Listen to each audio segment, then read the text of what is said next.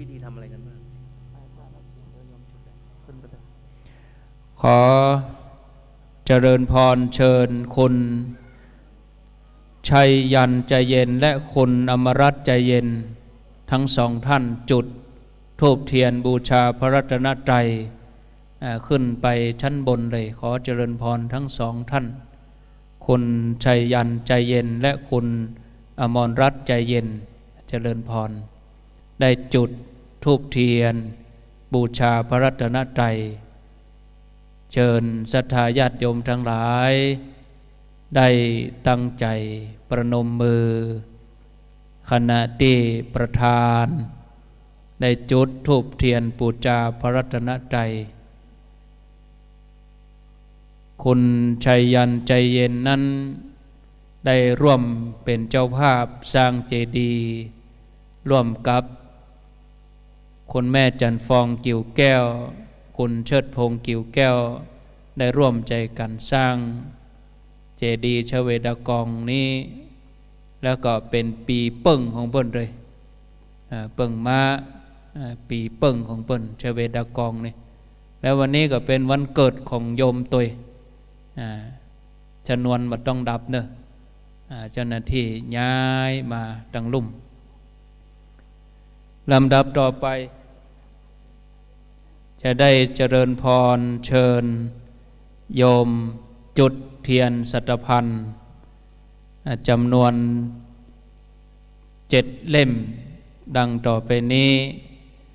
เจริญพรคุณเชิดพงษ์กิ่วแก้วตัวแทนของคุณแม่จันฟองกิ่วแก้วขอเจริญพร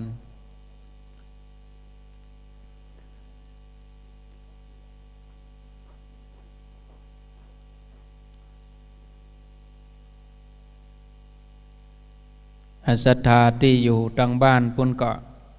ขออนุโมทนาเจ้าภาพทั้งเชียงใหม่แล้วก็จังหวัดพังงากำลังอธิษฐานจุดเทียนสัตพันธ์ทั้ง7 เล่มคุณพฤกษาทิติทาวินโชคคุณกัลยาคำปันขอเจริญพรเลยด้วยความตั้งอกตั้งใจคนละเล่มนะขออนุโมทนาในกุศลและเจตนาโยมอุตส่าห์ตั้งใจอยู่จนพิธีจบครบถ้วนสมบูรณ์เบื้องต้นท่ามกลางและสุดท้าย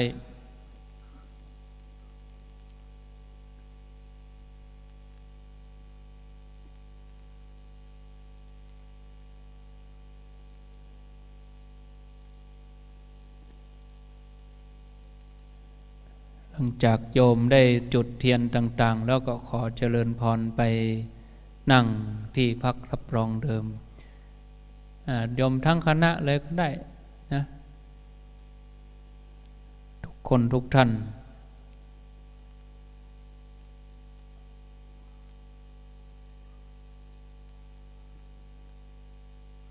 อันนี้เป็นคณะจากพังงาตัวเชียงใหม่ละปูนตัวต่อไปจะเป็นคณะจากเพียงปะเป้าเฮาเนาะนิมนต์ท่านณัฐพงษ์ได้เชิญคณะศรัทธาจุดเทียนสัตพันธ์ที่เหลือนิมนต์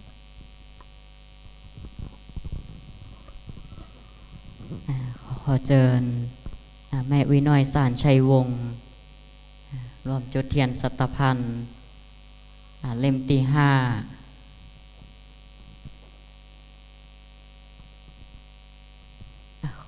ลำดับต่อไปขอเชิญแม่สุนีคำดี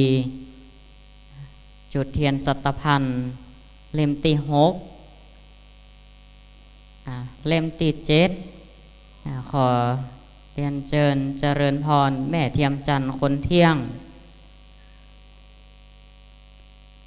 เป็นผู้จุดเทียนสัตพันธ์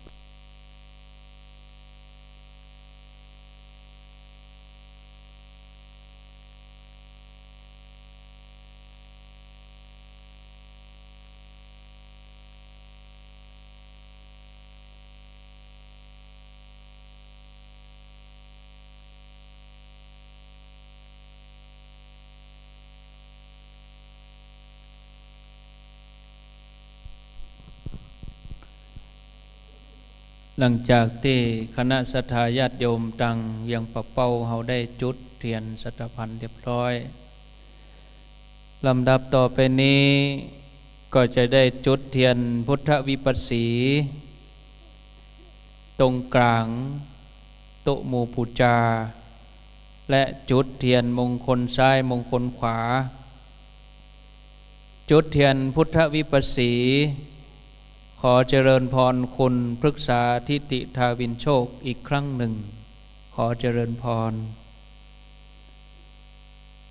ตัวแทนของคณะศรัทธาญาติโยมหมู่เฮาทั้งหลายทุกคนก็แล้วกันเจ้าภาพเปิ้นจุดเทียนก็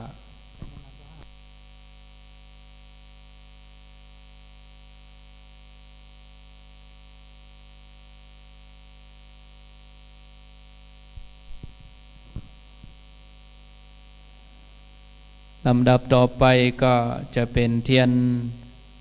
มงคลซ้ายและมงคลขวา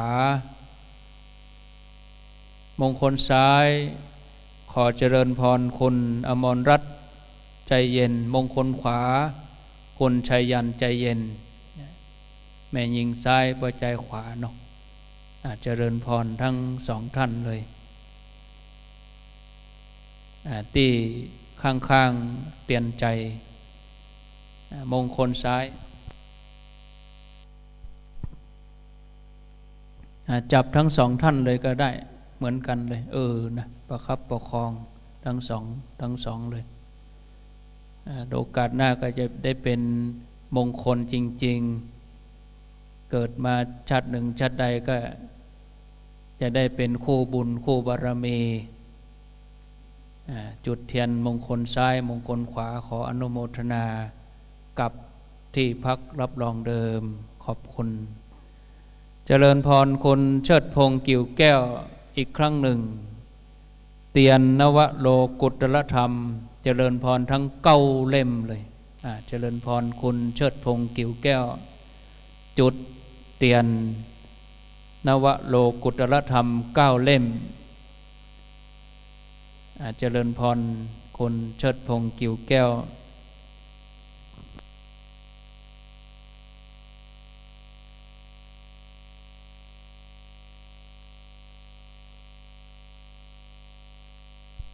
นิมนต์ท่านเจ้าวาดพระครูประหลัดณัฐพงษ์ทิตวุฒิศิริจุดเตียนขันธ์5โกฏากขอนิมนต์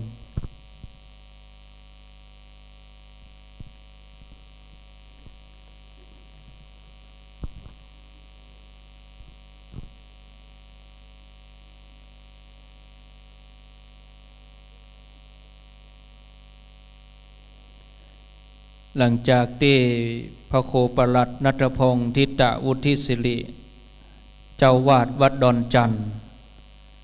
ได้จุดเตียนที่ขันธ์5โกฏากแล้วก็นิมนต์ท่านได้กำขันโยงสลับกับแก่วัดล่ามวัดเนอะถ้าท่านณัฐพงษ์ปวดแขนก็คือแก่วัดกำต่อถ้าแก่วัดปวดแขนก็คือปูจานกำไผจะเมาตั้งแต่เก้าถึงปลายก็ได้เนอะถึง3ท่าน3คนนี่นะแก่วัดล่ามวัดปูจานตัวจุดเตียนขันธ์5โกฏากเรียบร้อยแล้วขอกราบนิมนต์ท่านพระอาจารย์วัชรพงษ์พุทธญาโนวัดตุงหัวเป็นตนเมตตาได้โยงขันธ์5โกฏากณบัดนี้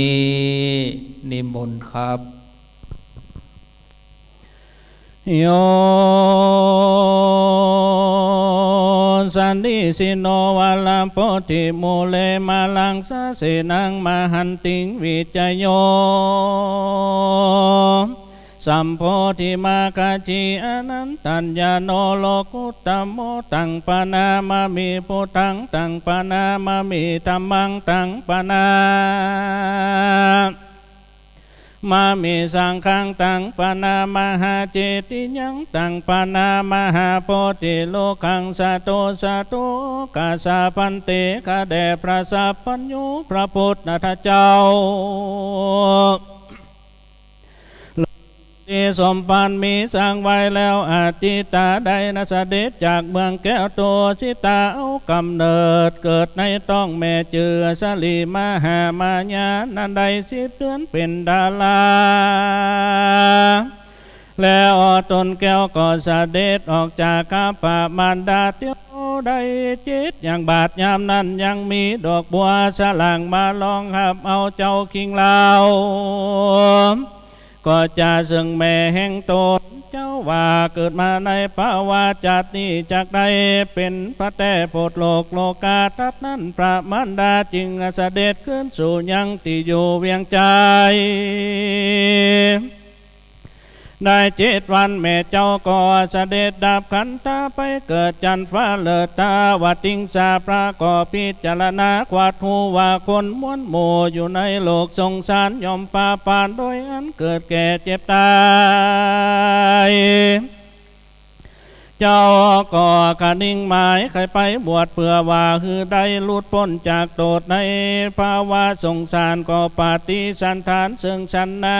มาดคือโหสัญญา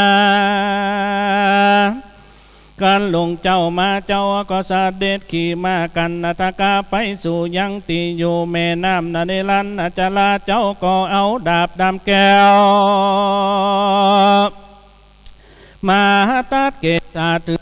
บวชแล้วหลวดปั๊มเป่งทำไปน่าจะใจนับอ่านใด6 วาจาก็เป็นขนาดเบิดจึงได้จะนำมันหลวดตลัดสัพพัญญูตัญญาในหนังปันล่างการแต่นแก้วญาพันแปวอนุตลานคนและเทวดาปุจจาบัดนี้สัมมาสัมพุทธเจ้าก่อนนิพพานไปแล้วยังไว้ศาสนาแก้วนั่นแหละคำสอนส่วนผู้กาทั้งหลายย่อพนมก่อนกลับไปแต่พระบาทไทยปาตาในทิศขากาลบัดนี้ก็เป็นวันดีติธีวิเศษเหตุว่าเป็นวันเกิน11 คำพำว่าเป็นเดือน3 เดือนเป็นเวลาดีประเสริฐอันจากตามมังกลาการอบรม12ยอมยกยังพระพุทธรูปเจ้าและพระจิตถ้าเจ้าและผู้ข้าทั้งหลายทั้งภายในและภายนอกไม่มีภายในปาลาทาพงทิตาวุธอิลิเป็นเข้าในป่าแต่งพร้อมโดยอาสัตาทั้งหลายได้ปาการตกแต่งน้อมนำมายังนำมาตูโบภาลาจาดวงดอกเขาตอกดอกไม้ลำเตียนนำมาเวงไว้เอือขันปันปาธรรมาวิภาคเบื้องหัวตีขอสมมาและถวายองค์พระสัลลิสัมมาพุทธเอา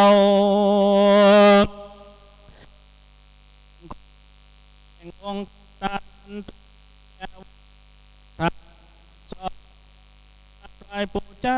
ถึงแก่ปานาวาโลโกตลาธรรมนำเจ้าเก่าประการ10 กา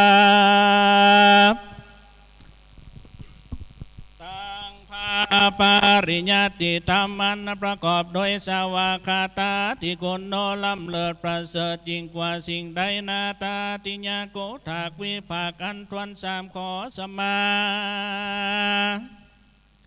และถวายปูจาถึงพระอริยสังฆเจ้าและแต่พระมหาอัญญาโกณทัญญาตลาบถึงนาลานาตาลหิสัมมาติสังฆาในกาลบัดนี้ดิลิจาตุตาโกถากวิภาคอันทวน4 ขอสมมาและถวายปูจาถึงพระกรรมฐานและวิปัสสนาญาณเจ้าจุดวงบ่อเศษปัญจมาโกถากวิภาคอันทวน5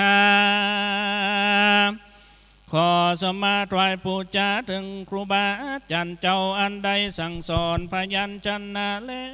คลาธรรมพระ อาภิธรรมปีตกาตั้งสามตั้งปาลิญาติธรรมกรรมาทานตั้งมวลจุตนจุองค์วาสันนีแต่ดิลีบ่เต่าแต่นั้นขอถวายปูจาถึงพระมหาเจติญาถาเจ้าตั้งพระบทพระบาทและมหาโพธิลูกขาเจ้าจุติจุแห่งอันทานาปันตั้งไว้ในแห่งห้องจุมปัวทวีปลังกาทวีปแลจันฟ้าตวาติงสาบ่เศษเหตุนั้นบัดนี้นาผู้ข้าทั้งหลายขออาราธนาองค์พระสัมมาสัมพุทธเจ้าเป็นเก้าเป็นประธานขอจงมีธรรมะเมตตาคุณนะวายนานปฏิฆาเอาอย่างปฐมมามีสาปุจาทั้งหลายม้วนหมู่ฟงนี้แล้วเม็นว่าสัตตาผู้ข้าทั้งหลายได้ปมาตากาลวาโดยกาญาวาจีมโนตวันในอาลิญาบททั้งสี่บ่โหแจ้งที่ใดกระทำบ่ชอบพิจาขอปาเวณีเม็นว่ามีอเนกจะสังสารจะได้ประมาทแล้วบ่ได้สมมาดังอันก็ดีก็ขอองค์พระมุนีสาลีสัมมาสัมพุทธเจ้าเป็นเก้าเป็นประธานจงมีธรรมะเมตตาไปโปรดละลดโทษหายกลายเป็นอโหสิกรรมอย่าฮือได้เป็นอนิวรธรรมกรรมมันจักเป็นบาปมันจักกรรมลาภามเสียยังนามกาคือหนตางอันจากไปสู่ห้องเนรปานแก่ผู้ขาตั้งหลายชักอย่างจากประการดิลีบันนี้ผู้ขาตั้งหลายจากได้กาทำมังกาลากามันนประเสริฐพุทธาพิเศษคือมีเตจาลิติสลีอนุภาพุทธิจำเลินแก่พระพุทธรูปเจ้าองค์ใหม่พร้อมโดยเจติญาอันใหม่อันตั้งอยู่บนฐานขอกราบอาราธนาอังเชิญดวงญาณอันมวลอันปราบ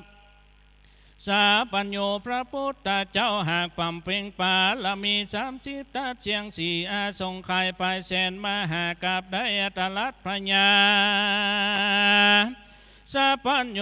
เป็นพระแล้วมายังอันผู้ขาตั้งหลายนามาก่อนน้อมไว้ปาปาตาตั้งกูพระพุทธเจ้า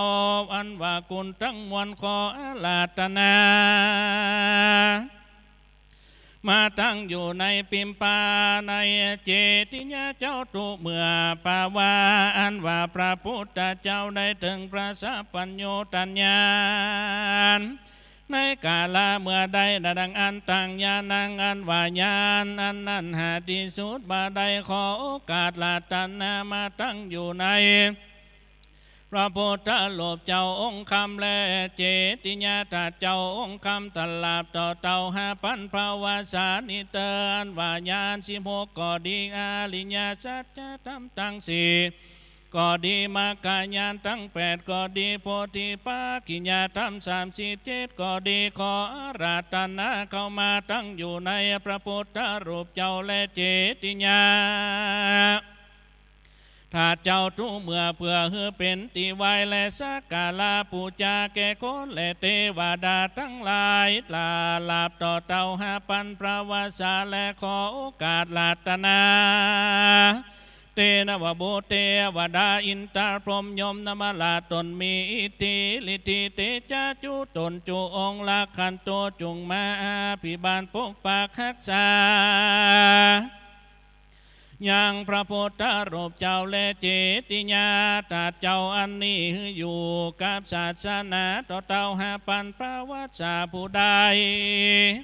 ได้มาปูจาไว้สาขับไว้ขอฮือมีใจไฟตั้งศีลและทำเป็นปาตนาเอายังความสุข3ประการคือสุขในเมืองคนและเมืองฟ้าสุขในแหล่งลาเนลปานก็ขอฮือสมดังกรรมกรรมภาตนาจุยังจูปการนั้นจุงจักมีตั้งแต่ดิลีนะมามีพุทธคุณสากาลันตังนามามีธรรมังมุนีลาจาเทสิตังนามามีสังฆังมุนีลาจาสาวกังนามา มีกัมมาทานังนิปานากะมุปัญญังนามามิกัมมาทานาทายากัจจาริยังนิปานามากุเตสกังอัจจโย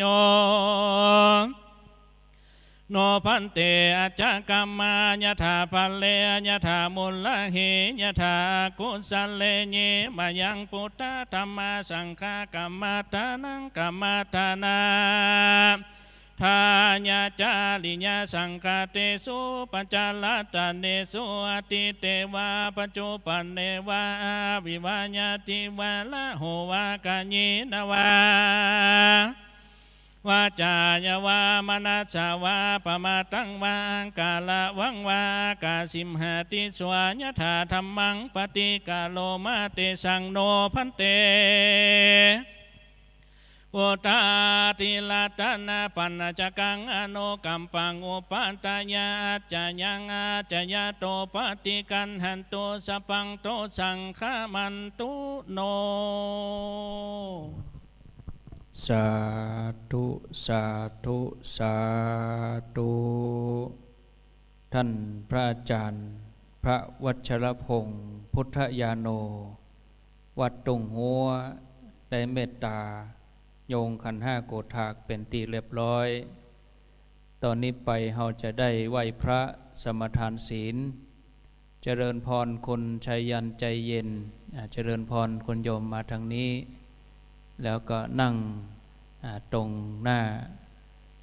รูปถ่ายหลวงปู่แล้วก็เจริญพรโยมได้นำไหว้พระและอาราธนาศีลเจ้าหน้าที่เตรียมไมค์ไปที่ประธานสงฆ์หลวงพ่ออำเภอเนอะหลวงพ่อพระครูนิวิทย์ศิลสังวรเมตตาปรมีธรรมหลวงพ่อจะได้ฮือศีลศรัทธาญาติโยมตามลำดับไปขอเจริญพรโยม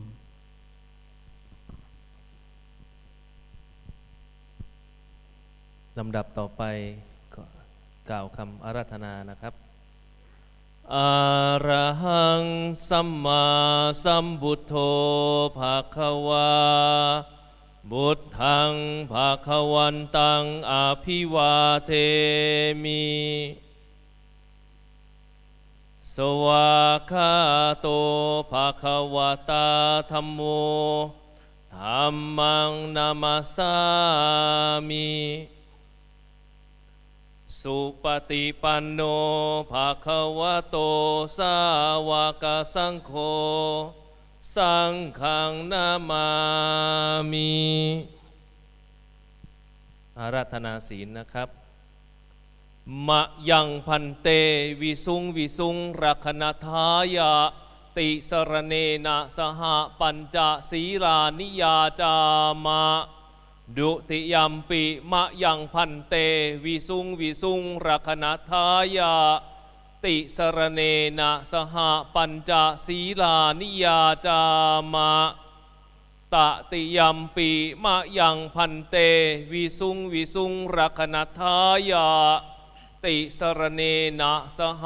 ปัญจศีลานิยาจามะนะโมตัสสะภะคะวะโตอะระหะโต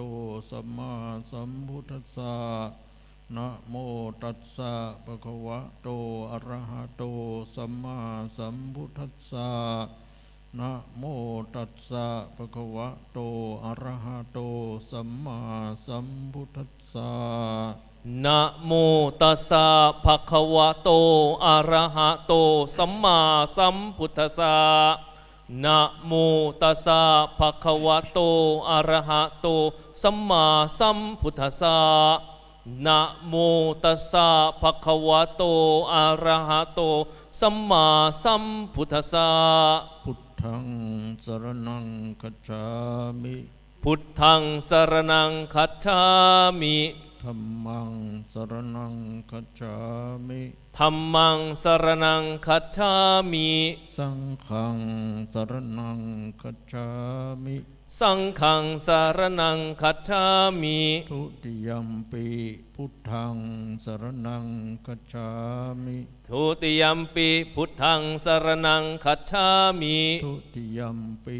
ธ ธัมมังสรณังคัจฉามิ ทุติยัมปิธัมมังสรณังคัจฉามิ ทุติยัมปิสังฆังสรณังคัจฉามิ ทุติยัมปิสังฆังสรณังคัจฉามิ ตติยัมปิพุทธังสรณังคัจฉามิ ตติยัมปิพุทธังสรณังคัจฉามิ ตติยัมปิธัมมังสรณังคัจฉามิ ตติยัมปิธัมมังสรณังคัจฉามิ ตติยัมปิสังฆังสรณังคัจฉามิ ตติยัมปิสังฆังสรณังคัจฉามิ ติสรณะคมนังนิติตัง อามะพันเต ปานาติปาตาเวระมณีสิกขาปะทังสมาธิยามิ ปานาติปาตาเวรมณีสิกขาปดังสมมาดิยามิ ทินนาทานาเวระมณีสิกขาปะทังสมาธิยามิ อะทินนาทานาเวรมณีสิกขาปดังสมมาดิยามิ กาเมสุมิชฌาจาราเวระมณีสิกขาปะทังสมาธิยามิ กาเมสุมิชฌาจาราเวรมณีสิกขาปดังสมมาดิยามิ สาวาทาเวระมณีสิกขาปะทังสมาธิยามิ มุสาวาจาเวรมณีสิกขาปดังสมมาดิยามิ สุราเมระยะมัชฌปมาทฐานาเวระมณีสิกขาปะทังสมาธิยามิ สุราเมระยะมัชฌปมาดฐานาเวรมณีสิกขาปดังสมมาดิยามิ มานิปัญจสิกขาปทานิสีเลนะสุขติงยันติ สาธุ สีเลนะโภคะสัมปทา สาธุ สีเลนะนิพพุติงยันติตัสมาสีลังวิโสทะเย สาธุ กราบนิมนต์พระเดชพระคุณหลวงพ่อพระครูนิวิทย์ศีลสังวรประธานสงฆ์หลวงพ่อเจ้าคณะอำเภอเวียงป่าเป้าได้เมตตาอธิษฐานเจิมเตียนใจและจุดเตียนใจตามลำดับไปขอกราบนิมนต์ครับ หลังจากที่พระเดชพระคุณหลวงพ่อได้อธิษฐานจิตเจิมเตียนใจจุดเตียนใจต่อจากนั้นไปก็จะได้อาราธนาพระปริตรพระสงฆ์ขึ้นสักเคชุมนุมเทวดาและพระสงฆ์ท่านนั้นก็จะได้เจริญพุทธมนต์สวดมนต์ตันตามลำดับ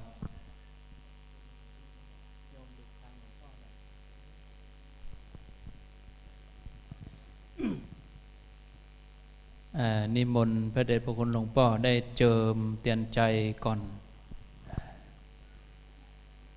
เจ้าหน้าที่กองเกียมตัวผู้เกียมตัวเจ้าหน้าที่กองเกียมตัว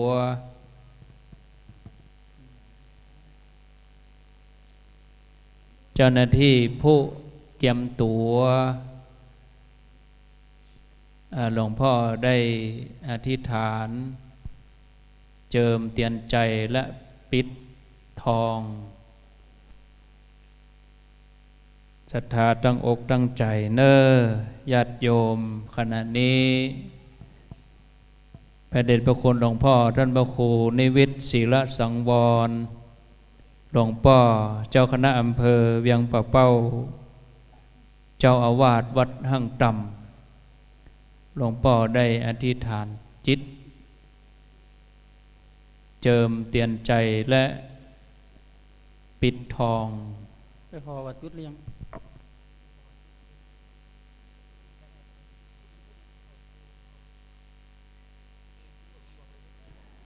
เตรียมตัวเนอหลวงพ่อจะได้จุด เตียนใจณบัดนี้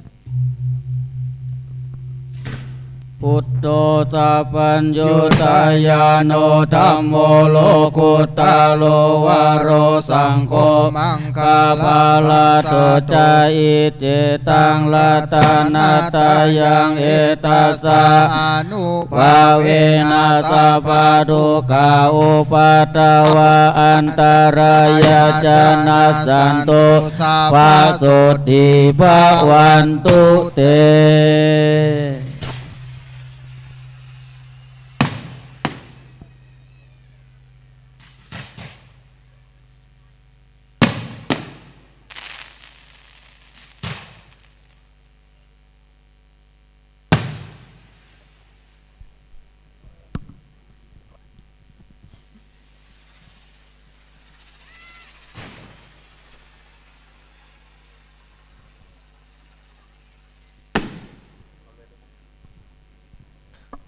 ต่อไปนะครับเป็นคำอาราธนาพระปริตนะครับ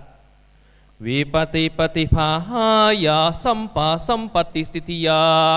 สัพพาทุกขาวินาศายาปาริตังปรูทะมังคลังวิปติปฏิภาหายาสัพพาสัมปติสิทธิยาสัพพาพายาวินาศายาปาริตังปรูทะมังคลังวิปติปฏิภาหายาสัพพะสัมปติสิทธิยาสัพพะโลกวิสาสายะปาริตังพรูทะมังคลังปริตูนาเมตังสเมตาปดันตาอวิกิตาจิตาปริตังปนันตุสักเขกาเมจารุเปกิริสิกรตเตจันตริเกวิมาเนดิเปจกเมตารุวนากาเนอารามุมิเกเตอุมาตัจโยจารุโลกาปัจจายราชาอินโดเวสุวรรณราชาอาริยเมตไตโยโพธิสัตวกตโยอาลิยาสาวกาจาปุโตชนะกัลยานาจาสัมมาทิฏฐิเยวาบุเตปัสสนาธัมเมปัสสนาสังเฆปัสสนา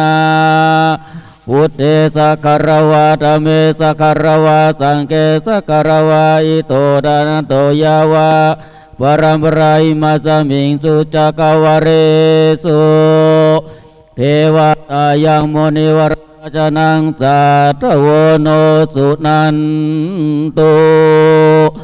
ธัมมสวนาการโรอายัมปดันตาธัมมสวนาการโรอายัมปดันตาธัมมสวนาการโรอายัมปดันตาสมันตาจักวาเลสุอันตราคัจฉันตุเทวตาสัตมังมุนิราชสาสุนันตุสักขมุขทังนะโมตัสสะภะคะวะโตอะระหะโตสัมมาสัมพุทธัสสะนะโมตัสสะภะคะวะโตอะระหะโตสัมมาสัมพุทธัสสะนะโมตัสสะภะคะวะโตอะระหะโตสัมมาสัมพุทธัสสะ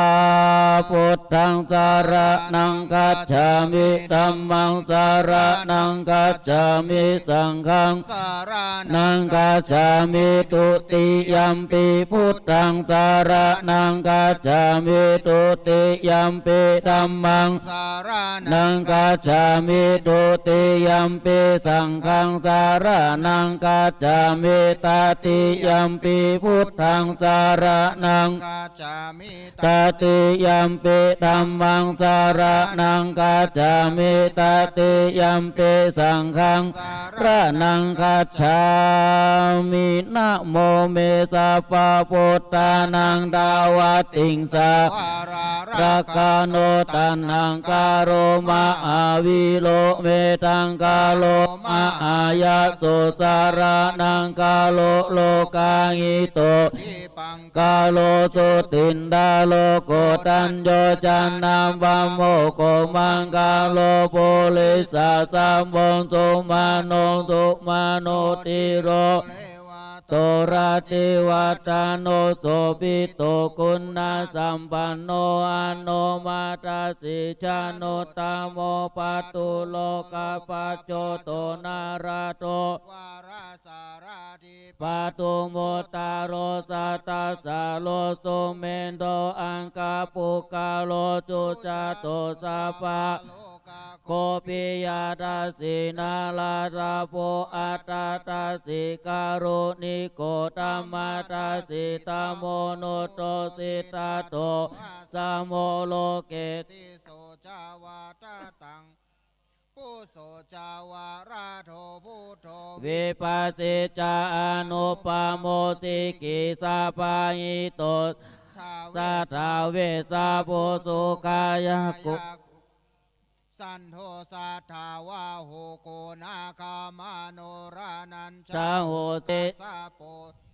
สัมปันโน โคตาโมสากายาปุงคาโวอาตาวิ ส สา ติสังกาตาอิเมบุญธรรมังอิติกาการุณาคุณนาสัมปันนาสัพพะกาภิปุจิตาเอเตตัสสะปาลาพุทธาอุตตมาอังคาปุกาลาเตปิสังฆานาอาสุงปิติเยอามาตังปาตังเอเตพุทธาติตาจามังกาลาโหนติตาตาอัตาวิสาติเมพุเตอาหังวันดามิสัพพะทาเตสังเอนะสีเลนะ กันติ เมตตาภาเลนะจเตปิโนอนุรักขันตุอาโรคาเยนะ สุเข เกนะจาตาเวสาติพุเต โยนาโร สารนังกาโตกาปานิสัตตาสาสานิโตกาสิง โส นาคาจติอัตตาเว สติ พุทธปาริตังโย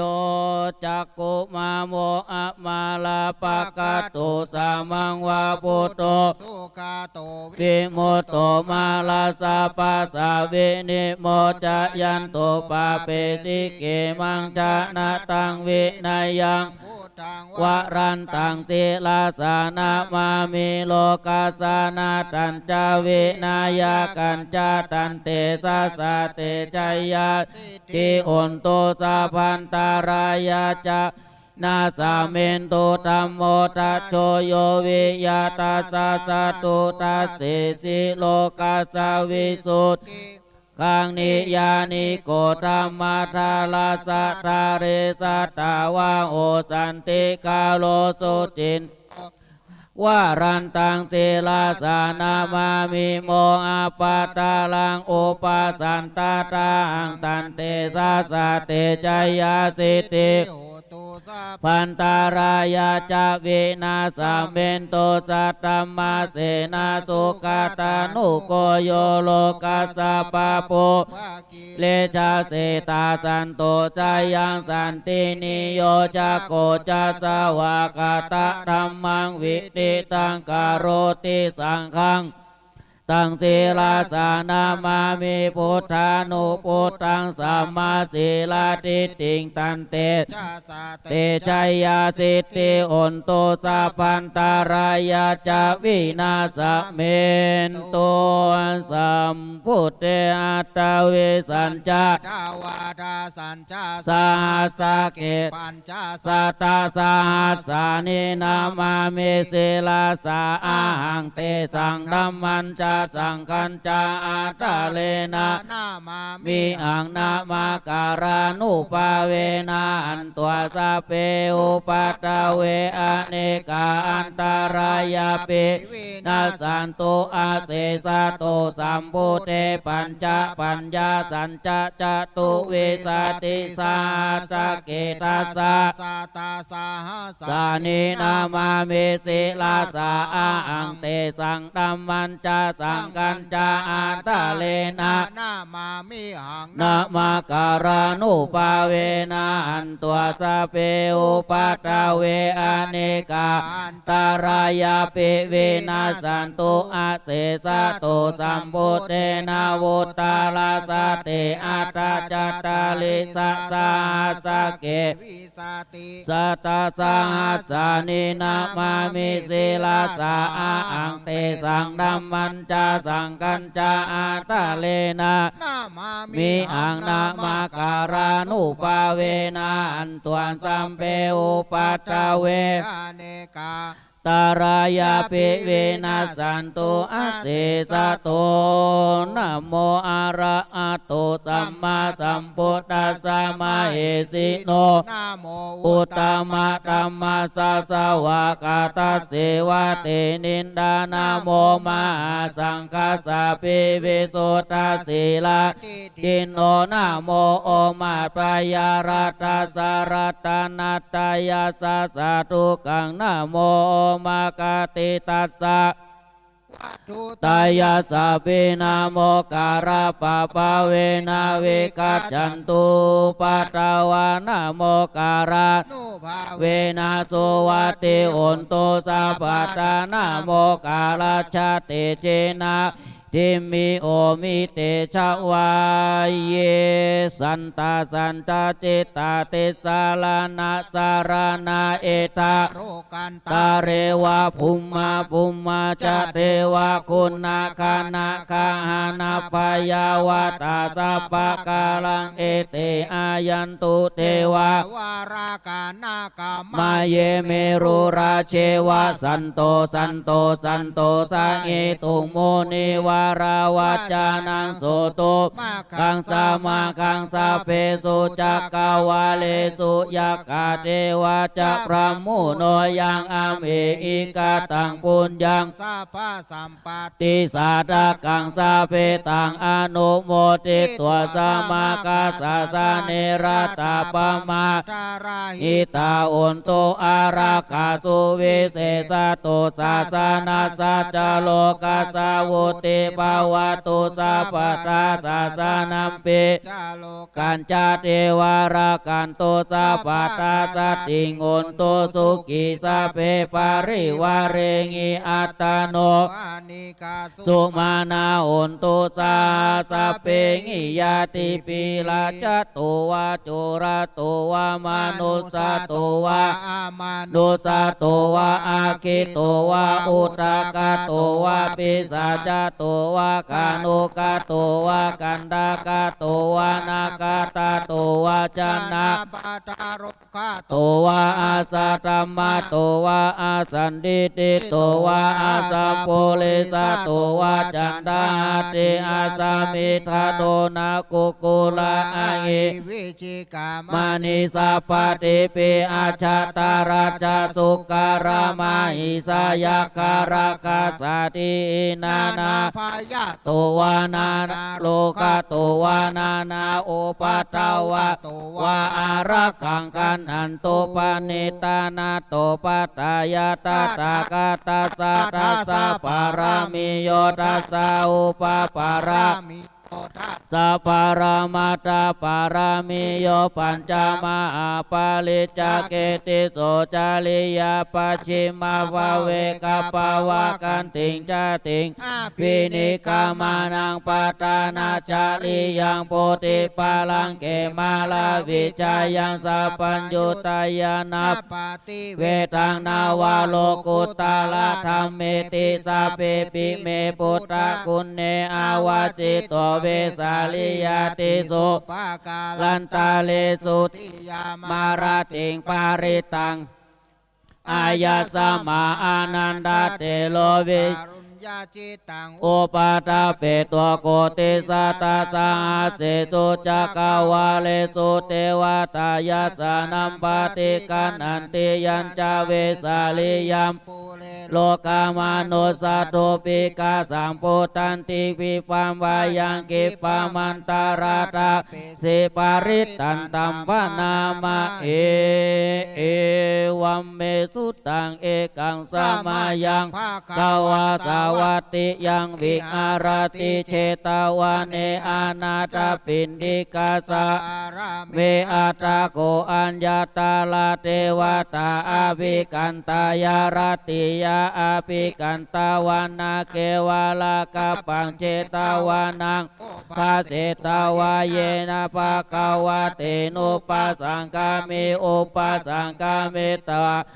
วันตังอาภิเตมันตังอาตาสิเอกามันตังดิตาโกสาเทวตาภาคาวันตังกาตายาอาปัสสีปาหูเทวามนุสาจามังกาลาดิตายุงอากังกามานาโสตานังปรุหิมุตตามังอเสวนาจะปารานังปฏิตานันจะเสวนาปูชาจะปูชานิยานังเอตัมมังการาตามังปฏิลูปเตสาวาสุจะบุเปจักตะปุญญาตาตะสัมมาปณิติจะเอตัมมังกาลาตัมมังปะอุสัจจันจะสิปัญจเวนโยจะสุสิกิโตสุปาสิตาจยาวาจามุตตามังมาตาปิตุปัตตานังปุตตะตาลาสะสังฆาโออานาโกราจะกัมมันตาเอตัมมังการามุตตามังดานันจะลิยาจายาตกานันจะสังฆาโออานาวัจานิกัมมานิเอตัมมังการามุตตามังอาราติเวลาติปาปามาจาปานาอาปามาโตจะตัมเมสุตัมมังการามุตตามังการาโวจานิวาโตจะสันตุติจักตัญญูตากาเลนะธัมมัสสวานังธัมมังการามุตตามังขันติจะโสวาจะสัตตาสมานานันจะตัสสานังกาเลนะชากาชาเอตัมมังการามุตตามังตาโปจะพระมาจาริยัญจะอาลิยสัจจานะทัสสานังนิพพานะจะเอตัมมังการามุตตามังโบตัสสะโลกะธัมเมจิตังยาสานากาปติอาสุกังเวลาชังเขมังมังการามุตตามังเอตาติสานิกาตัวนาสาปตามาปาราจิตาสาปตากาจันเตตันเตสังมุตตามันติมามังกาลสุตตังยานิตาปุตตานิสมากตานิปุมมานิวายานิวาอันตาลิเกทาเพวาภูตาสุมานาภาวันตุอาตาโกปิสักกะจาสุนันตุภาสิตังตัสสะมาหิตุตานิสามัจใจกาโรธรรมานุสติยาปัจจายติวาจารตุจารันติภาลิงตัสสะมาหิเนลากาตาอาปามันตายังกินจีวิตังอิตาวังอุรังวาสเกสุวายังรัตตานังสมังอาติตาตากาเตนะอิตัมปิปุตเตรัตตานังปานิตังเอเตนะสัจเจนะสุวัติโอนตุกายังเวลากังอามาตังปานิตังยาตาจักขามุนิสมายิโตธัมเมนะสมาธิกินจิตัมปิตัมเมรัตตานังปานิตังเอเตนะสัจเจนะสุวัติโอนตุยัมปุตตะเสโตปาริวานายิงสุจิงสมากัญญามาโอสมาตินาเตนะสมโมนาวิจติอิตัมปิตัมเมรัตตานังปานิตังเอเตนะสัจเจนะวัติโอนตุเยปุกาลาต ตัสสะตังปัสสะตาจัตตาลิเอตานิโยกานิโอนติเตตักกินายาสุขตัสสะ สาวกา เอเตสุต ทินนานิ มาปารานิอิตัมปิสังเกรัตตานังปานิตังเอเตนะสัจเจนะสุวัตติโอนตุเยโสบายุตตามานาสาราเปนานิกามิโนโกตมะ สาสานามิ เตปะเตมัตตาอามาตังเวกายอารัตตามุตตานิปุติงพุจามานาอิตัมปิสังเกตานังปานิตังเอเตนะสัจเจนะสุวัตติโอนตุกินังปุรานังนาวังนาติสัมภาวังเวลาตาจิตตายาติเก ภาวะ สามิงเตกินาทิชาอาวิโรงิจันดา นิพันติทีลาย ยะถายัมปาติโปอิตัมปิสังเกรัตตานังปานิตังเอเตนะสัตเตนะสุวัติโอนตุการณิยันกุสาเรนายันตังสันตังปะตังอาภิสาเมนจาสะโกจุจาสุวาจุจาสุวาจุจา สามุ ตุอานาติมานิสันตุจาโกจาสุปาโลจาปากิโจจาสาลาหุกาวุติสันตินดาริโย อานิปะโก จาปะกะโพกุเรโสอานานุกิโตนาจักกุตังสมาจาเลกินจิเยนะ วินโย ปาเรโอปาวัตายุงสุกิโนวะเกมิโนโอนตุสัพเพสัตตาปวันตุสุกิตาตาเกจิปานาปุตตาติตาสาวาทาวาลาวาอานาวา เสสะ ติกาวาเยมาอันตาวามัจจิมารัชกานุกัตตุลาติตาวาเยจาติจาเยจาตุเลสันติอาวิทุเลปุตตาวาสัมภเวสีวาสเปสัตตาปวันตุสุกิตาตาโลปารังนิโกมเปตานาติ มันเยทากาตาจีนัง กินจิปายาโรจานาปฏิกาสัญญานัญญามัญญาสตุกามิจายามาตายาตานิยังพุตตัง อายุสาย เอกาปุตตามานุราเกวัมปิสัพพะปุเตสุมานาสัมภวะเยอปาริมานังเมตตัญจาสัพพะโลกัสสมิงมานา สัมภาวะเย อปาริมานังอุตรังอโตจติริยัญจาสัมปะตังอเวลังอาสัพพะตังนิตัญจาลังนิสินโนวาสายโนวายาวาตัสสมิงกันตังมินโด ตัง สติงอาติตายาพระมาเมตังเวหาลังหิตังมาอุติตินจานุปกรรมาศีลาวัตสะเนนะ สัมปันโน กาเมสุวินายเกตังนายจตุกาปัสสยาปุณณเลติติการณิยาตังสุตตังวิลูปะเกอิเมเมตังเมตังเอลาปะเทอิเมชาปายาปุเตอิเมเมตังเมตังกันนาโกตามาอิเก ทัก เกอิเมเมตังเมตัง ที่ปา ทาเกอิเมจาตุปะเทอิเมเมตังเมตังปาหุปะเทอิเมมามังทาโกอิงสิมามังอิงสิติปาทาโกมามังจาตุปะโตอิงสิมามังอิงสิปาหุปะโตสัพเพสัตตาสัพเพปานา สาเพภูตาจัก เกวาลาสัพเพพัตตารานิปัสสันตุมากินจิปามากามาปะมาโนพุทโตปะมาโนธัมโมปะมาโนสังโฆปะมานาวันตานิ สิลิงสาปานิอาอิวิ ปิจิกาสัตตาปิอุณนานาปิสาราโปโมติกากาตาเมลากากาตาเมปาเรตาปฏิกามันตุพุทธโสอังนะโมภะคะวะโต นะโม สันตานังสัมมาสัมพุทธานังเนกันตาปริตตังอิติปิโสภะคะวะอะระหังสัมมาสัมพุทโธเวชชาจารณะสัมปันโนสุขโตโรกาวิโต วานุต ตาโรปุเรสัตมมาสารติสัตตเทวามนุสสานังพุทโธภะคะวะติสาวากาโตภะคะวะตาธัมโมสันติติโกอาการิโกเอหิปัสสิโก ปานา ยิโกปัจจตังเวทิปะโพวินโยอิติสุปฏิปันโนภะคะวะโตสาวกสังโฆชุปฏิปันโนภะคะวะโตสาวกสังโฆยายะปฏิปันโน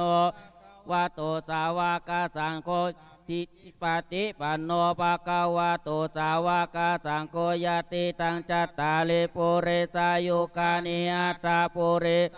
กาลาเอสะภะคะวะโตสาวกสังโฆอาหุนายโยปาหุนายโย ตักขินายโย อัญชาลิการณิโยอนุตตาลังปุญญเกตังโลกัสสาติอุเตนตยัญจักกุมาเอกราชาริสวรรโนปัตตเว ปาภา โสตังตังนามัสสามิอาริสวรรนังปัตตเวปาภาสังตายาจักกุตาวิอาเรโมติวาสังเยพระมานาเวตากุตาปะธรรมเมติเมเตจามังปารายันตุนามาตุพุตตานังนามาตุโพติยานาโมวิมุตตานังนาโมวิมุตติยาอิมังโสปาลิตังกะตัวโมโลจาลาติเอสนาเป็นตายัญจักกุมาเอกราชาลิสวรรณโน ปัตตาวิปา พาโสตังตังนามาสามีอาริสาวานังปัตตาวิปาปาสังตายาจักกุตาวิอาเรโมรติเยพระมานาเวตากุสัพพะธรรมเมเตเม นะโมเตจา มังปารายันตุนามาตุพุทธานังนามาตุโพธิยานาโมวิมุตตานังนาโมวิมุตติยาอิมังโสปาลิตังกะตัวโมโลกปายิติโมระปาริตังยาสานุสารเนนาปิอาติดิโนปฏิธามาติคาชันติวุติตาปาราสาปูราปัต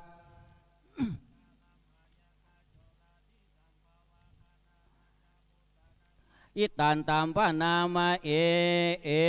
วัมเมสุตังเอกังสามายังปังกาวาสาวติยังวิงอาราติเจตาวาเน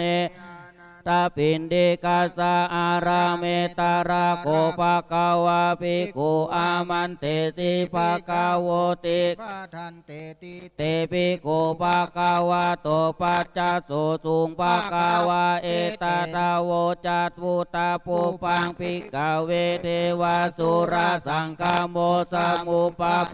โยโออาโหสิอาตาโกปิกาเวสะโกเทวานามินโตเทเวตาวะติงเสอามันเตติสัจเจมาริสา เทวา นางสักขมาคตานางโอปัชฌายาปาวัง จา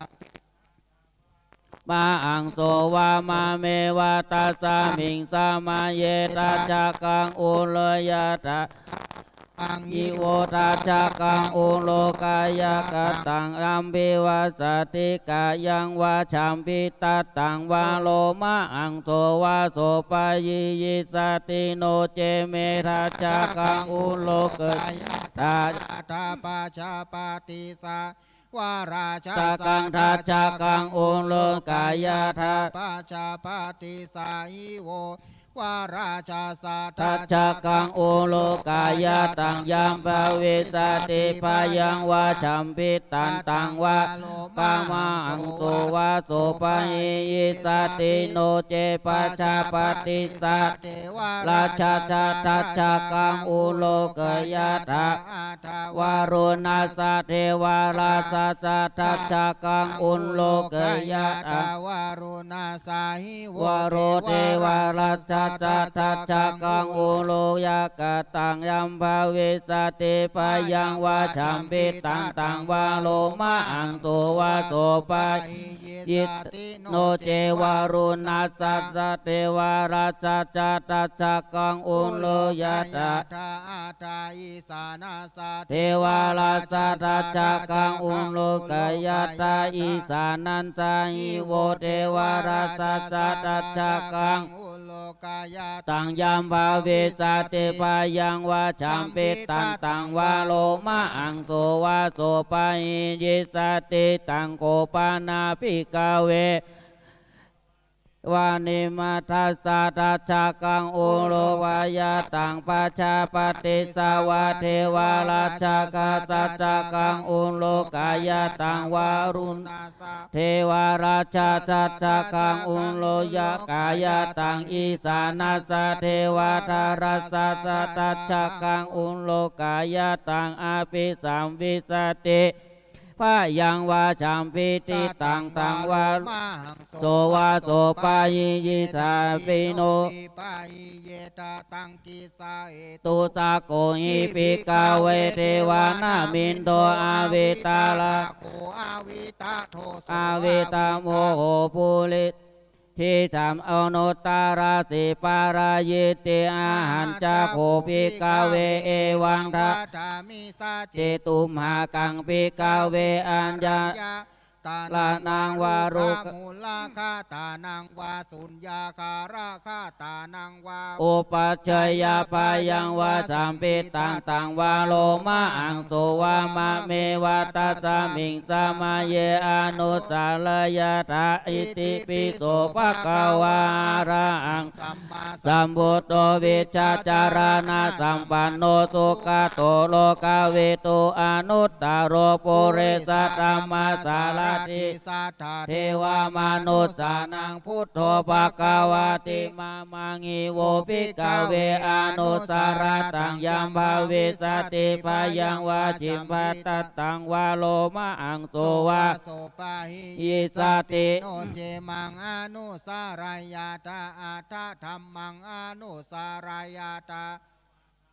ภะคะวะตาธัมโมสันทิฏฐิโกอาการิโกเอหิปัสสิโกปานายิโกปัจจตังเวทิตาโพวินยูหิติธัมมังหิโวภิกขเวอนุสาราตังยัมภาวิสติพายังวาจัมพิตัตตังวามหังโสวาปาหิสติโนเจธัมมังอนุสารายาตาอัตถสังฆังอนุสารายาตาสุปฏิปันโนภะคะวะโตกาสังโฆอุชุปฏิปันโนภะคะวะโตสาวกสังโฆยายาปฏิปันโนภะคะวะโตกาสังโฆสามิจิปฏิ ติ ปั ปั น น โน โน ภะ ภะ คะ คะ วะ วะ โต โต สา สาว ว ก กสั สั ง ง โฆ โฆ ทิ ทิ ทั ทั ง ง จั จั ต ต ตา ตา ริ ริ ปุ ปุ เร เร สา สา ยุ ยุ คา คา นิ นิ อั อั ต ต ตา ตา ปุเรสา สา ปุ ปุ กา การ า รา เอ เอ สา สา ภะ ภะ คะ คะ วะ วะ โต โต สา สาว ว ก ก สั สั ง ง โฆ โฆอาหุนาน าย ย โย โย ปา ปา หุ หุ นาน าย ย โย โย ตั ตั ก ก กิ กิ นายโยอั อั ญ ญ ช ช ลิ ลิ กา การ า รา นิ นิ โย โย อ อ นุ นุ ต ต ตา ตา รั รั ง ง ปุ ปุ ญ ญ ญ ญ เข เข ตั ตั ง ง โล โล กั กั ส ส สา สา ติพังหุตาสมาปิเนเมตาสาวุตันตังกิเมการังอุเตตาโคราชเสนามารังตานาติตัมมานาจิตตาวามุนินโดตันเตสัสสะปวันตุเตชยมังการานิ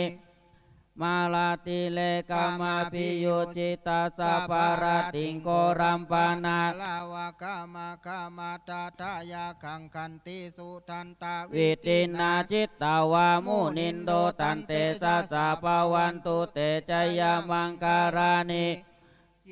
กาจาวาลังอาติมัตตาพุตังทาวาจิจักามัสสานิวาสุตารุนันตังเมตตัมพุเตกาวิตินาจิตตาวานินโดตันเตสัสสะปวันตุเตชยมังการานิอุกิตากากามติอัตตาสุตารุนันตังทาวันติโย จานา ปะตังปุเรมาลาวันตังอิติปิสังคาตามานุจิตตาวามุนินโตตันเตสัสสะปวันตุเตชยมังการานิ กาตา มุตตาลังเอวะคาปินิยาจินจายาทาวาจานันจานากายามาเจสันเตนะโสมาเวตินาจิตตาวามุนินโตตันเตสัสสะปวันตุเต ชายา มังการานิ วิหายามาติ ติสัจจกาวาทะเกตุง วาทาปิโลปิตามานังอาติอันทา ปุตังปัญญาปฏิปัจจาริโตจิตตาวามุนินโตตันเตสัสสะปวันตุเตชยมังการานิ นันทาภูชา กังวิปุตังไมติงพุเตนะเตละพุชาเกนะธรรมาปยันโตอิตุปะสาวิตินาจิตตาวามุนินโตตันเตสัสสะปวันตุเตชยมังการานิ ทิฏฐิงภูชาเกนะสุตตาตาหัตถ ตังพระมังวิจุติจุติเมติปากาติตานังยานากาเตนะวิตินาจิตตาวานินโตตันเตสัสสะปวันตุเตชยมังการานิ ปิพุทธาชายามังคลา อัตตากาตโยวาจาโนตินนาตินเนสาลาเตมาตันติตัวนาเนกาเวเวตาเนโจปัตตาวานิโมกังทุกังติกามายานาโรสปัญโยมะอาการุณิโกนาโตอิตายาสัพปานินางปุเรตัวปารามิตุสัมโพธิมุตตามังเอเตนะสัจจวาเจนะอุนตุเตจยะมังกาลังจยันโตโพธิยาโมเลสักกายานังนันติวัตโนตะวังวิจัยโยจายังจุจายะมังกาเลอาปาลังจิตตาปาลังเกสีเสปัตาวิโปกาเลอาภิเสเกสาปะพุทธานาคาปะโตปะโมตติสุนาคตังสุมังคาลังสุปัฏตังสุโหติตังสุกาโนโตโมโตจัสสุเยตังพรหมจาริสุปัฏกีนังกายกัมมังวาจากัมมังปัฏกีนังปัฏกีนังมโนกัมมังปานิติเตปัฏฐกีนาปัฏกีนานิกาตัวนาลาปันตเตปัฏกีเนวิปัสสิสานามาตุจักโกมาตัสสะสิเลมาตุสิกิสะเปนามาตุสัพพพุตตา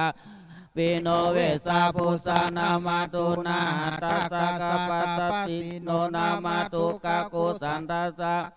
เสนาปามาติโนโกนากามานาสานามาตุปรามานาสาวุสิมาตุกัสสะปัสสานามาตุวิปามุตตัสสะสัพพติอังคิลาสัสสานามาตุสักกายปุตตัสสะสิลิมาตุโยอิมัง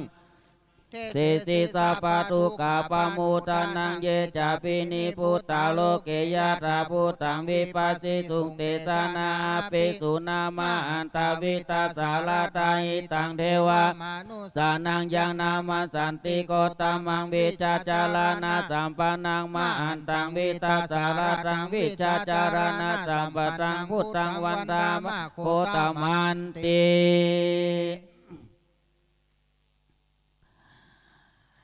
ยะตุหังปะกิเนอาลิยาจาจติยาจาโตนาภิชานามิสัจจิจาปานินังจีวตาโวโลเปตาเตนะสัตเตนะโสติเตหุนตุกาปัสสะโพชังโกสติสังกาโตตามานังวิจโยตตาวิริยัมปิติปัสสติโพชังกาจัตตาตาปะเลสมาตุเปกาโพชังกาสติเตสัพพะสีนาสัมมาตกาตาภาวิตาภาโหเลกาตาสังวัตันเตอาปินดายานิปานายาจโพธิยาเอเตนะสัจจวาเจนะทิเตโอนโตสัพพตาเอกัสสามิงสมาเยนะโตโมกาลานันจักกัสสะปังกิลาเนตุกิเตติสาวาโพชังเกตตาเตสายิเตจตังโลกามุจิงสุตังคาเนเตนะสัจจวาเจนะสุติเตโอนโตสัพพตาเอกตาธรรมราชาปิเกลันเยนะปิปิลิโตจุนตัตเตเลนะตัญเยวะปานาเปตัวนาสาตาลังโมเตตัวจาอาปาตาตัมมาวุตตาสิตานาโสเอเตนะสัจจวาเจนะสุติเตโอนโตสัพพตานันเตจาอาปาตาตินันนัมปิมาเหสินามากาติตานุปติธรรมตังเอเตนะวาเจนะสุติเตโอนโตสัพพตายันตุนิมิตตังอาวามังกาลันจามานาโปสกุณาสัสสะโตปะปะกะโหโตโสปินากันตังพุทธานุภาเวนะพุทธเมนโตยันตุนิมิตังมังกาลัญจโยจามานาโปสกุณาสัสสะโตปะปะกะโหโตโสปินังธรรมานุภาเวนะวินาสเมนโตยันตุนิมิตังอาวะมังกาลัญจโยจามานาโปสกุณาสัสสะโตกะโหโตโสปินากันตังสังฆานุภาเวนะวินาสเมนโตนัตติเมสารนังอัญญังพุทโตเมสารนังวารังเอเตนะวาเจนะโอนโตเตจยะมังการังนัตติเมสารนังอัญญังธัมโมเมสารนังวารัง สัจจาวาเจนะโอนตุเตจยะมังการังนัตติเมสาระนังอัญญังสังโฆเมศาลานังวารังเอเต เตนะสัจจาวาเจนะโอนตุเตจยะมังกาลังยังกินจิรัตานังโลเกวิจติวิวิตังปุตุรัตานังพุทธสมังตัสสมาสุติปวันตุเตยังกินจิรัตานังโลเกวิจติวิวิตังปุตุรัตานังธัมมสมังนาติสุติปวันตุเตยังกินจิรัตานังโลเกวิจติวิวิตังปุตุรัตานังสังฆสมังนาติสมาสุติปวันตุเตงิริโอตปะสัมปันนาสุขธรรมะสมัยตาสันโตสัพพุริสาโลเกเทวะเลสันติปะกาปัตตานาสันติปะทาวัจจานามาตาปิตาจานิคันตาชาตาเวตาปฏิกามังชายาชนากาตาปุตตาเจตวาวาลังสวานันจตุสัจจมัตตาลาเยเปเวสุนาราสปะตันหังการาตโยพุทธานายากาสเปปฏิติตาไมหังมาทาเกเตโมนิสาลาสิเสปฏิติโตไมหังพุทโธธัมโมตวิโรจาเนสังโกปฏิติโตไมหังโอเลสะปะกุณากาโลอาตาเยเมอนุโลโตสาลีพุทโธโกดัญโยปิติปากาสมิงโมการาโนจาวามาเกตากิเนสวาเนมายังอาสุงอานันตาราอุรากาสะโปจามาอานาโมอุปาสุงมามาตุสันติปิติปากาสมิงสุริโยวะปะวังกาโลนิสินโนเจเลสัมปันโนโสปิโตโมนิปุงกาวโกมาลากาสะโปเตโลไมสิติตาวาตะโกโตไมหังนิจังปฏิตาติคุณนากาโลปุณโนอังคุริมาโรจาอุปาลินันทสิวาลีเมปัญจมาเตลานาลาเตติลากามามาเสสาสิติมาเตลาจิตาวันตาศิลาเตเจนังกามาเกตุสันติตาลตานังปุระโตอาสิตากินเมตตาสุตตะกังทัจจกังปัจจโตอาจิวาเมอังคุริลากังกันธโมราปาริตัญจาตานาติยาสุตะกังอากาศิชาตานังอาสิเสสะปะกาลสันติตาจินานังปาลสังยุเตธรรมปะกาลังกเตวะจัตโตเมสกจินาทปัจจาเลวะตาปิตาดิตาตาปะหิราชตุปัตตวาเสสาวินายังยันตุอนันตคุณเตจตาชินนาปัญจลามาจมิวิอาตังมหินตาเล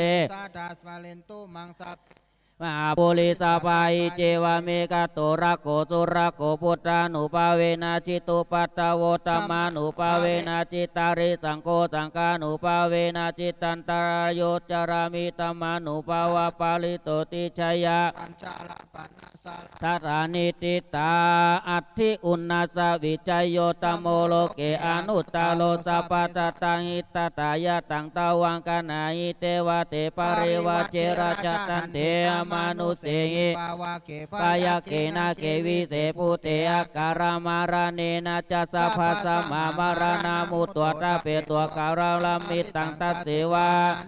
เปนาอุนตุเตโวสุกิตาตาสุตตะสีลังสมาตายะตัมมังสุจาเลตังจาเลตัสเสวานุปาเวนะอุนตุเตโวสุกิตาตาลิกิตังจิตติตังปูจังทาระนังวาจานังการุงเทสานังสุตตัวตาสายุปวัตติสักกตัวพุทธรัตานังโอสตังอุตตมังวรังอิตังเทวามนุสสานังพุทธตินานาสันตุปัตตาวะทะเปตุกาโวปัสสเมนตุเตสักกตัวตัมมารัตานังโอสตังอุตตมังวรังปาลิลาอุปัสสมานังธรรมะสุตินานาสันตุปัตตาวะทะเปพยาโวปัสสเมนตุเตสักกตัวสังฆะ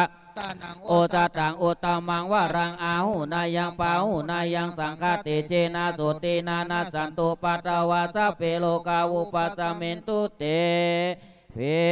ชัดชังเทวามนุสสานังกาตุกังติติกังลาสังอัมเปลังลาวานันเจวาสะปะปายาดิวินัสตุเอกตาวิติจตุปัญจชาตารินังจตายาวาตุกาเวนะจันตุชีวิตานังดาดันตุเตชีวิตานัง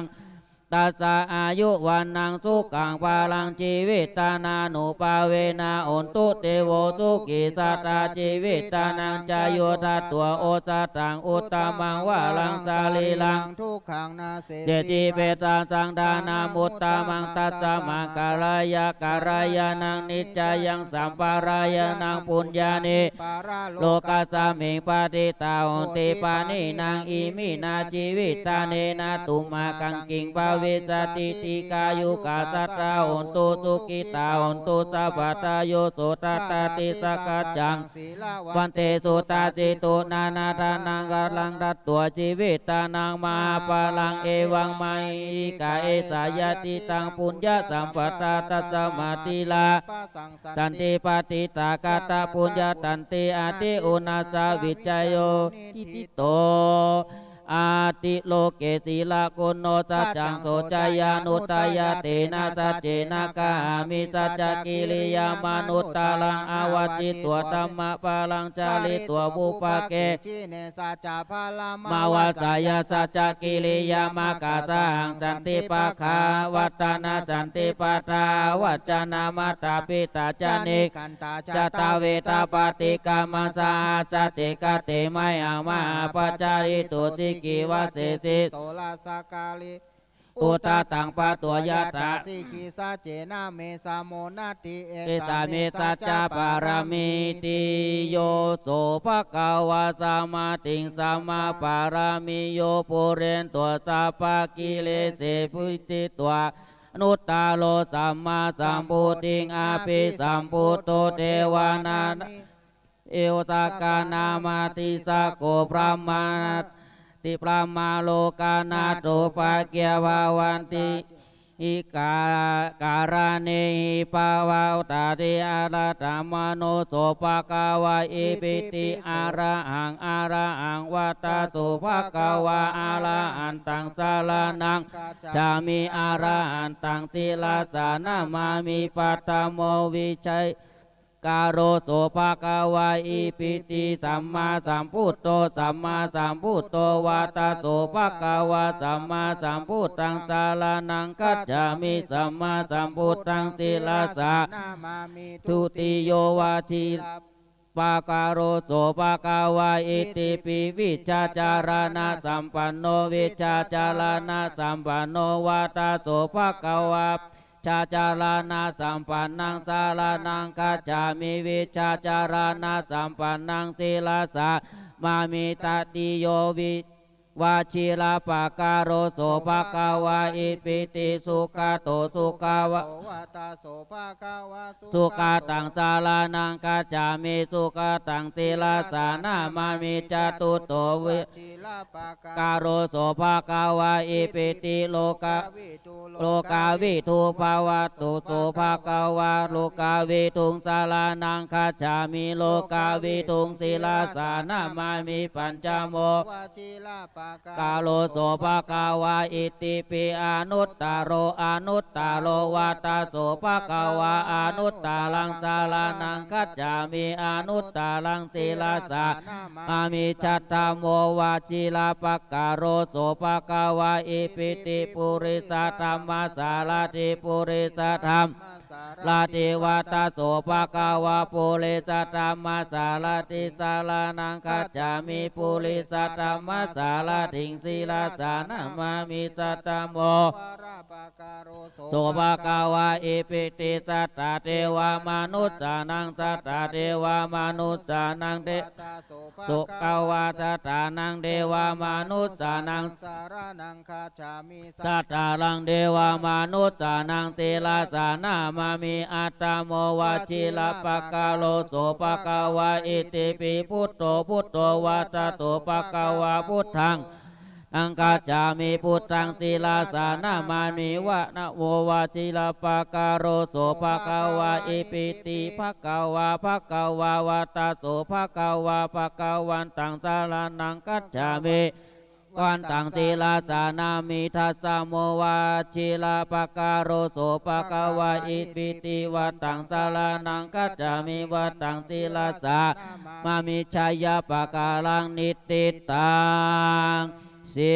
ลิติติมาติเตโชชัยยาสิติมาอิติมาคุณนาปริมิตาปุญญาติกาลสัสสะพันตารายานิวาลานะมัตตสสะภะคะวะโตอะระหะโตสัมมาสัมพุทธัสสะตวะติงสะมาปุริสาลกานานุปาเวนะอาสิตายะกายัญชานานุปาเวนะอาสุตาราสตะมังคารานุปาเวนะสัพพนารังสียานุปาเวนะเกตุมาลา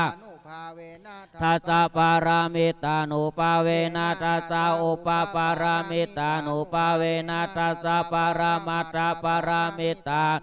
เวนะศีลสมาธิปัญญานุปาเวนะพุทธานุปาเวนะธัมมานุปาเวนะสังฆานุปาเวนะเตชะเวนะอิตานุปาเวนะภาลานุปาเวนะยะยะธัมมานุปาเวนะจตุรสิทธิสาสัตตมกันตานุปาเวนะนวะตระธรรมานุปาเวนะอังคังคีมัคคานุปาเวนะอัฏฐสมาปัตติยานุปาเวนะสาลาปิญญานุปาเวนะจตุสัตตยนาสัพพารายานานุปาเวนะสัพพัญญุตายานานุปาเวนะเมตตาการุณามุติตาอุเบกานุปาเวนะสัพพปาริตานุปาเวนะรัตนัตยสะสารนานุปาเวนะตุยังสัพพโลกาสุกุปัตตวะทุกขโทมานะสุปยาสาวินาสันตุสัพพอันตรายาปิวินาสันตุสัพพสังกัปปะจามิจันตุติกายุกาตุยังโอนตุสัตตวัชีเวนะสัมมังคิโอนตุสัพพตาอากาสัพพะตามุงกิงอังคาตมหามุมุตาอาลกาเทวตาสัทธาตุเมอนุรักขันตุทุกขปัตตาจนิทุกขปยาปัตตาจนิปยาสุขปัตตาจนิปยาสุขาอุนตุสัพเพปิปานิโนเอตาวตาจะอาเมอิสัมปะตังปุญญาเทวานุโมทันตุสัพพสัมปติสิทธิยาทานันทัตันตุสัตตยาสีลังละกันตุสัพพตาภาวนาปิลตาอุนตุกัจจันตุเทวตากตาสัพเพพุทธาปตาปเจกานันจายังพาลังอาลาอันตานันตเตเจนะลักกังวันดามิสัพพะโสสุโขพุทธานังอุปโตสุขาเตสนาสุขาสังกัสสะสามากิสามาคานังตาโพสุโขคติโดเตโดชาเนตัสสามิงเยโคตาปฏิชายิโนวิชาจลานาสัมปันโนเตโตเทวามนุเสติวาตาปฏิอาทิโจลาติมาปฏิจันติมาชายตาปฏิพระมโนอัตสมามาโหลันตังพุทโธตาปฏิเตสสาอโรกายาปรมาราปาสันตุเตปรมังตานังวิสาสาละมายาตินิพพานังปาลามังสุขังสาธุสาธุสาธุตีกองเก้ากำเนอไผอยู่ใกล้กองก็ตีกองเก้าก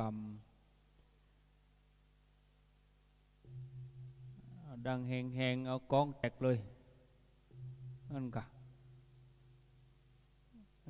นะต่อไปเทียบไทยธรรมเทียบสังฆทานเนอะจะได้เจิญเจ้าภาพเปิ้นไปเคนเฮากล่าวคำถวายแต่เจ้าโมดเนาะจะได้ไปเคนเลย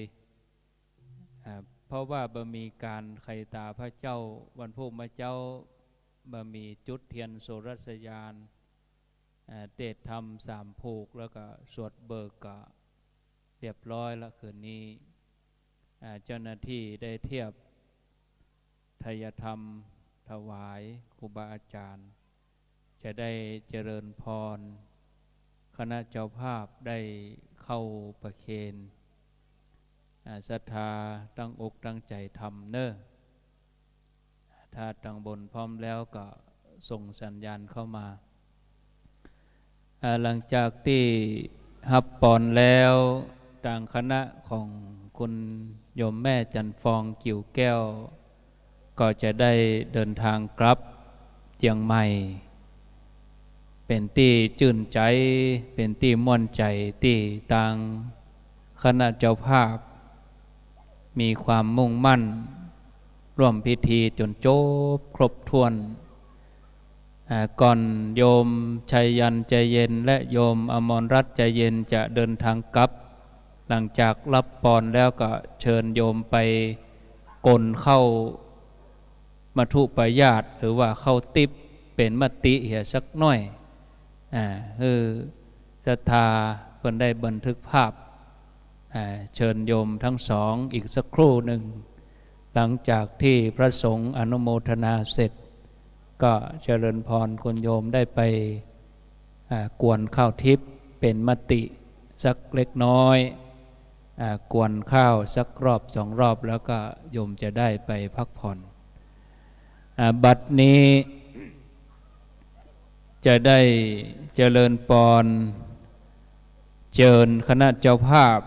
ได้เข้าประเคนทายธรรมถวายพระสงฆ์เจริญพรคุณชัยยันคุณอมรรัตน์ใจเย็นได้ประเคนกันพระพุทธประเคนกันพระพุทธและประธานสงฆ์จุดที่หนึ่งที่พระเดชพระคุณหลวงพ่อพระครูนิวิตศิรสังวรท่านณัฐพงษ์นำโยมไปตนไหนเป็นตนไหนตัวเจ้าหลวงนำเจ้าศรัทธาเพิ่นไปเนอะลำดับต่อไปเจริญพรตัวแทนคุณแม่จันฟองกิ่วแก้วคนโยมเชิดพงษ์กิ่วแก้วได้ขึ้นเข้าประเคนที่ขวงแก้วขององค์พระธาตุเจดีย์ประเคนตนที่นั่งปกก่อนเนอะเชิญโยมเชิดพงษ์กิ่วแก้วเชิญโยมพฤกษาทิติทาวินโชคคุณกัลยาคำปันเจริญพรได้เข้าประเคนที่บริเวณขวงแก้วขึ้นไปประเคนเรียบร้อย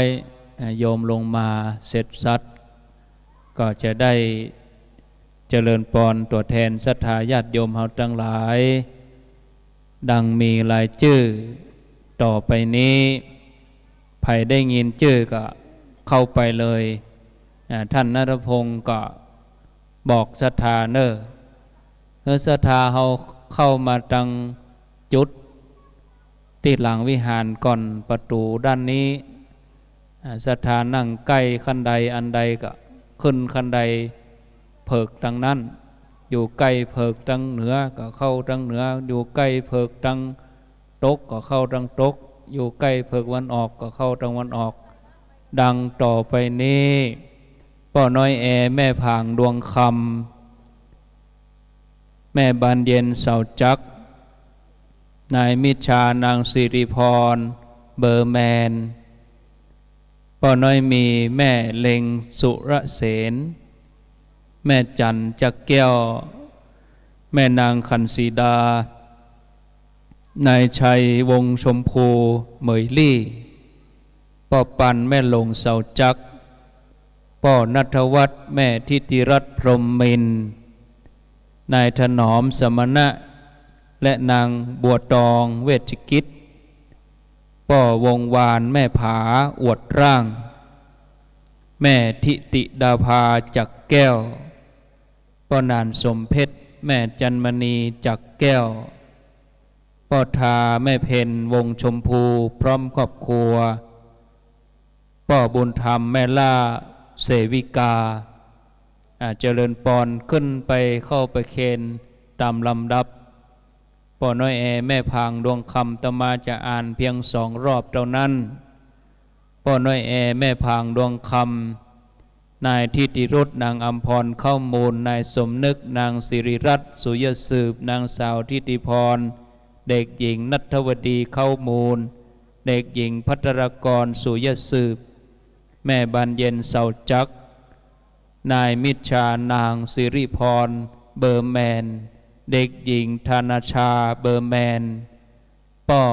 อัมพลแม่เมฆจามคำแก้วนางสาวไพจิตจามคำแก้วป้อเนยมีแม่เล็งสุรเสน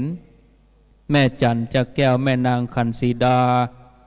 นายชัยวงชมพูเหมยลี่พร้อมครอบครัวป้อปันแม่ลงเสาจักป้อนัทวัฒน์แม่ทิติรัตน์พรหมมินทร์อันนี้ก็สถานี 94.50 แม่ขจารย์โมเดิร์นที่เปิ้นถวายเวลาให้พระคุณเจ้าได้เผยแผ่ธรรมะให้ศรัทธาได้ยินกู้ค่ำทุกวัน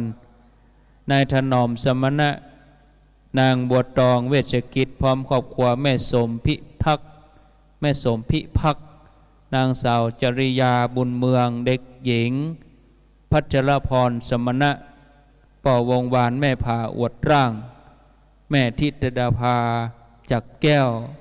ป่อนานสมเพชรแม่จันมณีจักแก้วป่อทาแม่เพนวงชมพูป่อบุญธรรมแม่ล่าเสวิกาชัดทาพร้อมแล้วตั้งบนพร้อมเตรียมตรวจน้ำเตรียมหยาดน้ำพระสงฆ์จะได้คือปอนตามลำดับไปครูบาอาจารย์พร้อมแล้วก็ขอกราบนิมนต์ณบัดนี้นิมนต์ครับ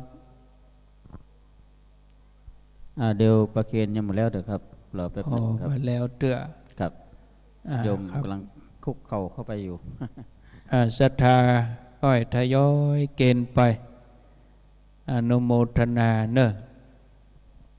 ก้อยประคับประคอง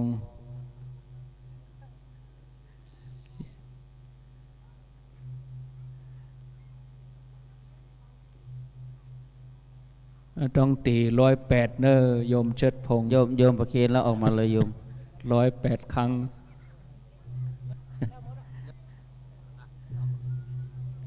สาธุเรียบร้อยเนาะเรียบร้อยเนาะ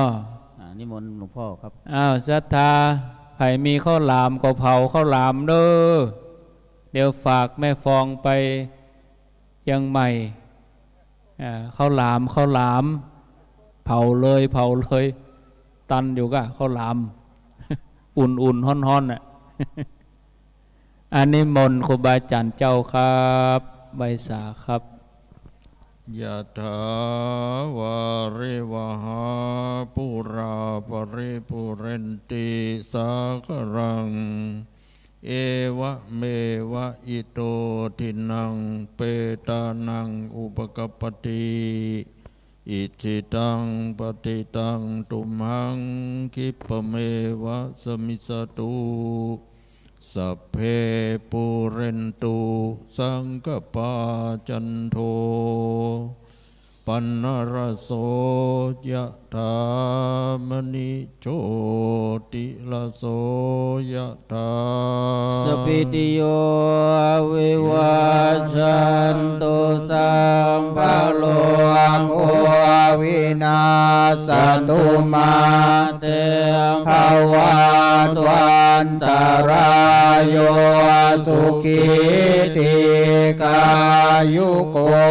ภวสัพพิติโยวิวัชชันตุสัพพโลโควินาศตุมาเตภวันวันตรายโยสุขิติกายุโกภวสัพพิติโยวิวัชชันตุสัพพโลโควินาศตุมาเตภวันตรายโยสุขิติกายุโกภวะอภิวาทนาสิริสนิจจังวุฒาปัจจายโนจัตตารโ ธรรมาวัฏันติอายุวันโนสุขังภาลังโสตลาโทสุกิโตวิรุณโหพุทธัสสะสเนอาโลโกสุกิโตโหหิสาสัพเพหิยาติภิอาตาลาตาสุกิตาวิรุณอาพุทธัสสะสเนอาโรกาสุกิตาโหหิสาสัพเพหิยาติภิเตอาตาลาตาสุกิตาวิรุณหาพุทธัสสะสเนอาโรกาสุกิตาโหทัสสะสัพเพหิยาติภิ รัตนัตยานุภาเวนรัตนาตยเตสัสสาตุกโรคพยาเวลาโสกาสันตุจุปัตตวาอเนกาอันตรายาภิวินาสันตุจักเสสัตโตจยสิทธิตานังลาภังโสทิปะกายังสุขังพลังสิริอายุจวันโนจะวคังวุติจยสวาสตวาสาจะอายุจะเชียวสิทธิภวันตุเตภวตุสัพพมังลาขันตุสัพพเทวตาสัพพพุทธานุภาเวนัสสตาโสทิภวันตุเตภวตุสัพพมังคารังรักขันตุสัพพเทวตาสัพพธรรมานุภาเวนัสสตาโสทิภวันตุเตภวตุสัพพมังคารังรักขันตุสัพพเทวตาสัพพสังฆานุภาเวนัสสตาโสทิภวันตุเตสาธุสาธุสาธุตั้งจิตสงบสักกำหนึ่งแล้วจะได้อีตังหยาดน้ำแผ่เมตตาตามระบบระเบียบล้านนาต่อไปกองปูจาเกียมเนอกำเดียวถ้าช่วงอีตังหยาดน้ำก็ให้กองปูจาเดี๋ยวรอตอนหยาดน้ำก่อนตอนนี้สงบก่อนเนอะสงบดีพุทโธอ่อนเนาะเป็นยังเป็นยัง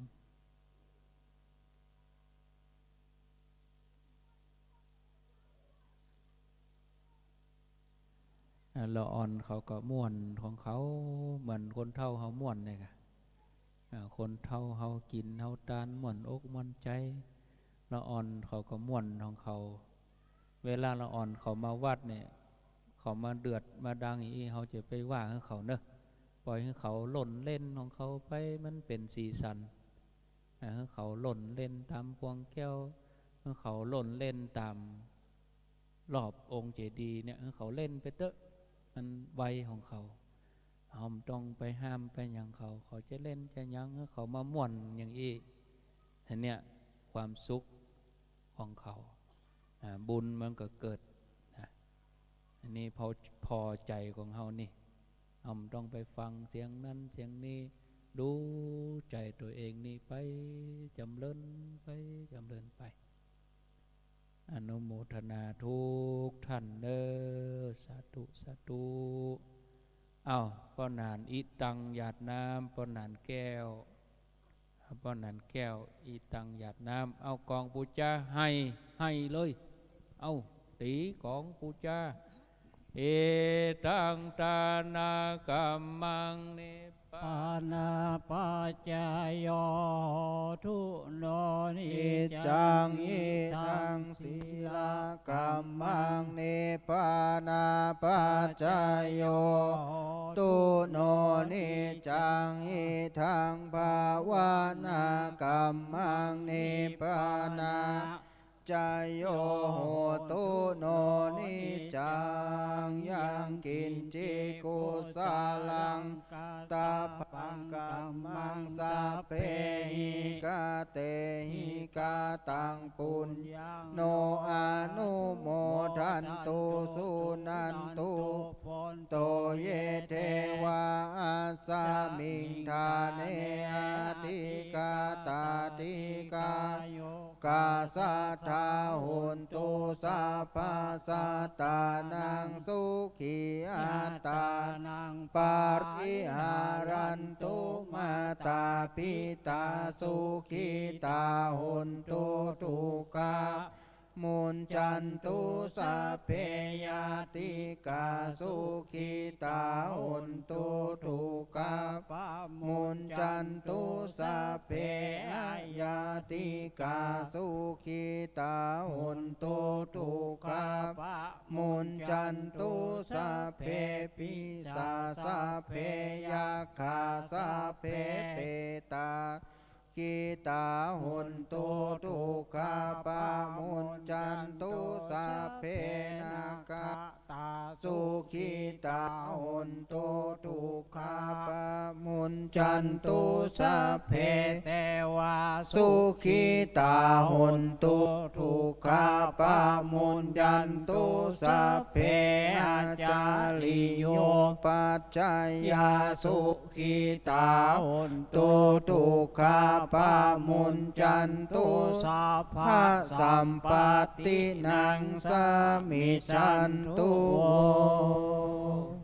กายเยนาวาจายาวาเจตัสสาวาพุทเทกุกัมมังปะกาตังมายายังบุตโตปาดิกันนันโตอาจายันตังการันตะเลสังวาลิตุงวาพุทเทกายเยนาวาจายาวาเจตัสสาวาธัมเมกุกัมปะกาตังมายายังธัมโมปาดิกันนันตุอาจายันตังการันตะเลสังวาลิตุงวาธัมเมกายเยนาวาจายาวาเจตัสสาวาสังเกตมังปะกาตังมายายังสังโฆปาติกันนันตุอาจายันตังรันตะเลสังวาลิตุงวาสังเควันตาน้อยครูบาอาจารย์สังฆเจ้าพระมหาเถระอนุเถระทุกรูปทุกตนทุกองค์วันตาน้อยเน้อวันตามิพันเตสาพังอาปาราทังคามาทาเมพันเตมายากาตังปุญญังสามินาอนุโมทิตาพังสามินากาตังปุญญังไมหังทาตาพังสาธุสาธุอนุโมทามิตาโลธรรมาวัฏันติอายุวันโนสุขังพลังสาธุสาธุสาธุอ้าวขยมเด้อขยมที่ฮับส่งครูบาอาจารย์สังฆะตอนนี้เขาจะพักช่วงเพื่อเจ้าหน้าที่เปิ้นเตรียม ต้นธรรมาสยกตังในออกมาตัวหนึ่งเอามาตั้งไว้ที่หน้าหุบถ่ายหลวงปู่ทองด้านทิศใต้เพนเนอร์เจ้าหน้าที่ยกธรรมาสจันในออกมาตั้งไว้ที่หน้าบันไดนี่หนึ่งตัวเกียมที่จะเทศธรรมสามผูกกราบขอบพระคุณครูบาอาจารย์สังฆเจ้าทุกรูปทุกตนนะครับในอำเภอเวียงป่าเป้าอันมีหลวงพ่อท่านพระครูนิวิตศีลสังวรหลวงพ่อเจ้าคณะอำเภอเวียงป่าเป้าวัดห้างต่ำพร้อมกับคณะสงฆ์ครูบาอาจารย์ที่นั่งปกทุกรูปและเจริญพระพุทธมนต์สวดมนต์ตันทุกรูปทุกตนนะครับศรัทธาเฮาเนอร์เกียมในการที่จะเทศธรรมเชิญคุณชัยยันใจเย็นพร้อมกับคุณอมรรัตน์ใจเย็นได้ไปกวนข้าวทิพย์นันเพชรนำเพิ่นไปนี่เจริญพรโยมทางนี้นะทางข้างวิหารนี่พ่อนานเพชรนำศรัทธาไปเอาไปกวนข้าวทิพย์เป็นมติกรรมการที่เหลือก็ยกธรรมาสออกมาหนึ่งชุดชุดที่ออกมาง่ายๆหม้อยกมาตั้งไว้ตีหน้าเพตั้งด้านใต้เพเนอะยกธรรมาสมาตั้งไว้นี่ยกมาหนึ่งชุดรอครูบาอาจารย์ที่เหลือก็ขึ้นไปช่วยกันเก็บผ้าปูนั่งแล้วก็ม้วนเสื่อเพราะเมยจะตกนะเก็บผ้าปูนั่งไว้ห่มเห็นเด้อแล้วก็ม้วนเสื่อเหี่ยม้วนศาสตร์ครูบาอาจารย์สังฆะเปิ้นปิกกลับแล้วเขาก็เก็บพรมเก็บหยังเก็บสถานที่เพราะเมยมันตกถ้าเขาแบบเก็บคืนนี้ก็เดียวหมาขอโทษเนอะสุนัขเขาจะขึ้นไปนอนที่ผมมันซ้ำอุ่นเนี่ยนะมันจะไปนอนท่านน่ะเก็บพรมเหี่ยแล้วก็ยกธรรมาสมามีไหนลูกหลานจะฟ้อนมีก่อนอันก็เอาคนเฒ่ามาฟ้อนมาเอารุ่นชกแม่เต้านี่มาเลยไผ่ที่กำแม่เต้ามาจะให้คน200มาฟ้อนมาโมกำแม่เต้าโมที่คนเฒ่านี่ที่จังฟ้อนตะกอนน่ะเอาซื่อๆน่ะเอาโต๊ะเคียงโต๊ะอย่างมาเหียสัพโทนมาตัวมามัดมาอย่างเตะทำสามผูกนะเตรียมถวายครูบาสังฆะเหลือใครจะเอาหมวกมาเอาศรัทธานี่ตัวพี่ยืนนั่นเลยยืนแจกศรัทธามาเอาหมวกนี่สีเหลืองก็เอาได้สีชมพูสีอย่างเอาไปเลยท่านณัฐพงศ์มาถ่ายรูปเพิ่นแจกหมวกนี่ส่งให้โยมพิสมัยนะเร็วๆถ่ายรูปเดี๋ยวส่งให้เจ้าภาพเปิ้นโยมพิสมัยสุริโยดรขึ้น104เปิ้นเอาหมวกมาฝ้ายบนพอบนตัวนะ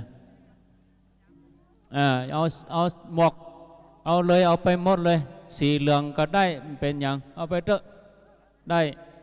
นิมนต์ทุลุงยองตรงปุ่นเลยก่อนครับนิมนต์ครับขั้นเวลานิมนต์ครับ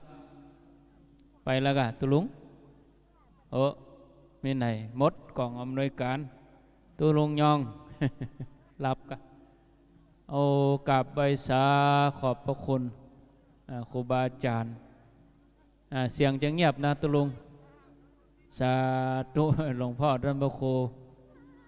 สถิตกิติสุนทรแต่เจ้านึกว่าจะดีแบบว่าสถิตสารคุณชื่อเหมือนกันครับท่านพระครูสถิตสารคุณไปสากับขอบพระคุณครับหลวงพ่อมันได้ปักได้อู้กันดีครับผมมือเย็นแชทหลวงพ่อมืออุ่นเนาะอันนี้อุ่นใจคนอุ่น มีความอบอุ่นหลวงพ่อมีความอบอุ่น ผมนี่เย็นตั้งแต่หัวถึงเท้าเย็นแชทเลย เย็นเพราะว่ากลัวจะได้ว่าโอ้นาใจจะถึงวันพุกเนี่ยหลวงพ่อมันเป่งนะวันพุกนะนาใจจะง่อมนะวันพุกนะเป่งลึ่งนะนี่วันพุกเป่งลึ่งเลยเอาโมคนเท่าไม่ไหนโมรุ่นไม่เท่าไม่ไหนมาฟ้อน มาตั้งหน้าเพ่กะขยมหลวงพ่อเจ้าหน้าเอาพานมาพานเป่าๆพวกนั้นใส่ท้องหลวงพ่อเจ้าหน้าอำเภอโชเฟอร์เจ้าหน้าอำเภอหลวงพ่อพระครูนิวิทย์ศรีรัตน์ทรงพรเนอะเอารถเข้ามาเนอะโชเฟอร์สารถีโชเฟอร์สารถีบ้านลังกามาแล้วเนอะเอาบ้านลังกาเอาปอนเลยสัพปิติโยวิวัตสันตุสัพพะโลโกวินัสสันตุมาเตภวัตวันตรายโยสุขีติคาโยโกภวะอภิวาทนาสิริสนิจังอุทาปจายโนจัตตาโลธรรมาวะทันติอายุวันโนสุขังปะลังสาธุเนอะสาธุบ้านลังกาบ้านน้องปิ่นกันอันนี้หยังชื่อหยังชื่อหยังเอแคนั่น แม่คุณพมลกับอุ้ยเอแคอ่ะ แม่อุ้ยเอแคชื่อเอแคนี่หรอเอาท่านณัฐพงศ์ชื่อพระคุณเจ้าที่จะเทศธรรมรูปในขึ้นก่อนหลังศรัทธาเข้าห้องน้ำก่อนเนอะคนเฒ่าคนแก่ไปเข้าห้องน้ำห้องท่าเข้าห้องน้ำห้องท่าศรัทธาเข้าห้องน้ำห้องท่าเนอะไม่อุ้ยคนเฒ่าคนแก่เข้าห้องน้ำอย่างเงี้ยนั่นแหละเนี่ยเก็บเนี่ยเข้าห้องน้ำกันเดียวเตะแถม3ผูกแล้วก็จะสวดเบิกนะเข้าห้องน้ำห้องท่าปะตุลุงยองต้องปุ้นนิมนต์ตุลุงแก้วต่อยไม้เลยเช็คทดสอบนิมนต์ครับผมนิมนต์เร่งหน่อยเราเทสเราทั้งสองการฟังสวดนะเจริญพระพุทธมนต์ของครูบาอาจารย์นั้นก็เรียบร้อยไปใช้เวลาเนอะใช้เวลาเมินเหมือนกันนะสำหรับการสวดมนต์ตันวันนี้นะฮะได้รับความเมตตาจากครูบาอาจารย์หลายตนหลายองค์แม่ก็ไปฟังปิกเตอร์ภาคเจริญพระพุทธมนต์ก็จบลงไปต้องขอกราบขอบคุณในเมตตาบารมีธรรมครูบาอาจารย์นะฮะหลวงพ่อที่ได้เมตตาเจริญพระพุทธมนต์ไปเสร็จสับเรียบร้อยตอนนี้จะเป็นรายการเทศน์นะโยมนะจากนั้นตะกี้ก็ให้หอมกันเทศน์กันไปตะกี้แม่มาถามว่าอันตุลุงอันผ้าแพรมีอยู่ก่ออีแม่อย่าไปปิดอย่างมันขึ้นอยู่บนพุ่นแล้วใช่ใหญ่แม่อย่าไปเอาไปมัดเตียนหิงปูจามีอยู่เนอะแต่ปูจาไปบ้านก็ได้ ถ้าจะเอาก็เมาได้จะมาผูกข้อไม้ข้อมือที่ตังตุลุงแก้ว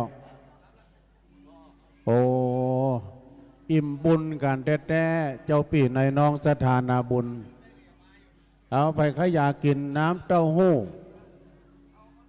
ปลาท่องโกโอ้วันนี้ขอบคุณเนอะสำหรับโรงทานนะฮะโอ้ขนมปังก็มีกินติ๊กๆแม่กินยาโมจิยังกินยาโมดังสาบนี่กินฟรี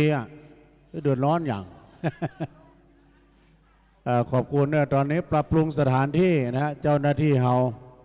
ที่ลานขวงพระธาตุตอนนี้ไปจะได้รับฟังพระธรรมเทศนานะมรดกธรรมพื้นเมืองเนอะก็จัดเทศโดยเมตตาบารมีธรรมครูบาอาจารย์ท่านใดนั้นก็กระเดียวส่งรายชื่อรายนามมาฮือตุลุงแก้วกำของดียังมีอยู่นะโยมเนอะไผ่ไข่ร่วมปู่จมปู่จาพระสิงห์2นะก็มาปูจาได้นะ ในตอนนี้อันนี้ยังบ่ได้ประกาศด้วยนะลุงเนาะประกาศเรียบร้อยเนาะฮับกาแฟตอนนี้นะโยมเนาะวันนี้อยู่กันยาวอยู่กันยืดยาวอิ่มบุญกันอย่างเต็มที่บ่ใจฟังกับหมู่เฮานี่นะอีแม่เขาออนไลน์ไปพุ่นน่ะพะเยาเจียงไฮ้แพร่น่านเนี่ยไปหมดอ่ะเนาะ เอาจะจดลายหมายนามเจิญเจ้านะโยมวันนี้ก็เป็นวันที่เราได้ฉลองตังพระธาตุเจ้าเจดีย์ชเวดากองตั้งแต่ตอนเจ้าตั้งแต่ว่ามาแล้วเนาะญาติโยมทั้งหลายโอ้โดยบารมีธรรมครูบาอาจารย์วันนี้3 ปอยหลวงจะเจ้างานนี้วันเดียว คนหลายได้อาหารการกินก็มีนักมีหลายตัวโยมนะกินม่วนตาลหวานมันก็จะมีพ่องรองเท้าหายพ่องเนี่ย กันเลิบหายแต่ได้มานะแต่เฮาบะหารขี้เหล้ายุบมีสักคน ขาวไปทั้งนั้นนะเพราะว่าเปิ้นมาที่นี่เป็นลานบุญเป็นลานบุญแท้ๆเลยต้องขอขอบคุณกับเจ้าพี่นายน้องสถานาบุญหลายบ้านหลายจองเนาะหลายบ้านหลายจองที่ได้มากินมาทานร่วมบุญกุศลด้วยกันเนาะสำหรับห้องน้ำตำปุ้นก็มีเนอะโอ้วันนี้บริการถึงที่อันนี้อย่างขนมปังก็อย่างเอาไปขยะก็กินไหมโอ้ปหลงเล็กเอาเบิ้ล2ได้เบิ้ลได้กินแล้วก็จะไปเอาขว้างเฮียด้วยแม่ด้วยล้างถ้วยอยู่เบิ้ลเนี่ยโอ้ล้างหมดได้ก็ เนี่ยกินตาลหยาดน้ำเอาไว้หลวงหลายจักได้สบายเกิดสุขไปหน้าเด้อกินตาลไปเตอะมันถึงบ่อหายศูนย์แกงป่าใส่ตูนลำเพื่อใส่ส้ม โอ้วันนี้พออาจารย์พุทธนานแก้วเขาเต็มที่พุทธนานไปฟังปิ๊กเนอะเป็นละหัวเขานะ ดูกล้วยทอดมาทำแล้ว เนี่ยมีอาหารการกินเปลือกเยอะแยะอันนี้นุสถาญาติโยมไปกลัวกั้นนั่นยังเนาะอยู่เมืองไทยไม่ต้องกลัวกั้นในน้ำมีปลาในนามีข้าวดูอาหารมันมาทุกเวลาเนาะขนมปังปิ้งได้เวลาได้โอ้ไปไก่ใกล้ตุลุงรู้เข้าดังงานหอนตองว่าเอาไปไก่บุ้น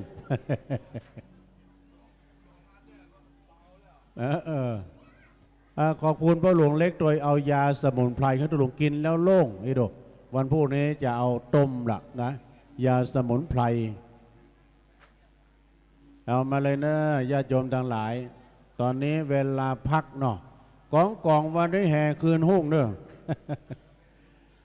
กองของคณะพ่อน้อยพ่อหนานพ่อจานล่ำวัดเอากันเต็มที่จะลองยังพระธาตุเจ้าเจดีย์ชเวดากองนะขอบคุณทางปออกศรัทธาหงตาลนะฮะคนมาเรื่อยๆนะกาแฟสดก็มีเนอะจะฮับกาแฟสดก็มีนะไผ่บะจื้นบะบานนะนักโหดกึกถอนด้วยกาแฟสดเพิ่นมีขนมปังกับตุลุงแก้วขึ้นไปแต่แบบเรื่องบะเหมือนเปิ้นหรอเขาหลามที่มันนั้นกรอบนอกงุ่มในนะเอามากับกาแฟเหมาะวะ กรอบนอกแต่นุ่มในหมายความว่ามันแฮมอันทางนอกมันกรอบทางในมันนุ่ม ตุลุงแก้วเอากับกาแฟลำดี เนี่ยม่วนกันนะสดาญาโยมฟังกองฟังกล่องก็ม่วนดีเนาะแต่กินตาลไปเด้อญาโยมทั้งหลายในนามก็อาจารย์ท่านพระครูอภิวัฒนวิกรมแล้วก็ตังตุปี้ปลัดนัทพงศ์ตุลุงทรได้ยินรับไปเห็นแล้วก้าไปละหัวกันเด้อตุลุงทรในทุกวันค่ำไอ้ดู ตุลุงทรตุลุงวันครูบาเดชนี่เช่นใดเพื่อบ่แล้วดื่มได้รับได้นอนเพราะว่าต้องคุมเครื่องเสียงตลอดนะกับน้องเจอดเอาวันพรุ่งนี้ตัวปินนัดจะขึ้นรับวันค่ำในพระนานนี่การเทศ อากาศเทศนิมนต์นะพี่น้องต่างบ้านต่างจองเกาะจะไปฟังหลับฟังนอนเนอะ ลุงเล่าขวัญกันนี่เองหรอ ตุลุงทอนมาได้รับได้นอนอ่ะเนี่ยก็พี่น้องศรัทธาต่างบ้านต่างจองเกาะจะไปฟังรับฟังนอนเนอะก็เดียวจะได้ฟังน้ำเลี้ยงเสียงธรรมเนอะมรดกธรรมพื้นเมืองนะทำ3 ผูกนะต่อไปนี้จะเป็นธรรมโพธิธรรมเมืองนะฮะเป็นปฐมสมโพธิกถาหรือว่าปฐมสมโพธิผูกนึ่งเป็นชั่วโมงแม่นะอดเอานะผูกที่2ธรรมจักรปวัตนสูตรเป็นธรรมผูกแรกกันแรกของพระพุทธเจ้าพระพุทธเจ้านี่เปิ้นหลังจากที่สำเร็จนะอย่างเจ้าฮะตุลุงเมาด้วยกันฮะ เป็นอย่างนะอนุญาตเอาให้ตุลุงแก้วเนอะเดิน1 2ครับผมขออนุญาตดังกองอำนวยการท่านชัยวัฒน์นาคเสโนหรือว่าตุลุงยองหรือว่าตุลุงนันที่ช่วยกันประคับประคองเวลาต่อไปนี้จะเป็นการได้เทศนาธรรมเวลา3 ทุ่มกับ35 นาทีทำกันแรกปฐมสมโพธิจะได้นิมนต์ครูบา40,000พระธิการจำนันวัดสันกูทองกันที่2ธรรมจักรปวัตนสูตรท่านอาจารย์วัชรพงศ์พุทธญาโนและกันที่3พุทธาภิเษกพระธิการดวงทิพย์อุตตมธรรมโมเนอะตอนนี้ศรัทธาญาติโยมคณะกรรมการเกียมกันเทศสังเกียมสังมาโดยพานโต๊ะเคียงแห่มตัวแล้วก็เอาวางสังฆทานเตรียมไว้ปัจจัยเรียบร้อยขอกราบนิมนต์ครูบา40,000ท่านพระธิการจำนันสุธีโรได้เป็นตนเมตตาแสดงธรรมปฐมสมโพธิณเวลานี้ขอกราบนิมนต์นะครับศรัทธาเฮาที่จะตีกองก็ช่วงเปิ้นเทศธรรมก็หยุดก่อนถ้าเปิ้นเทศจบเฮาก็ตีแฮมสัก2 3 4 นาทีเอาเป็นช่วงถ้าเปิ้นเทศจบก็ก้อยเฮแถมกรรมช่วงที่เปิ้นเทศธรรมนั่นก็คือสงบก่อนเนาะถ้าเปิ้นเทศจบเฮาก็ก้อยเฮกันเนอะกำเดียวเฮาเฮกันทำผูกนี้จบเฮาก็ก้อยเฮคนตีกองก็เกียมคนตีกองก็เกียมก่อนเทศก็ตี9 กรรมเทศแล้วก็ตี9 กรรมเอ้าคนตีกองไปไหนไม่งีบเห็นแล้วกะ คนตีกองไปไหนเสียเปลี่ยนกันกาเธอตีกันแรกเนอะฉันจะตีกัน2อีกเปลี่ยนกันเนาะเอาเตียนเล่มหลวงมาเตียนเล่มหลวงมาเล่มนักเทศอันมหันธรรมนี่ธรรมนี่หานะโดนสื่อบหันนะธรรมหัดต้นวุ่นธรรมนี่โอ้เท่านักแก่ครูบานี่พอยังให้เตียวหยับดแล้วก็2 หน้าติ่มกันนะเทศบ่ได้ก็ให้หันไปมันใจมันมาหัน มันหันว่า ถ้าไฟส่องหน่อยก็แควนหน่อย แต่งว่าไฟบัดส่องแล้วเทศบัดได้ก็ว่าเหี้ยกะ เอาเตียนมาเฮ้เปิ้นเตียนภาษาสัทธา เอามาตั้งนี่มันจะได้ เอามาตำ2 เล่มเลยต่างได้อุ่นด้วยเนาะ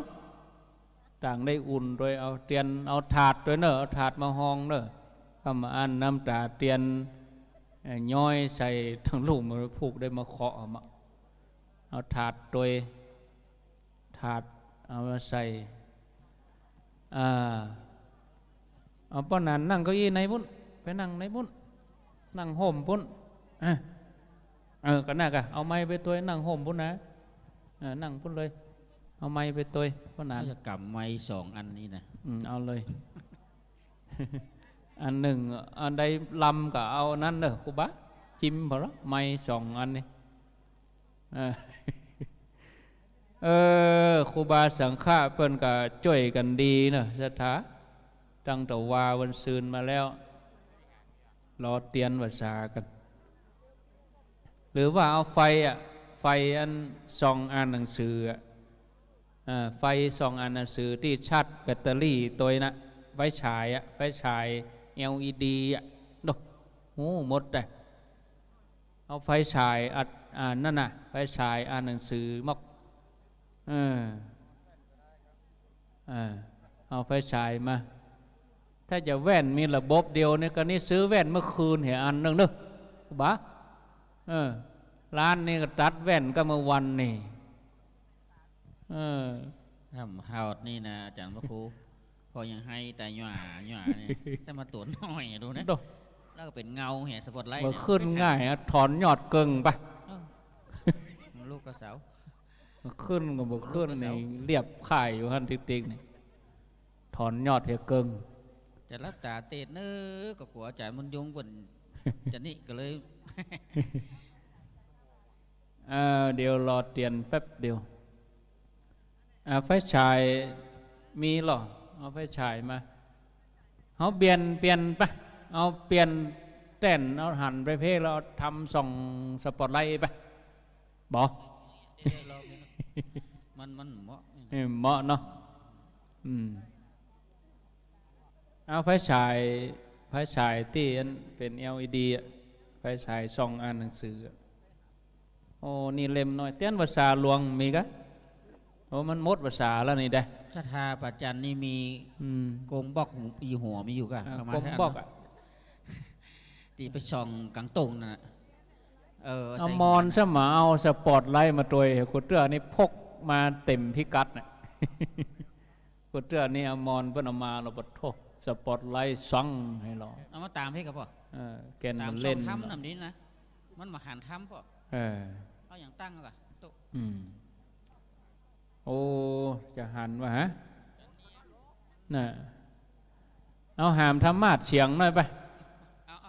เอาช่วยกันมาหามถึงครูบาถึงธรรมาสนะไปเอาหามเสียงหน่อยนี่อันเราบอกเตียนมาทำสูงหน่อยพานนะกะเอาพานนะถอนโต๊ะโมมาตัวกะโต๊ะโมฮะน่ะเอาถอนมาตัวหนึ่งนี่เนาะออกไม่ออกศรัทธาปะพระตรวบไก่แจงนั่นมาแล้วเขาจะหันก็มอกหิ่งห้อยเนี่ยก็หิ่งห้อยสักทิพตัวนี่ก็อยู่ในนี่เอาปุจจานอาราธนาธรรมขึ้นกับฟ้อนมาขึ้นกับฟ้อนแล้วกันนี่ครับเวลาละเด้พอมาจาโรกาธิปติสัมปติกานันสลี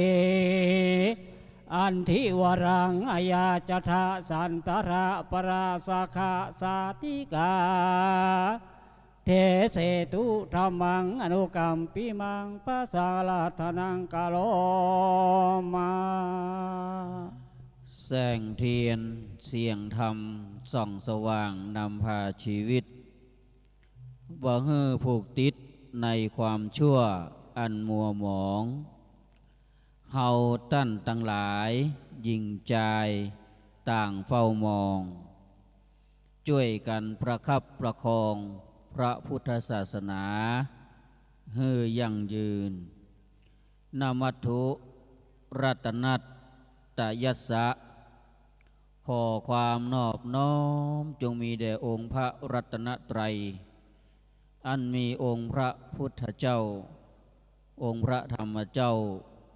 องค์พระสังฆเจ้าที่เคารพอย่างสูงสุดขอถวายความเคารพครูบาอาจารย์ทุกตนทุกองค์ที่เคารพอย่างสูงก่อความผาสุขความเจริญในธรรมจงมีแด่ศรัทธาญาติโยมพุทธศาสนิกชนท่านทั้งหลายณโอกาสบัดนี้ตนตัวกล่าวกับผมอาตมาภาพพระอธิการจำนันสุติโรที่หูจักกันในนามครูบา40,000เจ้าอาวาสวัดสันกูทองตำบลแม่เจดีต้องบอกตำบลน้อยเพราะเฮามาตำบลเปิ้นอันนี้ตำบลเวียงกาหลงวันนี้จะได้เตศนาธรรมปฐมสมโพธิหรือว่าปฐมสมโพธิเป็นกันแรกปฐมก็คือกันแรกแต่มหันธรรมและอินดูตัวเก่าพอยังให้ไต่แล้วก็ทำก็ยาว2 หน้าเต็มๆจะทาญาติโยมตั้งอกตั้งใจฟังกันแรกเป็นกันที่พุทธเจ้านั้นแสดงว่าจะได้ในการที่เฮาเสกซ่อมย้อมยกองค์พระธาตุเจ้าชเวดากองจำลองไปเป็นที่สักการะบูชา16 จันทร์ฟ้า15 จันทร์ดินเตบุตรเตดาจะได้มาอนุโมทนาในค่ำคืนนี้ณโอกาสวันนี้เชิญท่านทั้งหลายได้สดับรับฟังเป็นลำดับลำดาสืบต่อไป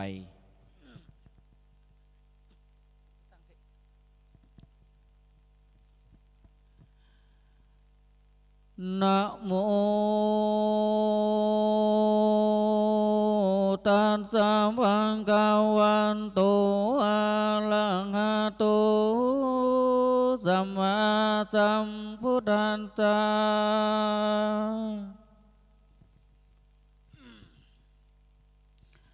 อะหังวันตามิสิลาสะพุทธคุณนังธัมมคุณนังสังฆคุณนังมังคลามุตตมังเอโสนัยนาสัตตากาโตโลกานุกัมปังอุปัฏฐายาเอโสภควา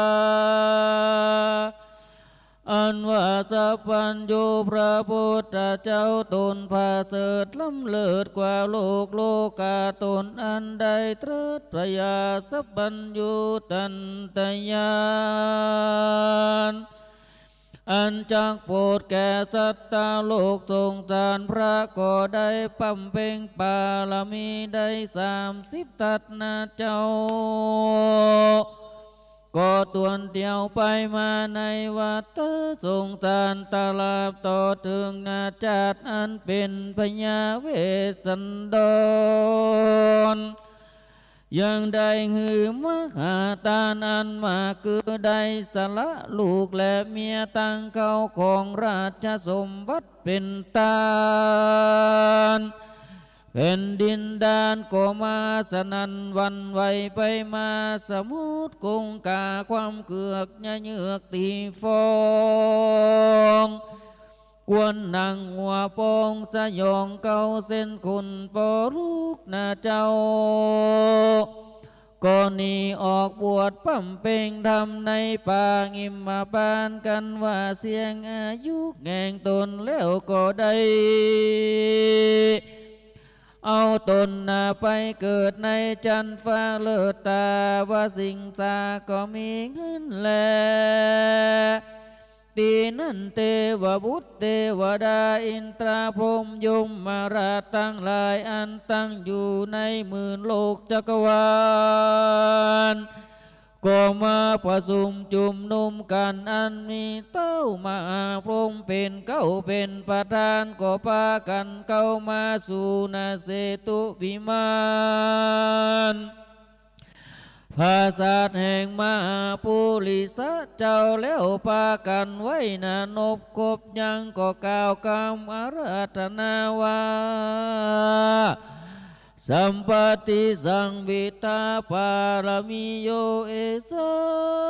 โตตนาดาเนนะอานาโตสัมโพนิปาปุนา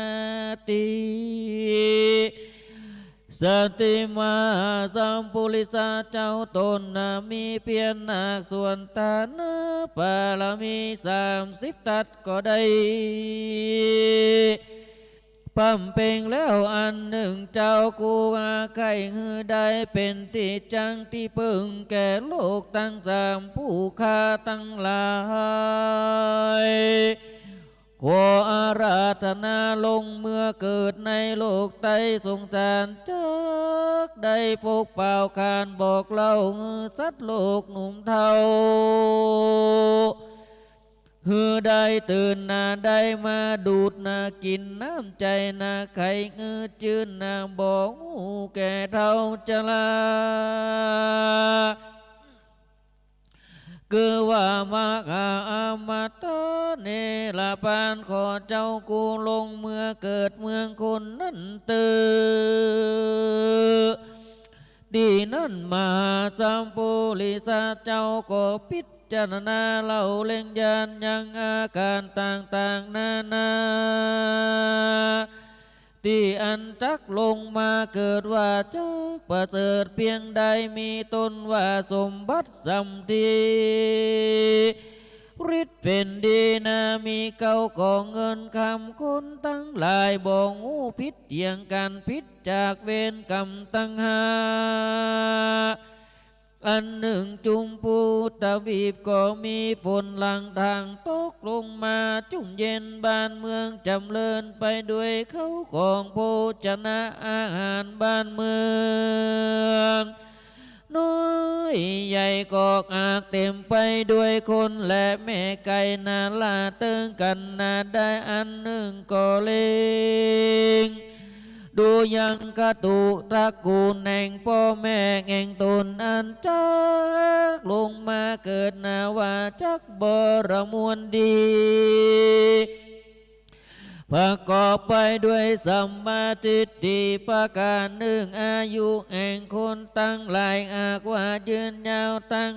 100 ปีถึง100,000 ปีดังอันพระพุทธเจ้าก็บ่ลงมาเกิดเตือนแลก็ด้วยเหตุใดนั้นจะผู้มีพยาเปิงหูดังนี้เตือในเมื่อคนมีอายุยืนยาวมากดังอันป่าประกรรมแห่งคนตั้งหลาย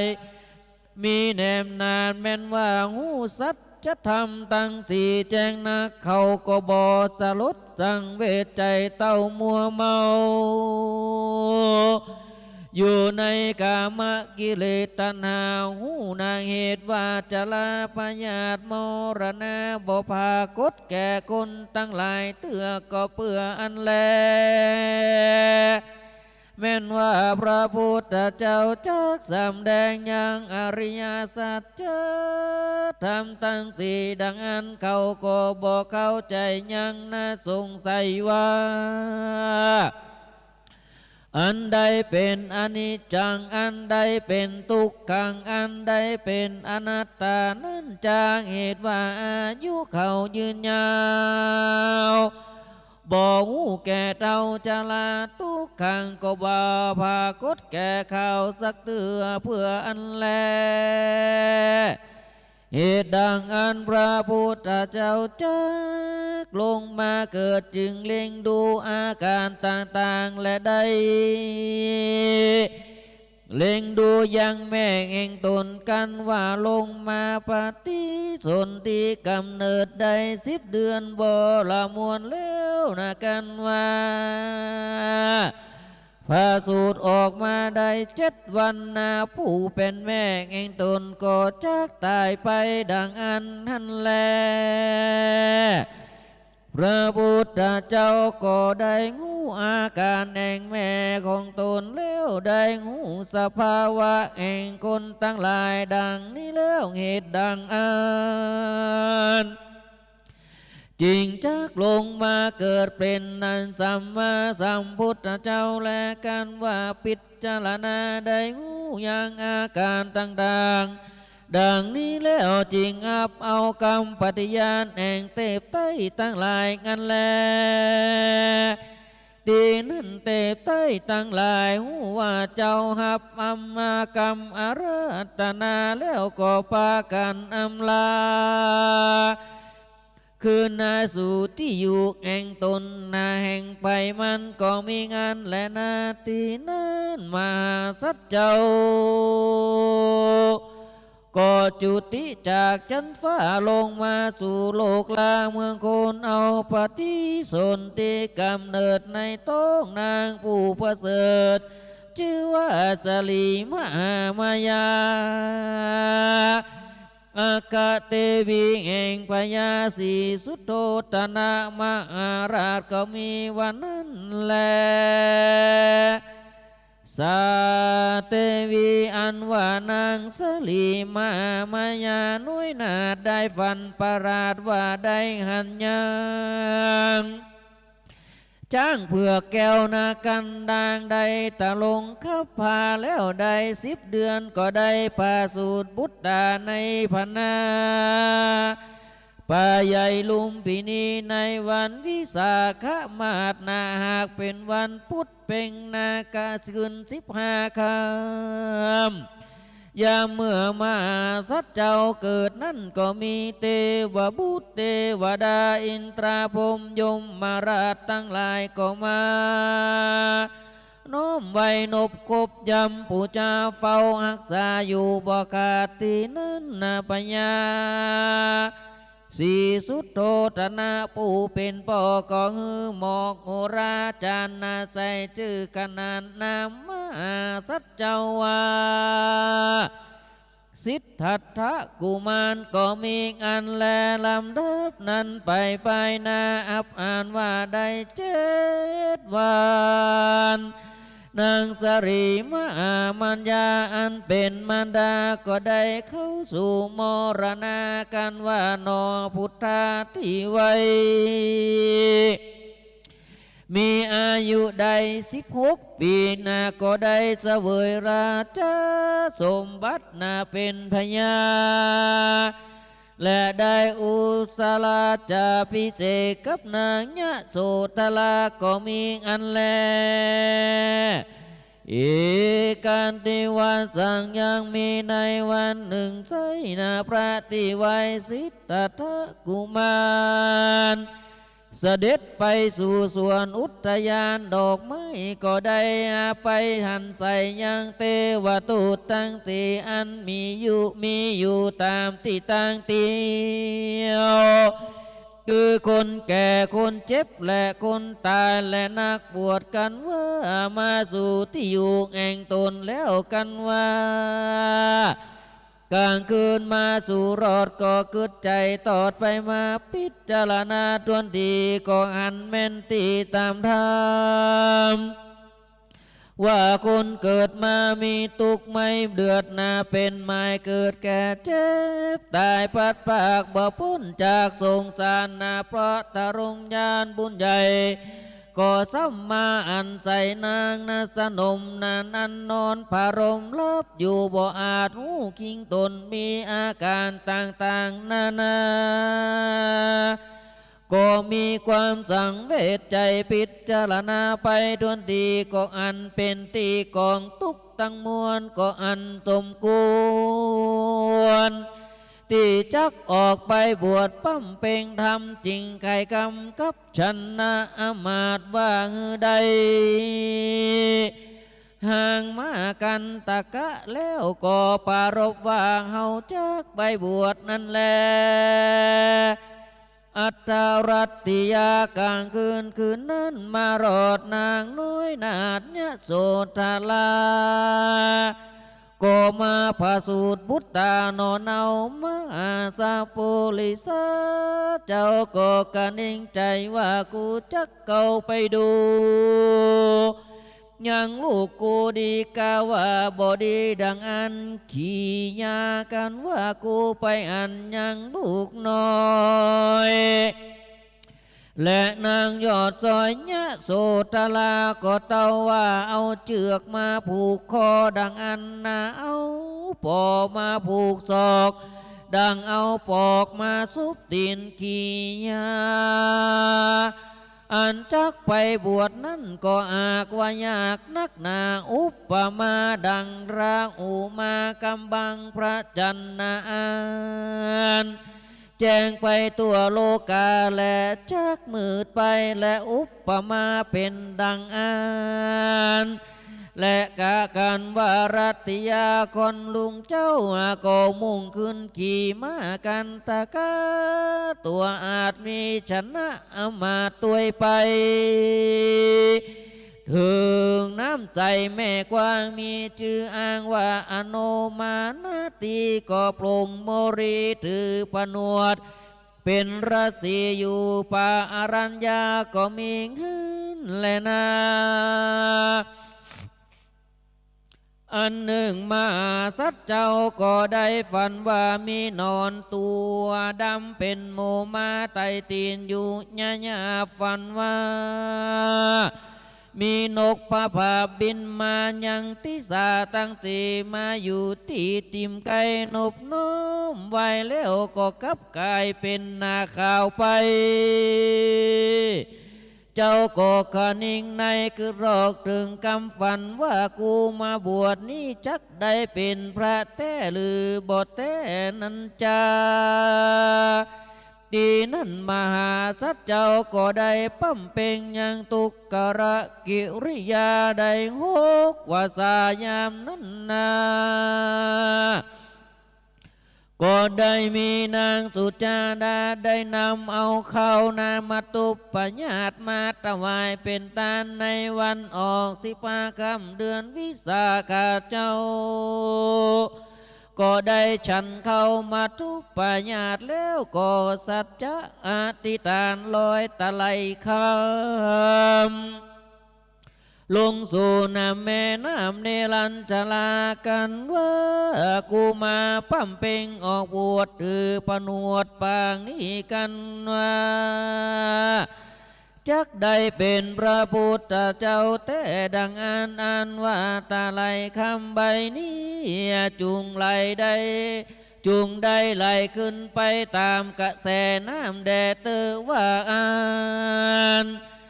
ก็เอาตะไหลคำใบนั้นลอยลงไปในแม่น้ำเนรัญชลาอันตะไหลคำนั้นนา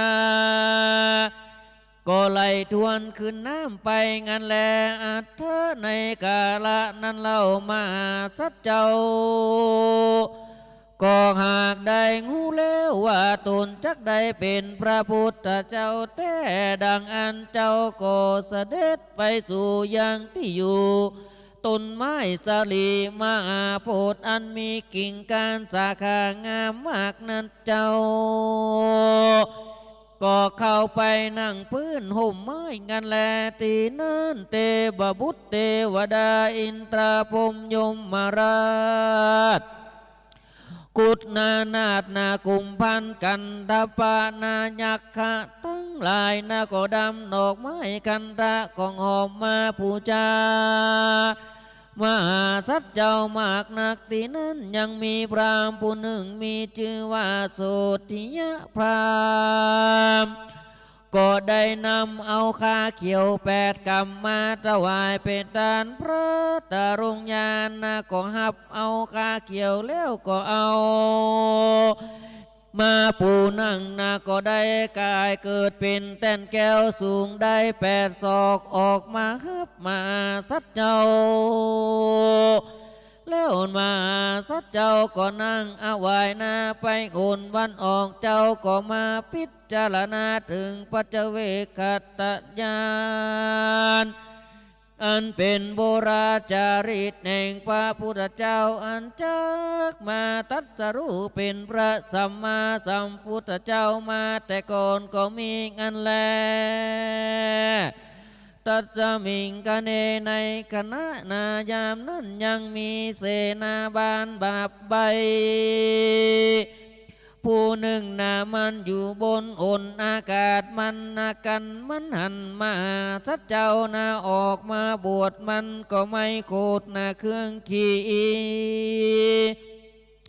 ใครว่าตีเอิญกล่าวว่าดูราเจ้าสิทธัตถะกุมารนาตันอย่าได้ไปบวชตือก็ยังแถมเจ็ดนาไปนาเจ้าก็จักได้เป็นเจ้าฟ้าจักรวรรดิราชแล้วแลเมื่อนั้นมาสัตว์เจ้าก็บอกหับเอากำมันนั้นสักอันเตาว่ายินดีซึ่งอันจักได้ไปบวชอยู่สิ่งเดียวแลส่วนพญามารผู้ใจบาปนั้นมันก็ไปตัวตามมาสัตว์เจ้าอยู่หันใจเมื่อมาสัตว์เจ้ากะตำเปลี่ยนใดหกว่าสาเสนามานมันอยู่เฝ้าเมื่อนานก็เบื่อนายก็หนีคืนสู่ยังที่อยู่ของมันก็มีอันแลกันว่าพญามารหนีไปนานเต้าใดมันก็มีใจลำเปิงนาเถิงมาสัตว์เจ้าว่าสิทธัตถะกุมารหนีไปบวชว่าหือได้เป็นพระพุทธเจ้าวันนั้นกูก็ไปตัวตามได้หกว่าสานานพอเบื่อนายก็บ่ได้ตัดพระยาสักเตือและว่าบัดนี้ก็จักเป็นนาสันได้จากันมิงมันกันนิ่งใจสันนั้นแล้วนาจริงมายังพระพุทธเจ้ามันก็ได้งูและหันยังว่าสัตว์เจ้าใดตัดจะรู้แลแล้วนั่งอยู่เหนือแท่นแก้วบัลลังก์การเสนามานก็กล่าวว่าดูราสิทธัตถะอันว่าแท่นแก้วนาอันนี้ก็อากว่าบ่ใจของดีวิเศษแต่อันใดตั้นจุงหนีไปลีปันเตอตั้นบอกควรนาหลวงอำนาจแห่งตนกูได้และอันว่าแกนแก้วนี้นากาก็ควรแก่พญาเจ้ากูตนเดียวตั้นอย่ามานั่งอยู่เตอตีนั้นมาจัดเจ้าเก่าก็บ่ปากบ่จาก็เต้าว่านั่งอยู่ปกติงานแลตีนั่นเสนามานผู้ใจบาปใบก็ยินกูดไม่กูดตานามันก็สัญญาเป่าห้องสนันกองดินดานว่าคือเสนามันนามันมวลหมู่เข้ามาสู่จุมนุมกันอาวุธไผ่มันเครื่องฆ่าอันสะพึงกลัวนานักมากนักนาพญามันนำนาเสนากว่าตามหลังเป็นกระบวนยาวได้12 โยชนาอันมาขนาบข้างใด12 โยชนามีขอบฟ้าจักรวาลเป็นแดนฝ่ายบนก็ได้นา900,000ไปนาต่างก็หมายจักไปลบปราบเกณฑ์กนาบเอา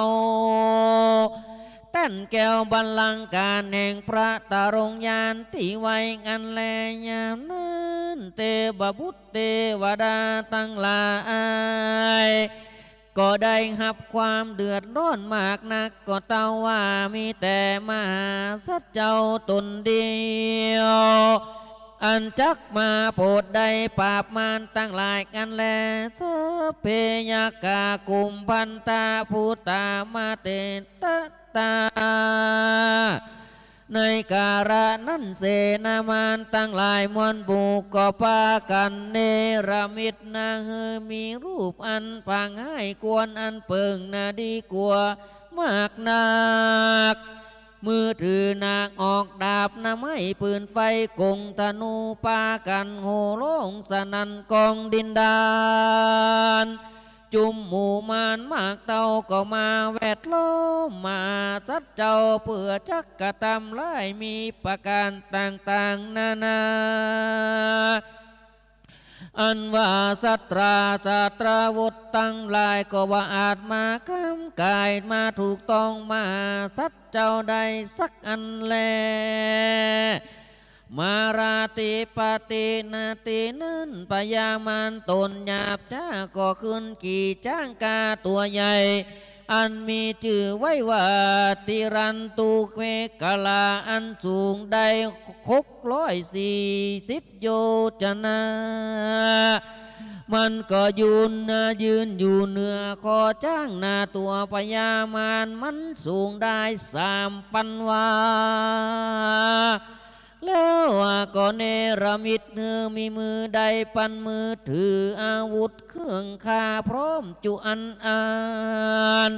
แล้วก็เก่ามาสู่ยังที่อยู่มาสัตว์เจ้าเพื่อว่ามาจักกระทำร้ายงันแลตังโปปันทมาลาอาสนามันตะโตอาอุปริ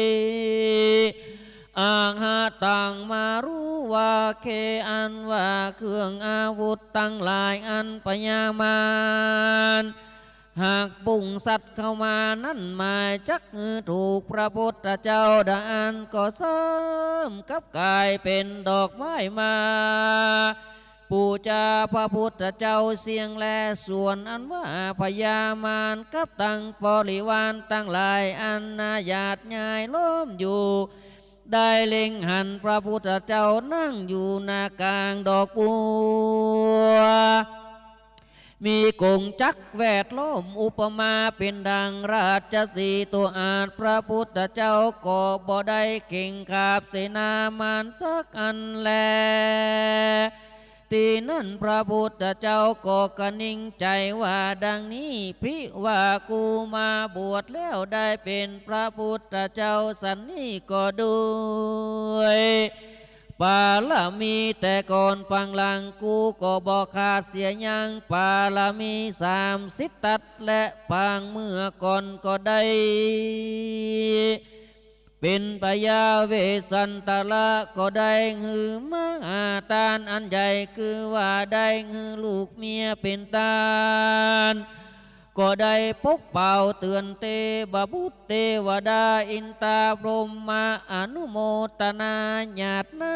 ำหมายตานวันนั้นแต่ดีลีบัดนี้นาขอจุงมาเป็นสักขีพยานแก่ตัวเฮาแด่เตออันว่าแต่นแก้วนี่ก็บ่ได้มาป่าแพ้ประจนยังผู้กละผู้ใดผู้หนึ่งก็บ่มีและแต่นแก้วอันนี้ก็อาเกิดมาด้วยบุญสมปานแห่งเราแต่แลในเมื่อพระพุทธเจ้ารำเพิงดูสันนั้นนาส่วนอันว่าแผ่นดินก็ปรากฏเป็นดังมีวิญญาณบ่พอเนิ่นนานจ้าก็มีนางหนุ่มเนาผู้หนึ่งมีรูปงามมากนักก็อากว่าบุญออกจากแผ่นดินมาแล้วนางผู้นั้นก็กล่าวว่าดังนี้ดูราเจ้าตนมีบุญสมปานมากนักอำว่าน้ำหยาดอันเจ้าได้ตานวัตถุใดๆก็ดีย่อมตกมาถูกหัวคาตุกเมื่อแต่ดีลีพี่ว่าแล้วว่าเจ้าใครหูดังอันข้าก็จักสำแดงหูและอันจะแลว่าอันแล้วนางธรณีก็สะบัดบิดยังนามวยผมแห่งตนดังอันตาในกาลนั้นอัศจรรย์ก็เกิดขึ้นมีมากนักคือว่าที่ปลายผมนางนั้นก็มีน้ำไหลออกมามากนักเป็นดังแม่น้ำคงคากว้างใหญ่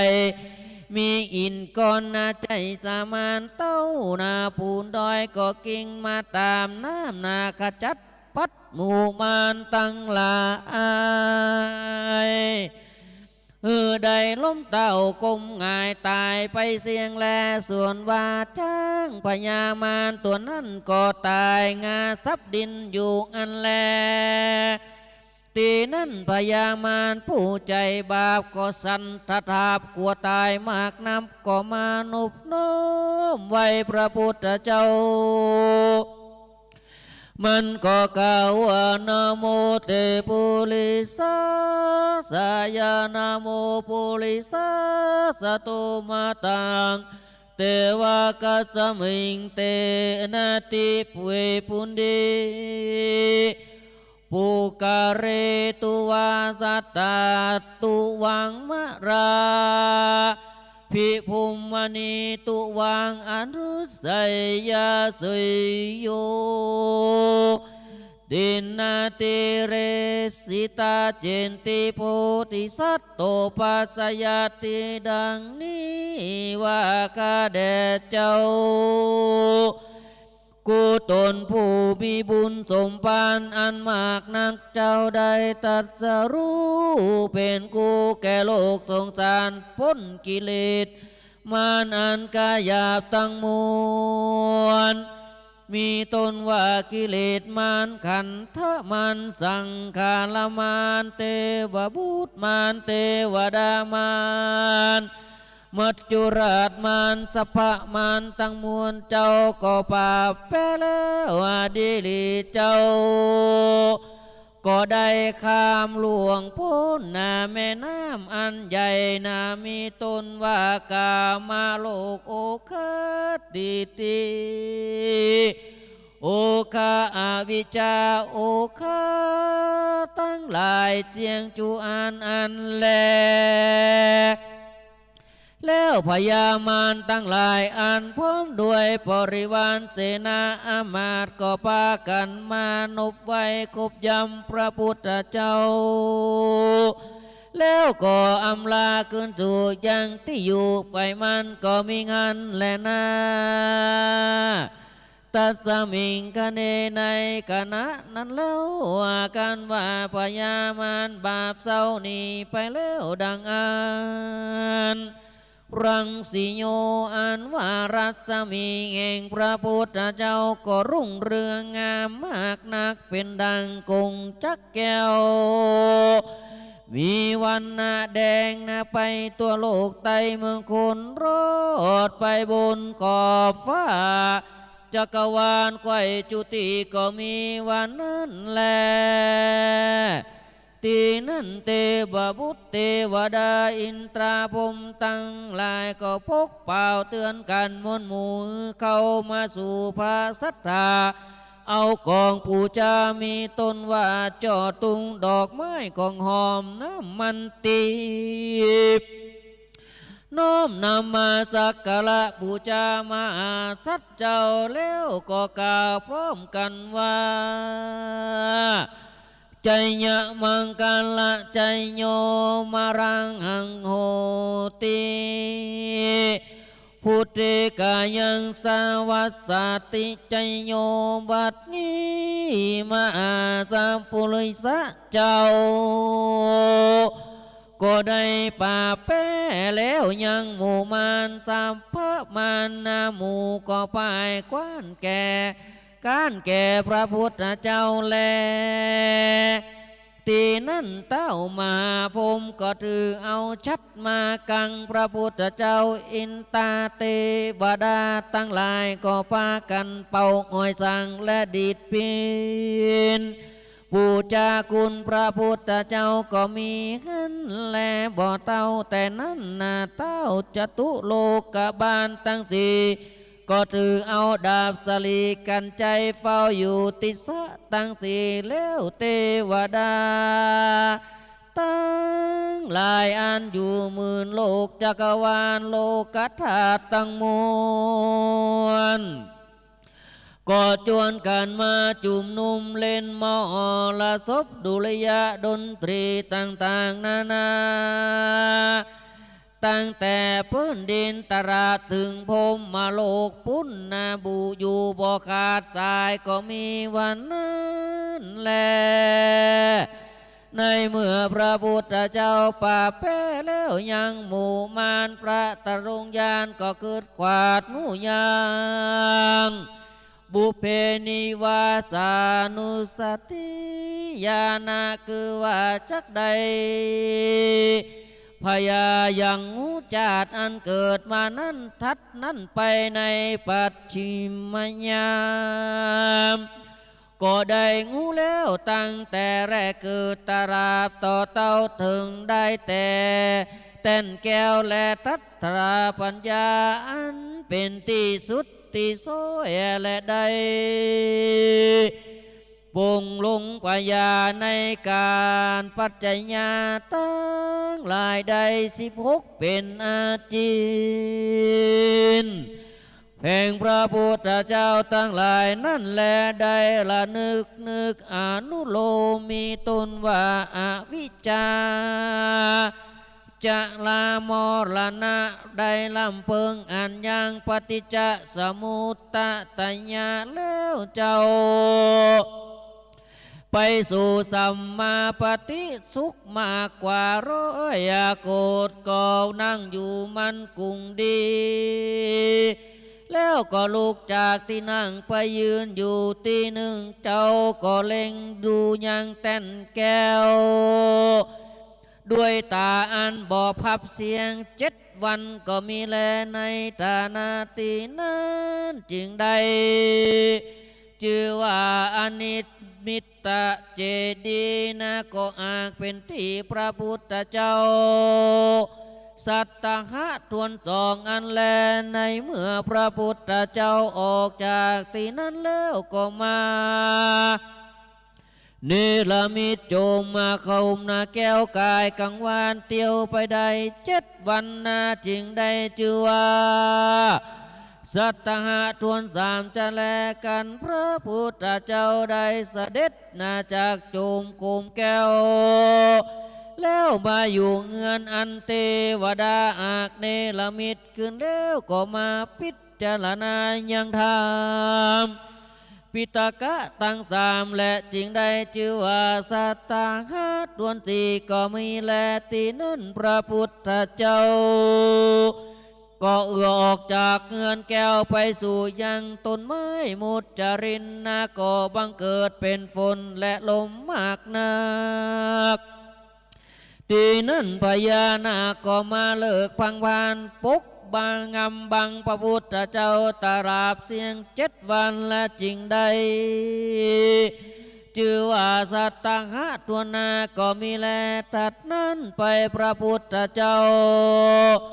ก็เสด็จไปสู่ยังที่อยู่แตบเก้านาไม้อัจฉปาละนิโกฏจริงได้ชื่อว่าสัตตหะทวน6ก็มีแลตัดนั้นไปพระพุทธเจ้าก็เสด็จไปอยู่ใต้ราชายนะตนะคือว่าไม้ม่วงมันตราบได้7 วันจริงได้ชื่อว่าสัตตหะทวน7ก็มีอันแลในเมื่อพระพุทธเจ้าได้ตรัสรู้เป็นพระสัมมาสัมพุทธญาณแล้วก็ได้มายืนอยู่เสียงสัตตหะตั้ง7นี่ก็ยังว่าบ่ได้ฉันเข้าก็เต้าว่าอยู่เสวยวิมุตติสุขสิ่งเดียวแลการว่ามารอสัตตหะทวน8นั่นก็มีพญาอินตาติลาเจ้าเอาน้ำนาสวยนาและไม้สีฟันมาถวายเป็นตาลตัดไปนั่นก็มีเต้าโลจตุโลกปาละตั้งสี่นำเอาบาทแก้ว4 ลูกมาถวายเป็นตาลพระพุทธเจ้าก็อธิษฐานยังบาท4 ลูกนั่นคือได้เป็นบาทลูกเดียวงั้นแลถัดนั่นไปก็มีพ่อก้า2 คนก็ได้เอาเข้าสัตุกรสัตุพงอันย่อยมาย่อยืนถวายเป็นตาลตีนั่นพญาอินตาเจ้าก็ซ้ำเอาหมากสมอติบนามาถวายเป็นตาล เพื่อจักได้ฉันก่อนเข้าตีนั้นพระพุทธเจ้าจริงได้ฉันเข้าอันปกาทั้งสองหากนำมาถวายทานก็มีวันนั้นแลโสภกวาอันว่าพระพุทธเจ้าหากคู่ด้วยญาณแห่งตนว่าปกาทั้งสองนี่ก็หากว่าได้ตั้งอยู่ในสารณคมดีแล้วพระก็จริงได้เอามือลูบผมมาหัวก็ได้เกษา8 เส้นจริงเอายื่นเฮือปอก้าตั้งสองส่วนปอก้าตั้งสอนกันว่าได้เกษาพระพุทธเจ้าแล้วก็ไว้นบกบยำแล้วก็อำลาขึ้นสู่ยังที่อยู่แห่งตนก็มีงานแลนาศรัทธาอันว่าพระพุทธเจ้ากันว่าได้ตรัสราเป็นสัพพัญญูตันตญาณแล้วกันว่าอยู่ครบถ้วนสัตตะควร7 วันก็มาล่ำพึงดูยังธรรมจารีตแห่งพระพุทธเจ้าจุตนจุพระองค์มาแต่ก่อนก็ได้งูพยาแห่งตนว่าควรไปเทศนายังธรรมจักกปวัตนสูตรฮือแก่อุตการะสีแห่งอาลารสีนาเตว่าอันแล้วพระก็ได้ผู้มาปลายลุนว่าเจ้าราศีทั้งสองได้จุติตายไปก่อนแล้วดังอันพระก็กะนิ่งใจว่าควรจักไปเทศนาธรรมมือแก่ปัญจวัคคีย์ตั้งอาตนนั่นเตออันมีอัญญาโกตัญญาภัตติยาวัปปะมหานามะและอัจฉชีการว่าพระกะนิ่งใจสันนี้แล้วพระก็เสด็จไปสู่ประเทศเขตตั้งพระตั้งหลายฝูงนั่นแลที่นั่นเจ้าภิกขุหลายนาฝูงนั่นนากันนาว่าอันพระพุทธเจ้าเสด็จมาแต่ไกลก็พากันจาไข่เก่ากันว่าอาวุโสดูราเจ้าเฮานาตั้งหลายเอ๋ยหนุ่มเต้าอันว่าพระสวรรคโคดมเจ้ากระทำเพียนว่าจักได้ดึงทรัพย์ปัญญูเจ้าว่านบัดนี้ก็รอยว่าได้ถึงยักมักคะผลอันใดอันหนึ่งสักอันนาก็ย่อมบ่มีแลเหตุนั้นเฮาตั้งหลายก็อย่าว่าได้ไปตอนฮับนาแดดเติกเฮาตั้งหลายก็จักได้หูเมื่อไปลุนบ่ยาจะแลโสภกวาอันว่าพระพุทธเจ้าญัดตัวก็หากได้หูจุเยืองต้อยกรรมจาอันพระตั้งหลายหากล่าวกิยาแก่กันสันนั่นกันว่าพระเสด็จไปหลอดตีนั่นอันว่าภิกขุเจ้าตั้งหลายฝูงนั่นก็พากันไปไว้นบกบยามแล้วก็จะทำนาถอยว่าดูราพระเป็นเจ้าอาวุโสดูราเจ้าตนมีอายุพัดตังอันว่ามักว่าสภาวะอันหาทุกข์และพยาธิบ่ได้ยังมีแก่เจ้าจะรือพระกาหนึ่งวิริยังอันว่าความเพียรอันว่าเจ้าได้ปั่มเปลี่ยนมานั้นยังบรมวลแล้วเป็นสันใดนั่นจ้าศรัทธาอันว่าสัพพัญญูพระพุทธเจ้าก็กล่าวว่าดูราท่านเจ้าตั้งหลายอย่าได้มากล่าวซึ่งเฮาเติบบัดนี้เฮาตถาคตก็อากว่าได้ตรัสพยาเป็นสัมมาสัมพุทธเจ้าแล้วได้ถึงที่ประเสริฐขีญาอันบังเกิดปฏิสนธิอันนี้เหตุว่าเฮาได้ปั้มเป่งมานานมีประมาณว่าสีอสงไขยปลายแสนมหากับตลาบถึงจัดนี้ก็เป็นมัชฌิมยามปวิกะปางสุดโซแก่เฮาตากาโคตแล ตีนั่นพระพุทธเจ้าก็นำเอาภิกขุสังฆาทั้งหลายฝูงนั้นนาไปสู่ป่าอิสิปตนามิกตยวันอันมีในเขตเมืองปาลาณสีพระพุทธเจ้าก็สอนพระสังฆาหนุ่มเต้าตั้งหลายหนีไกลจากบาปเวรกรรมได้ไปสู่พระนิพพานอันเป็นอมตะนานิรันดร์นิยามนายิ่งหนักนาดับเสียงตุกโตดตั้งมวลได้ชื่อว่านิโรธสัจจะอันประกอบไปด้วยมรรคผลสัจธรรมตั้งสี่ปัตถาคตก็ได้ตัดสรู้เป็นสัพพัญญูอนุตตโรสุธรรมเมสุอันบ่ได้เฮียนมาก่อนก็มีหันแลตีนั่นนาพระสัพพัญญูพระพุทธเจ้าก็ได้เทศนาธรรมจักกปวัตตนสูตรลำดับปริวัตตามีอาการ32,000,000จักรวัตนสูตรเป็นเสมือนดังลดโลกเกวียนเหตุนั่นจริงใดชื่อว่าธรรมจักกปวัตตนสูตรก็เพื่ออันแลปวัติเตจะปนาภควาธรรมจักเกภูมาเทวมนุสสาเวสุงภควาอันว่าพระพุทธเจ้าปวัติเตศนาเป็นไปแล้วยังทำมาจากกปวัตตนสูตรอันนี้ตีนั่นเทวบุตรเทวดา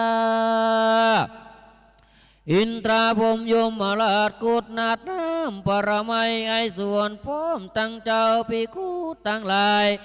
ไม่มีอัญญาโกฏัญญาเป็นประธานก็มีใจบานจุมจื่นปากันนาคาบไว้อัญชุลีสาธุการมีดังกองก็เกิดมียามนั้นและบ่เต่าแต่นั้นแผ่นดินอันนาสังขยาได้240,000โยชนะอันคณนาก่อห้องกองสนันวันไหวไปมาแม้นว่าเขา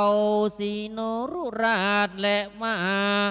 สมุทรสาครก่อคำเกือกจะเยือกตีฟองมากนักอันว่าโลกตาตั้งม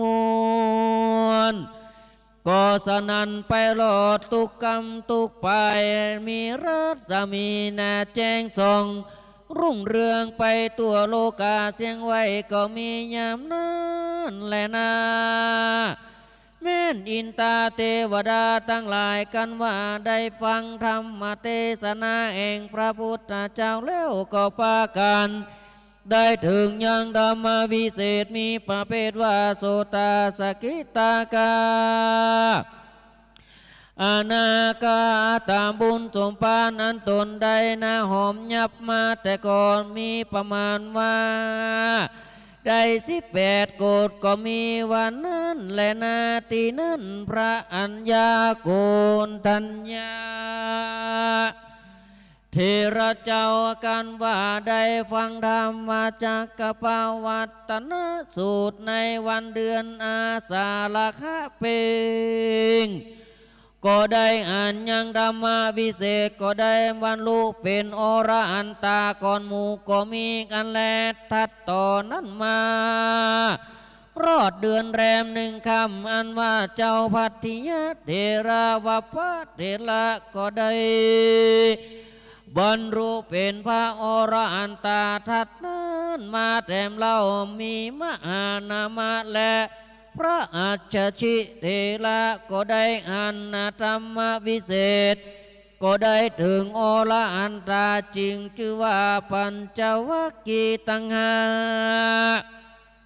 เป็นภิกขุเจ้าก็อาจได้พระคุตก่อนหมู่ก็มีกันแลกันว่าพระพุทธเจ้าได้จะเทศนาธรรมจากกปวัตตนสูตรแล้วก็อาจอยู่จำภาษา ที่ในป่าอิสิปตานามิกตายวันตลาดเสียงฤดูฝน4 เดือนแล้วก็จะริกไปสั่งสอนประกาศธรรมแก่เจ้าโลกได้หูตัวกันก็มีประการดังกล่าวมานี้แหละนะสุ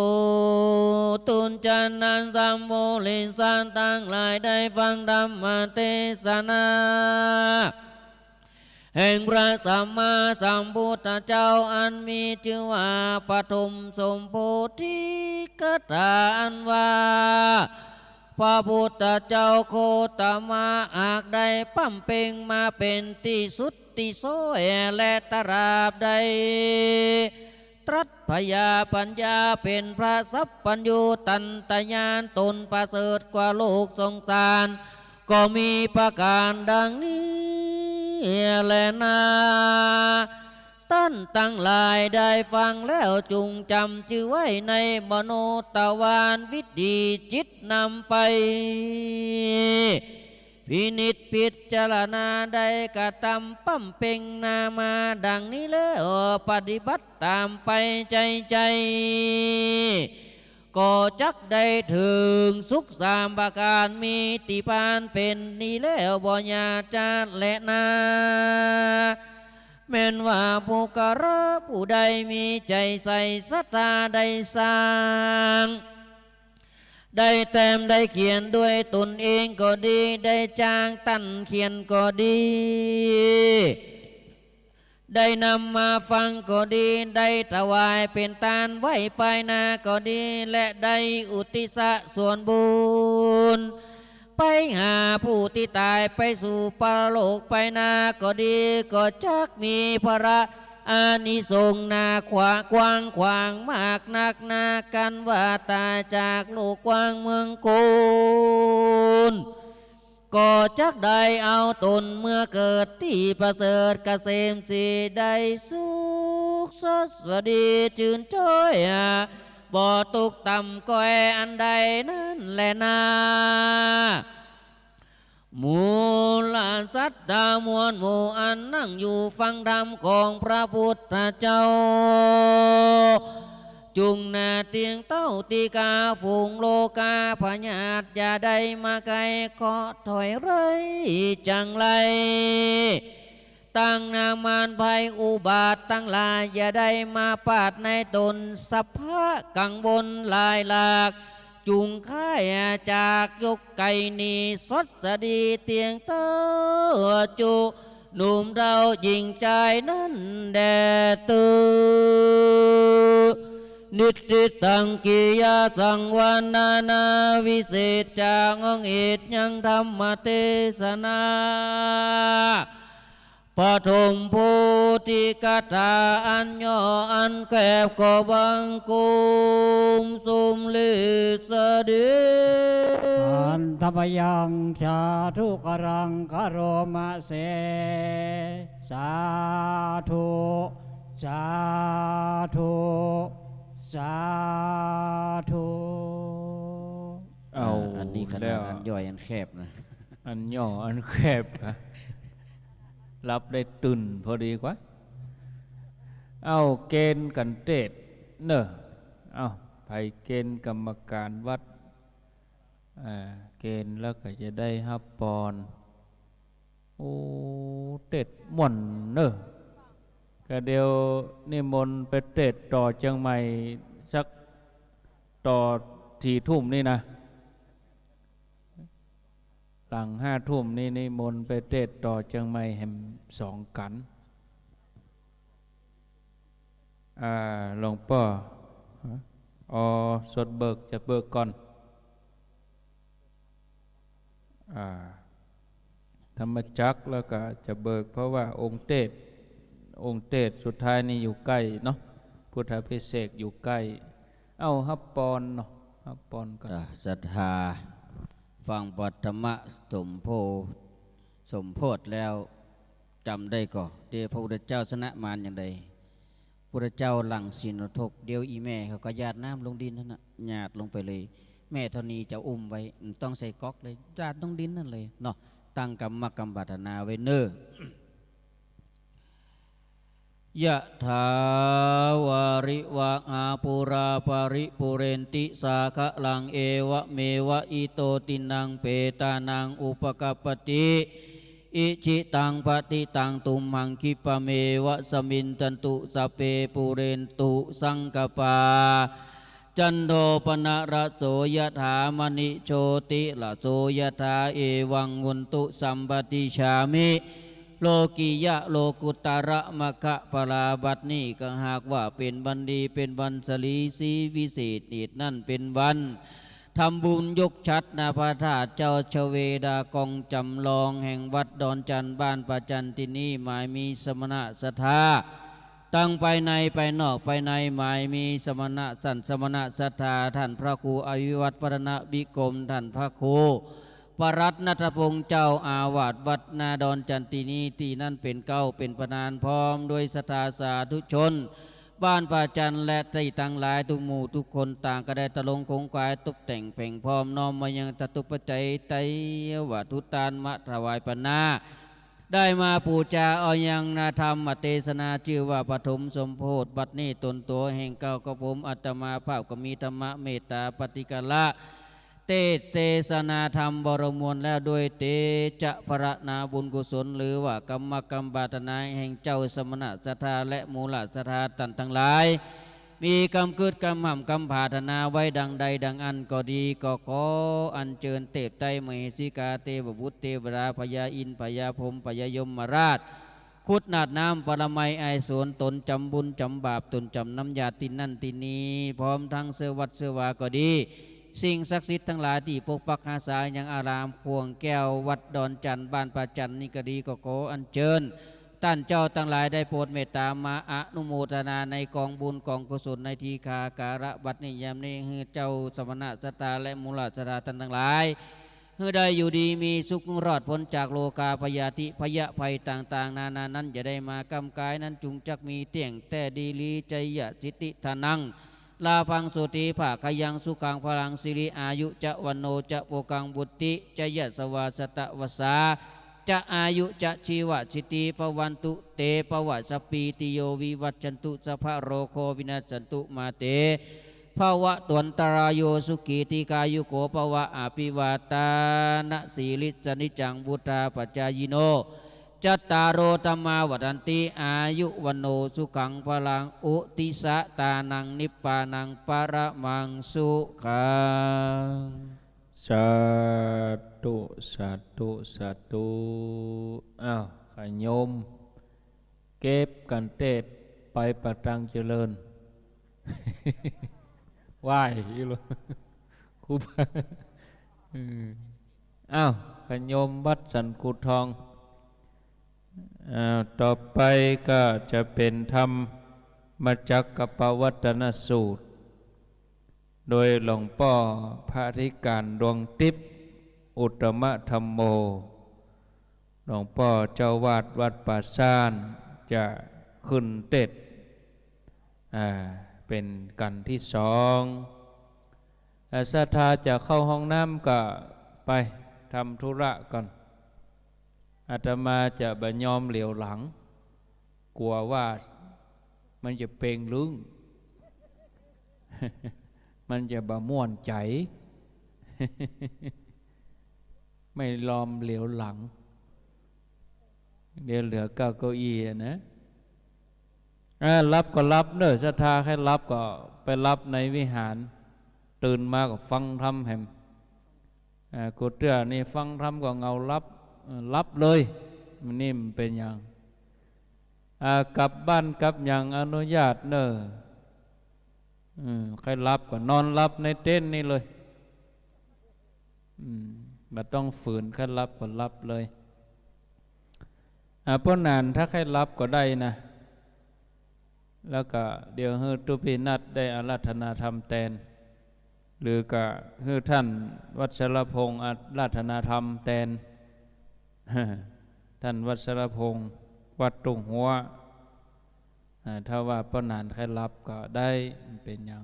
จะอาราธนากันนี้แล้วก็กลับบ้านก็ได้ด้วยสังขารอาราธนาธรรมเด้อกันทวนสอง โพมาจโลกาธิปติสามปฏิกานันสลีอันทิวรังอายาจทะสันตระปราสขะสาติกาเทเสตุตัมมังอนุกัมปิมังปะสังลาตนังกาโลมา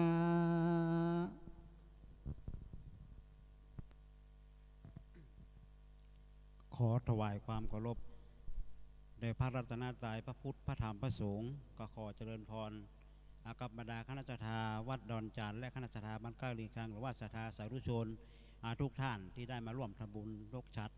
พระธาตุเชเวรากองจำลองในวันนี้อาตมาข้าราชการทิพย์อุตมะธรรมโมเจ้าวัดป่าซ่านก็จะได้มาเทศธรรมชื่อธรรมธรรมจักรกับปวัตนสูตรซึ่งเป็นธรรมผูกแรกหรือว่าทำการแรกที่พระองค์สมเด็จพระสัมมาสัมพุทธเจ้าได้เทศนาแก่ปัญจวัคคีย์ทั้ง5เพราะฉะนั้นคณะศรัทธาทุกท่านอะไรตั้งใจรับฟังเด้อ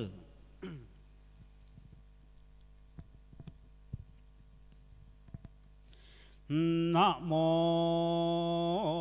ตัสสะภะคะวะโตอะระหะโตสัมมาสัมพุทธัสสะเอ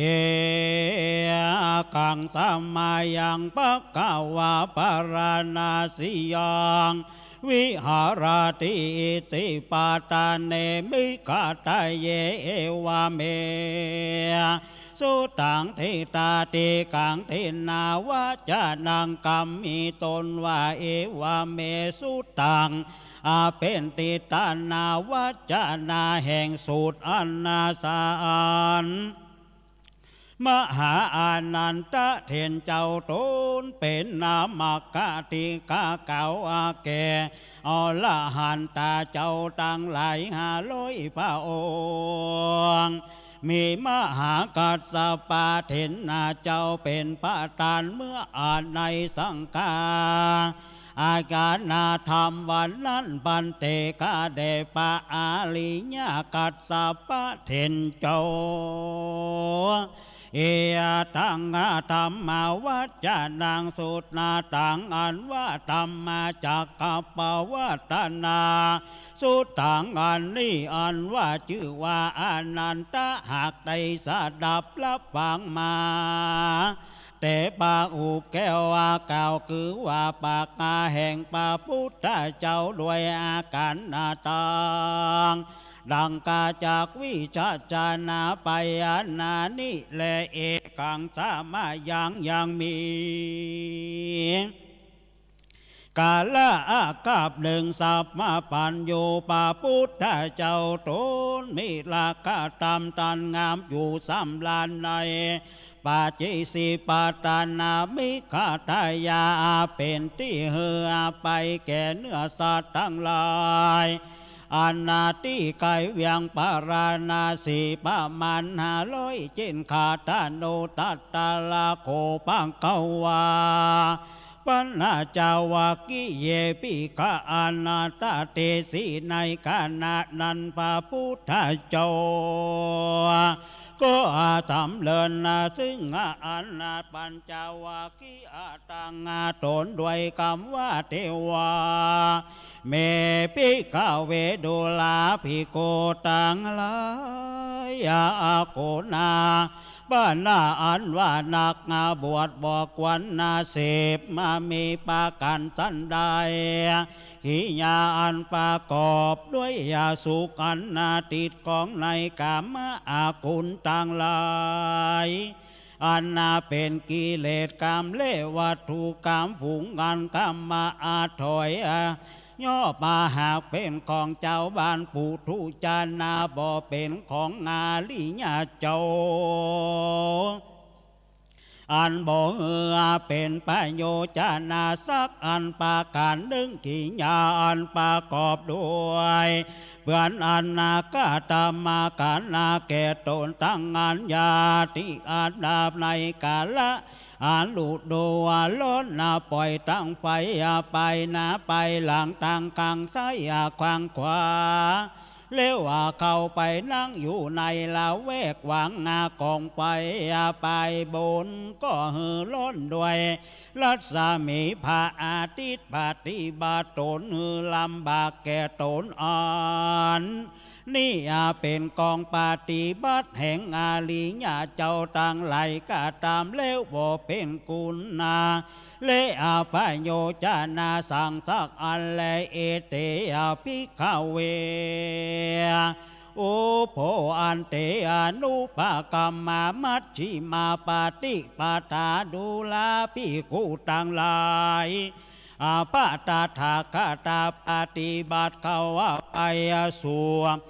โมกตาสองอันเป็นอยู่ในตามกลางคือบ่อเข่งหนักบ่อญานักก็จริงได้ทัดปัญญาสัพพัญญูตัญญา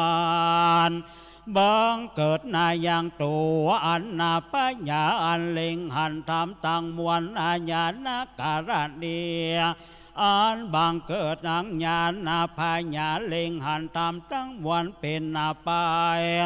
เพื่อลำงับดับมายังกิเลสทั้งมวลเพื่อหือทัดนายิ่งหนักยองอาลิญญาสัจจะธรรมเพื่อกาตามนิพพานหือแจงเตเลเตได้ตาภิกขเวดุลาภิกขุต่างหลายส่วนนามัชชิมาปฏิปทาปฏิบัตินาจางบานกลางบ่อเก่งบ่อญาณนักพระตถาคตใดทัดปัญญาเป็นสัพพัญญูบังเกิดยังตาเล็งหันทำตังมวลก็เป็นไปลำงับดาบเสียยังกิเลสตัณหาตั้งมวลก็เพื่อหูยิ่งหนักเพื่อทัดยิ่งหนักเป็นเพื่อกาตามเปลี่ยนอย่างนี้ผ่านแจงนั้นผงใดจายามาเววาอาลิโยตังกิโกหัวติโกส่วนอันมัชชิมาปฏิปทานันคือมากาแปดผุงนี้สัมมาทิฏฐิสัมมาสังกัปโปสัมมาวาจาสัมมากัมมันโตสัมมาอาจิโวสัมมายาวายาโมสัมมาสติสัมมาสมาธิอ่อนพระตถาคตได้ทัดยังสัพพัญญูตัญญาณอันนี้ก็บางเกิดยังตาคือปัญญาอันเล็งหันทำทั้งมวลอันหือบางเกิดยังญาณปัญญาหูทำทั้งมวลก็เป็นไปเปลี่ยนลำงับดับกิเลสนาต่างแต่เกิดนั้นในต้องไม่ขี้ญาณจักได้ยินก็บ่มีเตียนย่อมได้เสวยทุกในตนในใจบ่อากาศใจเป็นดังอยู่ในโลกฐานะนาโลกหันแลแม่นว่าลาจะ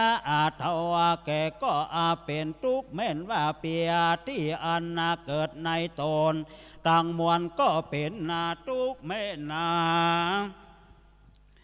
นาว่ามาลานาการจุติตายแตกมั่งเหตุดับมาขันตังก็เป็นทุกข์ขิญญาอันประกอบด้วยอันผู้มาจังตนเป็นทุกข์กันใดปัดปากกันใดปัดปากจากของที่หักก็เป็นทุกข์กาย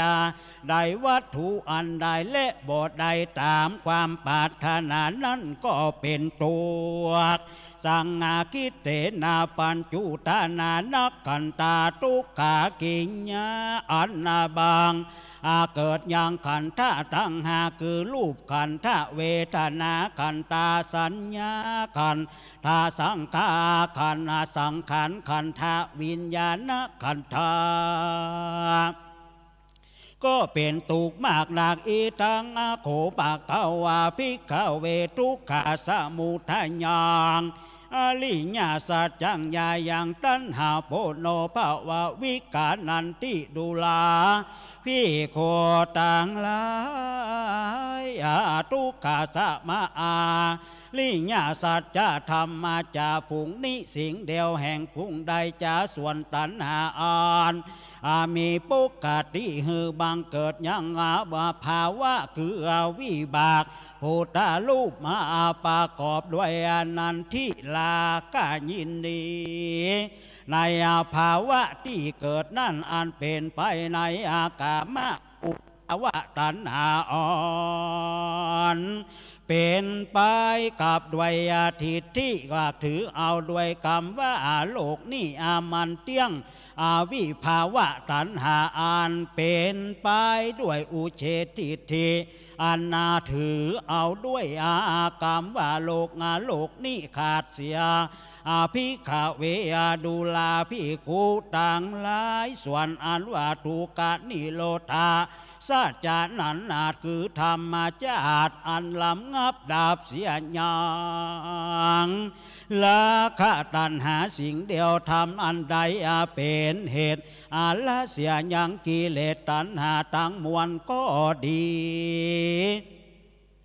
ธรรมอันเป็นเหตุนั้นปนจากทุกข์ทั้งมวลก็ดีธรรมอันใด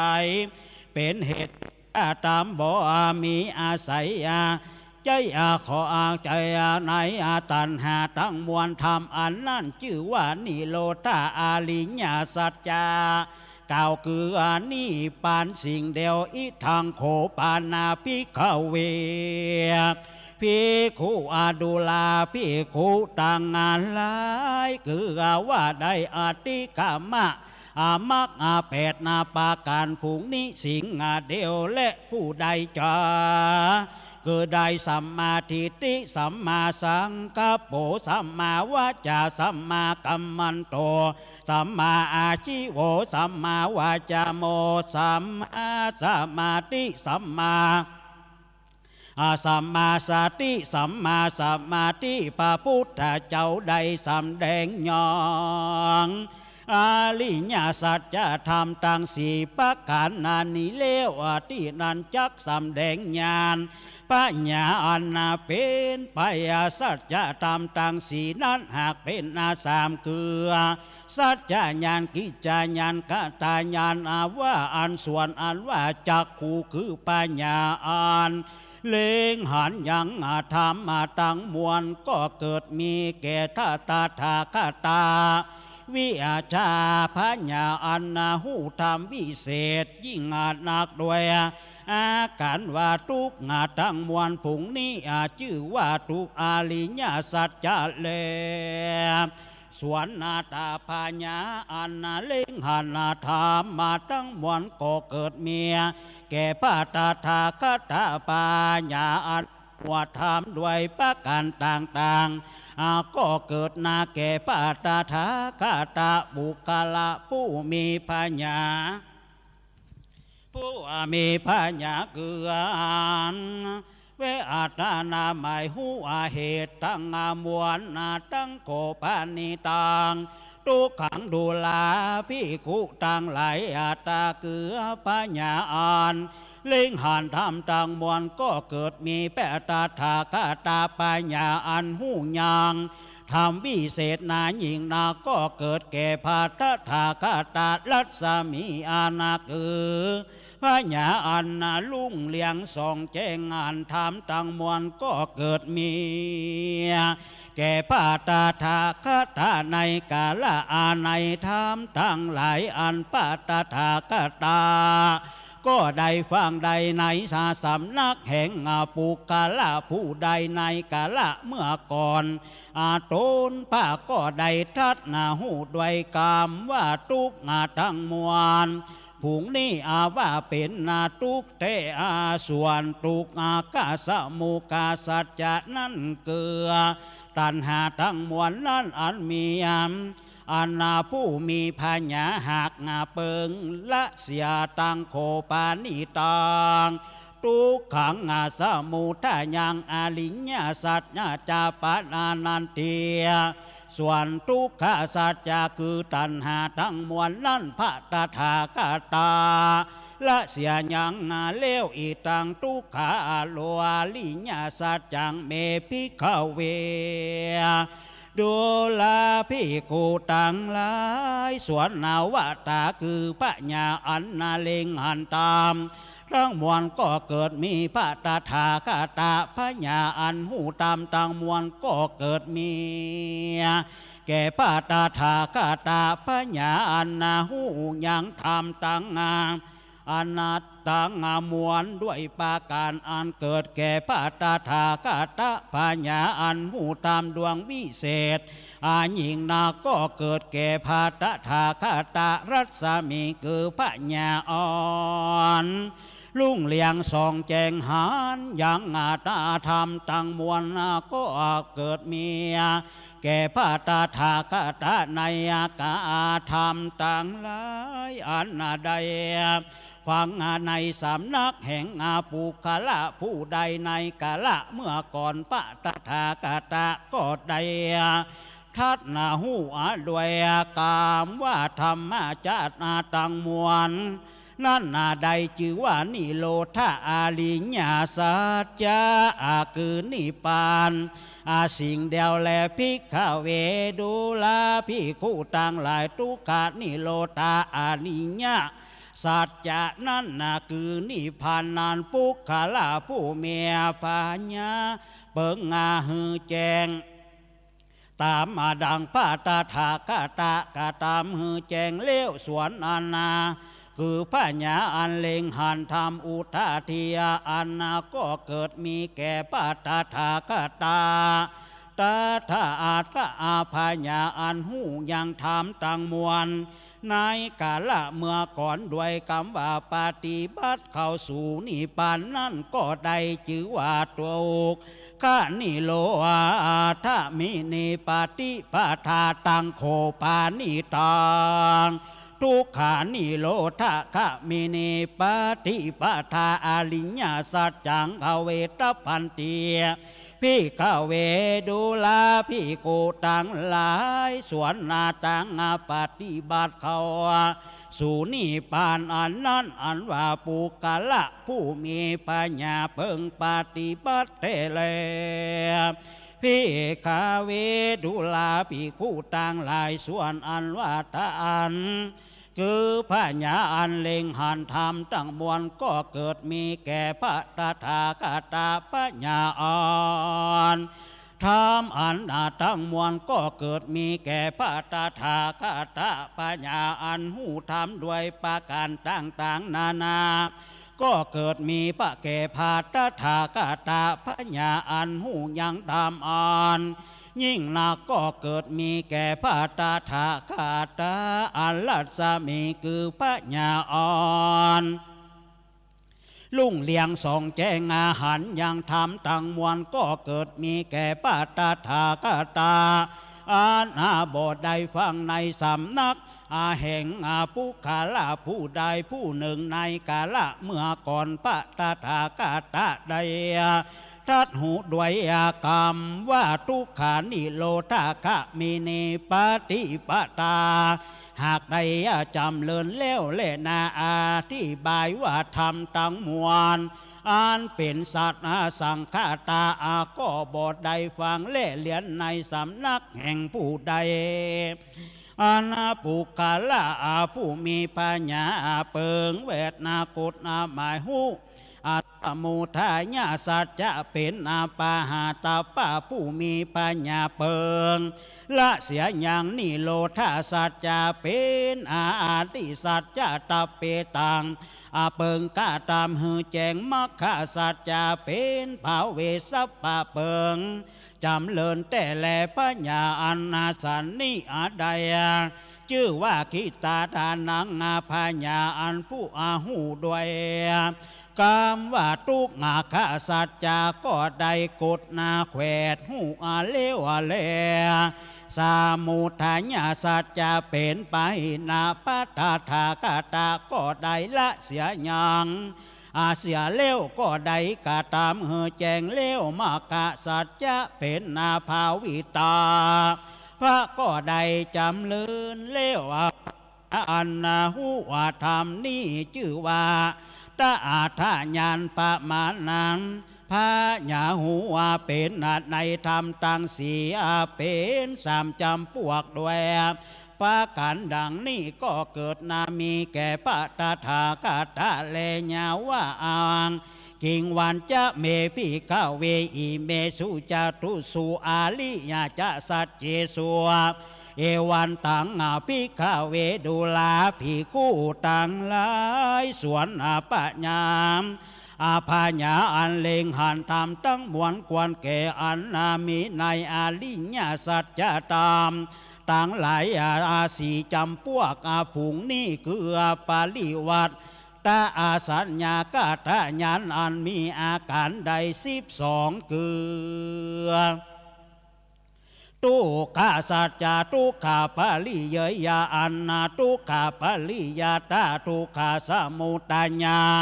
ปะปะหาเต้าปะมุทายาปะอินานิโลทัสสัจจานิโลทัสสัจจานิโลอัตสัตนาชากัตตาปานิโลตาอาชาชิกามะกะอามาเวตัพพะทุกขานิโลตาคะเมเนปฏิปตาอาวิตาภาการดังกล่าวมานี่อันนาวาบัวละมวนอานาหญิงนักอันบอกเกิดแก่พาตาถากาตาตากเตียอัญญาอาวาตาตาตลาบไดดังอันวานาสราชตาถากาตาปฏิบัติสิ่งเดียวทับมันถ้าหลับมาไดทัดนาสัมมาสัมพุทธเจ้าอนุตตรังก็มีธรรมอันนาลำเลิศในโลกอันเป็นกับด้วยมันอันเป็นกับด้วยผมอันเป็นกับมาด้วยพามและเทวดาทั้งหลายยาโตอาจาโคเมปิกเวอิเมสุจตุสุอาลิญาสัจเจสุเอวันตังปาลิวัฏังทวาสากา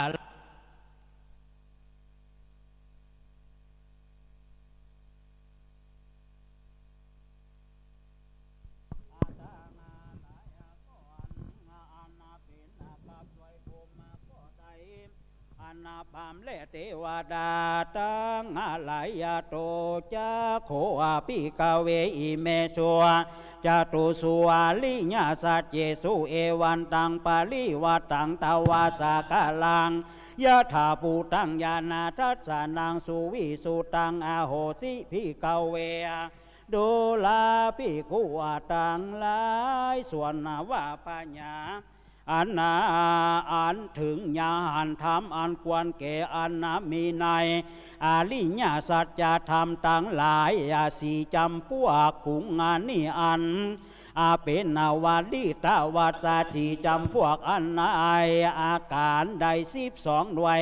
ภาการดังนี้อันนาบัวลาลิสูตรนาดีนักก็เกิดมีแก่ปาตถาคตายะโตจาโคในกาลยามนานปัจจักยาสิงตถาคตก็หือปฏิญาณด้วยคำว่าอาจก็ได้ทัดสัมมาสัมพุทธเจ้าอันใดทัดนาสลุธรรมตังสีอนุตตรังอันเป็นอันพาเสดลำเลิศอาแวธรรมตั้งหลายในโลกตั้งมวลอันเป็นกับด้วยเทวโลกอันเป็นกับมาด้วยอันนาเป็นด้วยภูมานเป็นด้วยพรหมานาพรามและมูเตโคนาและเทวดาตั้งหลายอาญานันจาเมวาทัสสานังอุปาโตดุลาภิกขุตั้งหลายส่วนญาตนาปัญญาอ่อนเล่งหันธรรมมาตั้งมวลก็เกิดมีแก่พระตถาคตด้วยอาการนาว่าวิมุตติธรรมอรหัตภาละก็คือสัพพัญญูตัญญาณแห่งพระตถาคตอนุปกเมวะอนาทิลากิเลสตัณหาบ่อันมาล้างเสียใดขีญาอันเกิดนาปังอันนี้แห่งพระตถาคตอันติมาเป็นนาปังสุดนาปังซอยปาติสัมมาภิกรรมมาเนิดอันนาเกิดจากอามาแถมเล่าก็บ่มีแก่พระตถาคตในกาลบัดนี้แลนา อินทะมาโวจาภะคะวาอาตาตามาเตกะปัญญาวากิญาปิโคอาภะคะวะโตภะสิตังอาภินันทุนติภะคะวาอันว่าพระพุทธเจ้าตนมีอาภาอันงามมามีก็เทศนาอย่างธรรมจากกัปวัตตนาสูตรอันนี้ด้วยประการดังนี้แลส่วนนาปัญจวัคคีย์ตั้งหาตนผูงนั่นก็มีใจอภิลมมาโจมจื้นนายินดียออันชุลีปนมตังน้อมอนุปมานะมัสการนาอารับเอาธรรมเทศนาแห่งพระพุทธเจ้าวาสาธุสาธุพระสิตังตถาคตังดังนี้ก็มีหันเลนาตัสสมิงคาปานะเวยากาลนัสสมิงนายเมื่อธรรมเทศนาอันนี้แล้วก็มีคาถานับได้ว่าเยนะละนาพระพุทธเจ้าหากเทศนาด้วยประการดังนี้อันส่วนธรรมจักคือโสตาปฏิมักขญาณอันภัสสจักอปดุงาตุอาพงตุลีอากิเลสอันเป็นมาลามนทินคือกิเลสหักงากากาดไปเลี้ยวก็เกิดมีแก่โกทัญญาอาเทนเจ้าโตนมีอายุด้วยกรรมว่ายังกินจี้สังขารธรรมจักกังว่าสัจจะอันนาว่าสังขารธรรมอันใดหน่อยหนึ่งอันมีสภาวะหูเกิดเป็นดังอันนาสังขารธรรมอันนั่นหูด้วยเสียงเตเลปวัตติเตจะภะคะวาปวัตนาจักเกภุมมาเทวาอันนั้นมือเลี้ยวมาธรรมเทศนานิพมเลเทวดาต่างงานหลายก็จมจื่นยินดีก็สงเสียงขึ้นไปเหือใดยินด้วยคำว่าธรรมจักกับปวัตตนาสูตรดวงนี้ลำเลิศผาเสดยิ่งนักอ่านพระพุทธเจ้าโตนามีโสตปัญญาก็ได้หากได้หักเสียอันหากเสียยังโลภะโสตโมหะจะเสียเลวก็เทศนาเป็นไปไหนเป็นไปไหน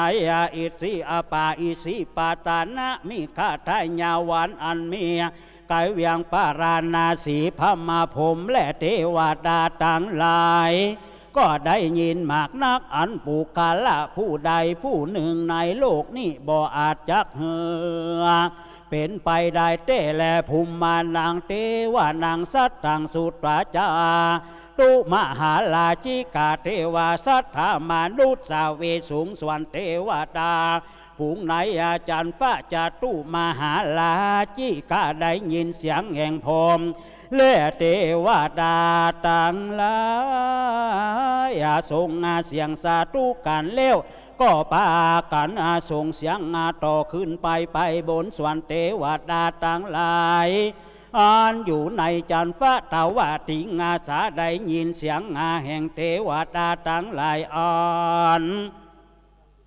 อยู่ในจันทร์ฟ้าจตุมหาราชิอาณาจตุมหาราชนาก็ส่งเสียงขึ้นไปบนอันว่าเทวดาต่างหลายอันอยู่ในจันทร์ฟ้ามายาได้ยินเลี้ยวยังเสียงแห่งเทวดาต่างหลายอันอยู่ในจันทร์ฟ้าตาวาติงสานั้นก็ส่งเสียงขึ้นไปบนสวรรค์เทวดาต่างหลายอันอยู่ในจันทร์ฟ้าจุสีดาก็ได้ยินเลี้ยวก็ส่งเสียงขึ้นไปบนแถมมาเล่าอายามนั่นเทวดาต่างหลายอันอยู่ว่าในจันทร์ฟ้ามีอามานิมมาราตีก็ได้ยินเสียงสาธุกันอันนั่นแล้วก็ซ้ำส่งเสียงขึ้นไปบนแถมมาเล่าแลสวนอันว่าเทวดาต่างหลายอันอยู่ใน จันฟ้าผมมาผมมาปูอาลิสาก็ปากันส่งเสียงขึ้นไปบนถัดนั้นไปแถมเล่าผมตั้งหลายอันอยู่จันฟ้าผมมาหาผมมาก็ได้ยินเสียงผมมาตั้งหลายอันอยู่จันผมมาโปโลหิตนาตาก็ส่งเสียงขึ้นไปบนแล้วสวนปามผมต่างหลายอันอยู่จันฟ้าปริตอาวตถามอาตาพาได้ยินเสียงอันนี้แล้วก็ส่งเสียงขึ้นไปบนแลสวนว่าผมต่างหลายอันอยู่ในจันฟ้าพระมาอนากะปะนาภาได้ยินเสียงแห่งผมต่างหลายอันอยู่น้อยจันฟ้าปาลิตาภานั้นเลี้ยวก็ส่งเสียงต่อไปบนเลี้ยวว่าผมต่างหลายอันอยู่จันฟ้าพัสรานั้นก็ได้ยินเสียงเลี้ยวก็ซ้ำส่งไปบนแถมเล่าแลยามนั้นผมต่างหลายอันอยู่อาจารย์ฟ้าปาลิตาสุภาก็ได้ยินเสียงนั้นเลี้ยวก็ส่งเสียงขึ้นไปบนสวนว่าผมต่างหลายอันอยู่ในจันฟ้าปะมะนาภาสุอาทาก็ได้ยินเสียงผมต่างหลายอ่อนอยู่ไปตามสันนั้นเลี้ยวก็ส่งเสียงไปบนปะมานาพานังเทวานังสัตตังสุตราสวนว่าผมตั้งหลายอ่อนอยู่ในจันทร์พระสุภานิกะอานาหากาได้ยินเสียงมาจากผมมาสันนั้นเลี้ยวก็ส่งเสียงขึ้นไปบนแลสุภาคินหากานางเทวานางสัตตังสุตนาตวามสวนผมมาต่างหลายอันอยู่จันทร์พระวิหารนั้นก็ได้ยินเสียงนั้นก็ส่งเสียงไปบนแถมเล่าแลมยามนั้นผมต่างหลายอันอยู่จันทร์พระอาตปาก็ได้ยินอันเลี้ยวยังแห่งผมมาต่างหลายก็ส่งเสียงขึ้นไปอันไปบนสวนผมต่างหลายอันอยู่จันทร์พระสุทัสสาอานันต์ได้ยินแล้วก็ส่งเสียงแห่งผมต่างหลายอันอยู่อันในจันทร์พระอาตปาอันนั้นก็ส่งเสียงขึ้นไปบนแลมส่วนว่าผมต่างหลายอยู่อันอยู่ในจันทร์พระสุทัสสีอันได้ยินเสียงแห่งผมสันนั้นเลี้ยวก็ส่งเสียงขึ้นไ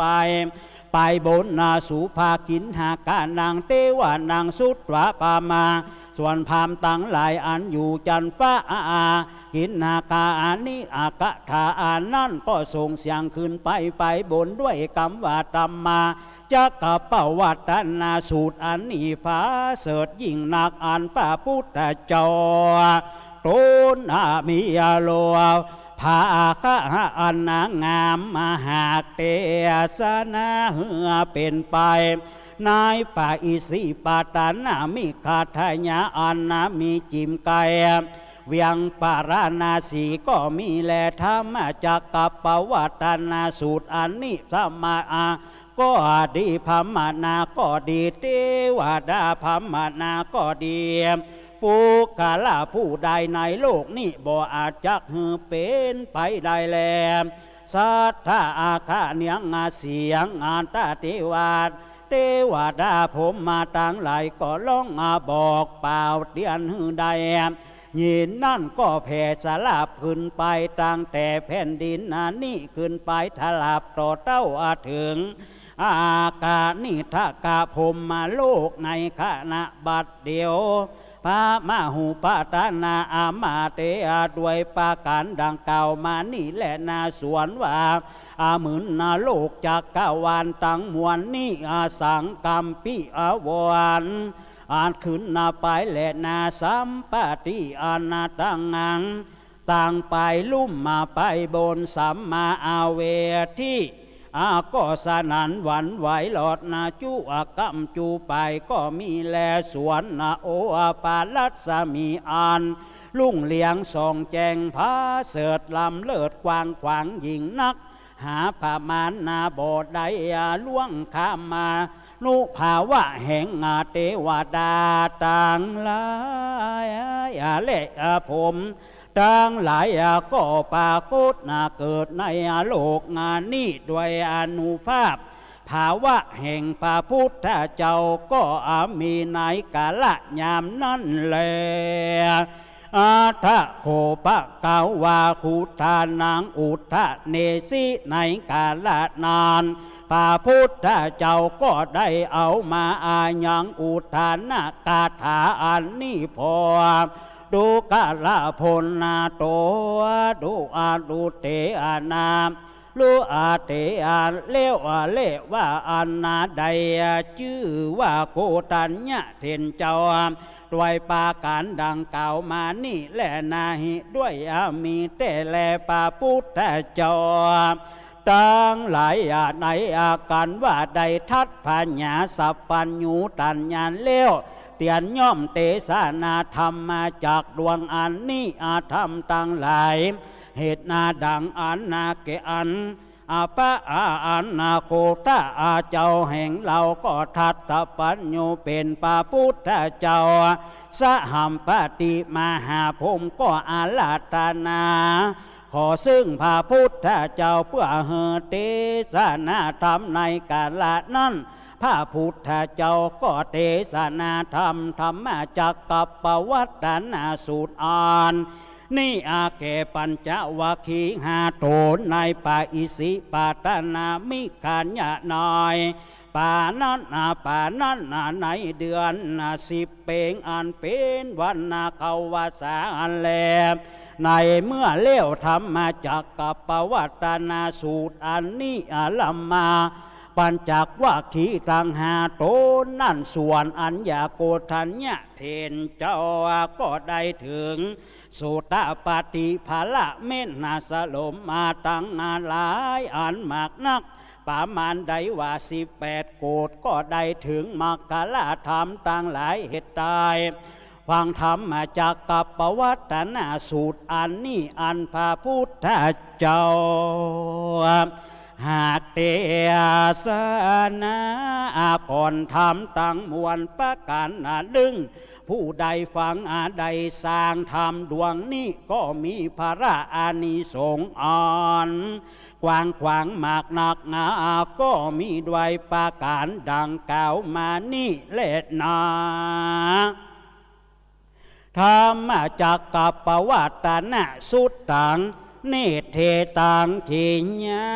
สังวนา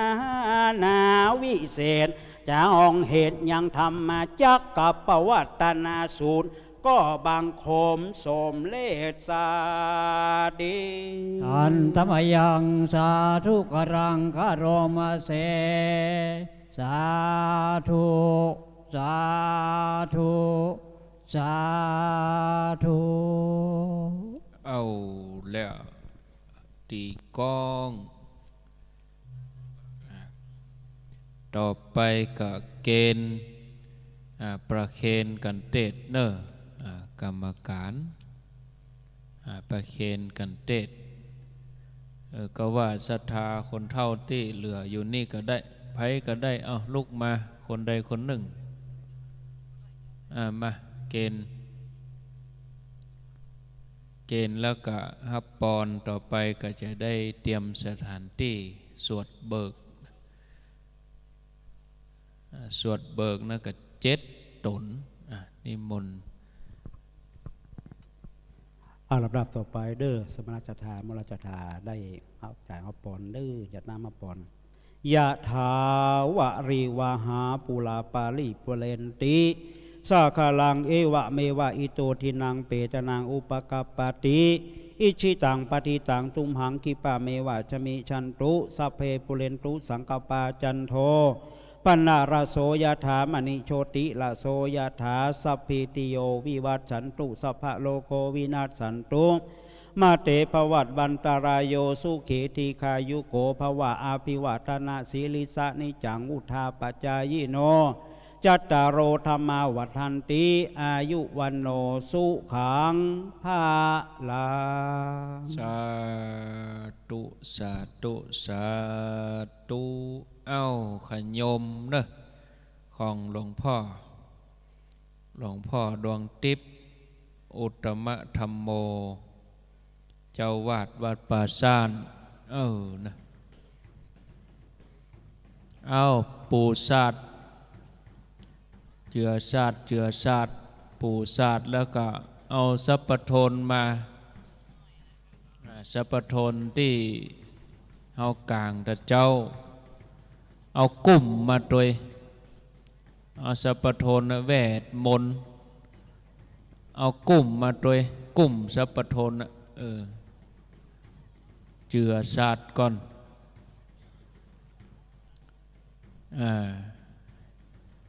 เอาศาสตร์ยาวแล้วก็เอาสัพพโทนมากลางแวดมนต์แหล่งเด็กกองปูจาแหล่งย่อแหล่งแคบนะสบับย่อใบสาครับผมสาธุขอบคุณครับเดี๋ยวเป็นยังปู่ศาสตร์ไป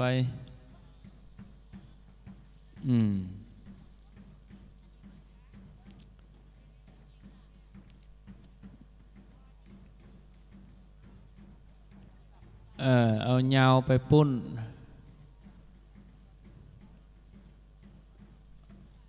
เอาเป็ดไปตังโต๊กพุ่นเนาะไม่ต้องเอาซื้อธรรมาทละก็เดี๋ยวเขาได้ย้าย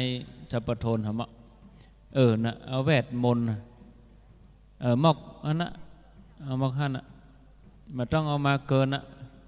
เดี๋ยวมันได้ย้ายธรรมะได้เตะแถมโพงได้ย้ายธรรมะโอ้มันกีดนะ7 ตนก่อนอย่าปุ่นเอาออกไปปุ่นอันนี้เดี๋ยวถ้าจะเตะแถมก็ได้โยกกลุ่มนี่ไปธรรมะเอาไปปุ่นหน่อย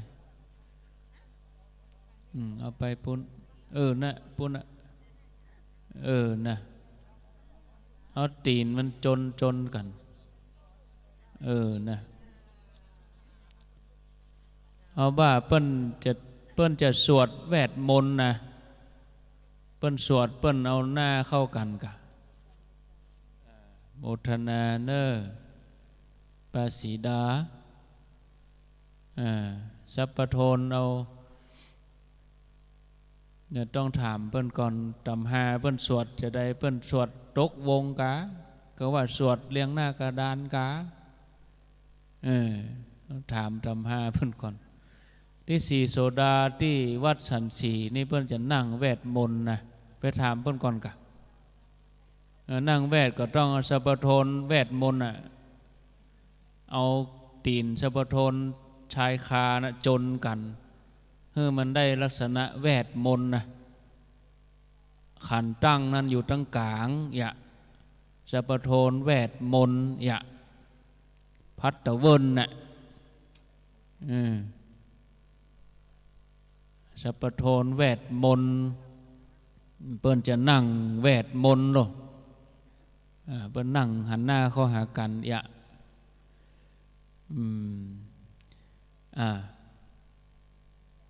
สถานีเปิ้นกันยังถ่ายทอดอยู่นะมักเอาตีนมันจนกันเนี่ยตีนสัพพโทนเอาพอกันชายคากะชายคา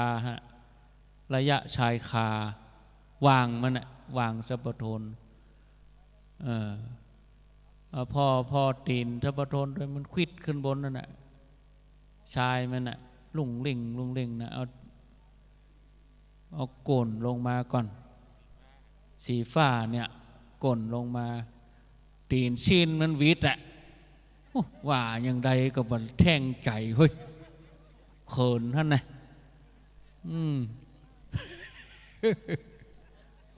เนาะเขินต้นวันไหน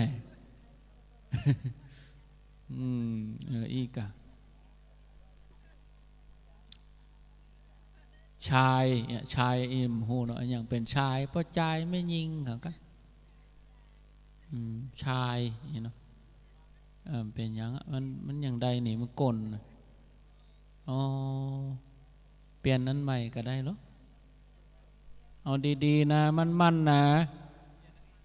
มากลนใส่เราพอตัวดังไปลำปางบ่เด้อ จะประโทนก้นไทยทุเจ้านี่นะต้นวัดแม่ลืนพุ่นนี่วังเหนือพุ่นก่อนไหนเอาอันอาสนะมาปู7 ตนกัน7 ตนกับ7 ผืนนะกะเฉลี่ยเขาได้7 ผืนกะเกี่ยมน้ำตัวกะน้ำดื่มตัวกะนักมวยบนยังใส่น้ำจดเบิกในใจเสียงเอาน้ำร้อนน้ำชาเตรียมไว้7 ชุดเตรียมไว้ขาดไปผืนหนึ่งสัปโทนเอามาแหมชุดหนึ่งอย่างเอี้ยตุลุงรับแล้วก็ตุลุงยองโอ้ตุลุงยองไปเผียวได้หล่อพุ่นแล้วตุลุงยองเพิ่นพักผ่อนวันพุธจะต้องจัดรายการนะตุลุงเนอะฟังอยู่ในพุนะพวกมาเจ้าอย่าเปิดเครื่องวันพุธตุลุงชัดรายการแล้วก็ตี 5จะเอาสัญญาณวัดม่อนจอมพอออกวันพุธเขาจะปิกกันหมู่ศรัทธาจะได้ปิกก้นบ่มนี่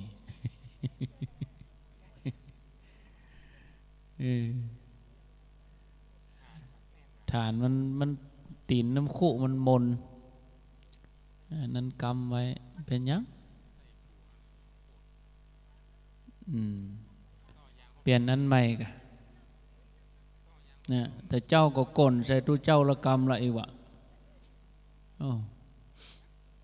โตอันนี้บ๊บนี่มอกโนเนี่ยปอโนนะนี่เนาะก่อนจะ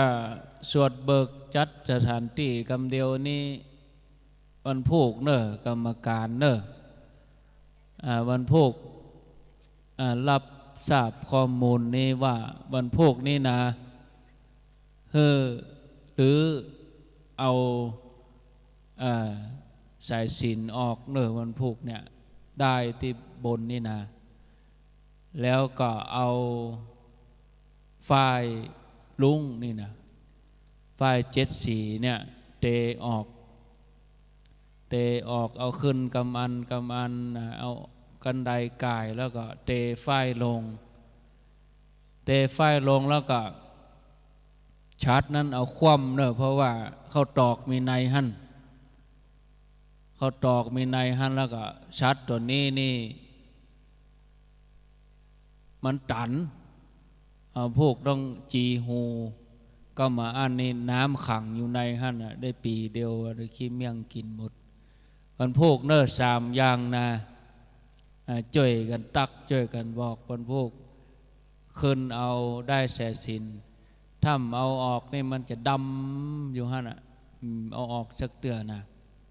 วันพวกมาลือมาหยั่งกะควายมาน้อยกะเอาได้แสสินออกแล้วก็เอาคันไดกายขึ้นไปเอาชัดลงกำอันแล้วก็เตเอาฝ้ายเตเอาผ้าแพรแล้วก็คว่ำชัดเนอะคว่ำลงกุอานะคว่ำเอาใช้เอาข้อตอกออกกำมันเอามาออกฝนตกเมยตกกับเน่าอยู่บนนั่นดำคือเลือนะดำอยู่ฮะนะแล้วก็จีเนอะจีเฮียจีชัดนะจีทะลุเลยเพราะว่ามันเป็นแผ่นบางบรรณาตัวใดสว่านมกหุนสว่านหุน1สว่านน้อยเนี่ยจีสัก5 หูจีแหวดมนท่าน5 หูถ้าบาจีนี่ฝนตกเขาใส่ฝนซึ้งนักเขานะเขาน้ำขังอยู่บนท่านชัดตัวน้อยนี่นะตัวบนนี่มันโล่งอย่า สัตว์มันโล่งแต่ตัวน้อยนี่อันแรกนะสัตว์อันใหญ่นี่ศาลาเปิ้นมุงมันก็ทึบบ่ได้เวลาฝนตกมาก็น้ำก็ขังอยู่บนท่านน่ะเนาะอย่างเฮากระมังตวงน้ำเนี่ยค่ะน้ำมันจะมีในหันพวกต้องเอามาจีเนอะแล้วแถมอันนึงก็หม้อดอกที่เนี่ยอยู่หน้านี่หม้อดอกเนี่ยที่หม้อดอกหม้อดำนี่หม้อสีดำแล้วก็ดอกสีทองนี่บางท่านก็สงสัยว่าปุ้นยำใส่หลังวิหารยังมามีหม้อดอกถามท่านณัฐพงศ์เพิกตั้งเหนือยังมีดอกถามท่านณัฐพงศ์ท่านณัฐพงศ์ว่ามามีเจ้าภาพเด้อครับ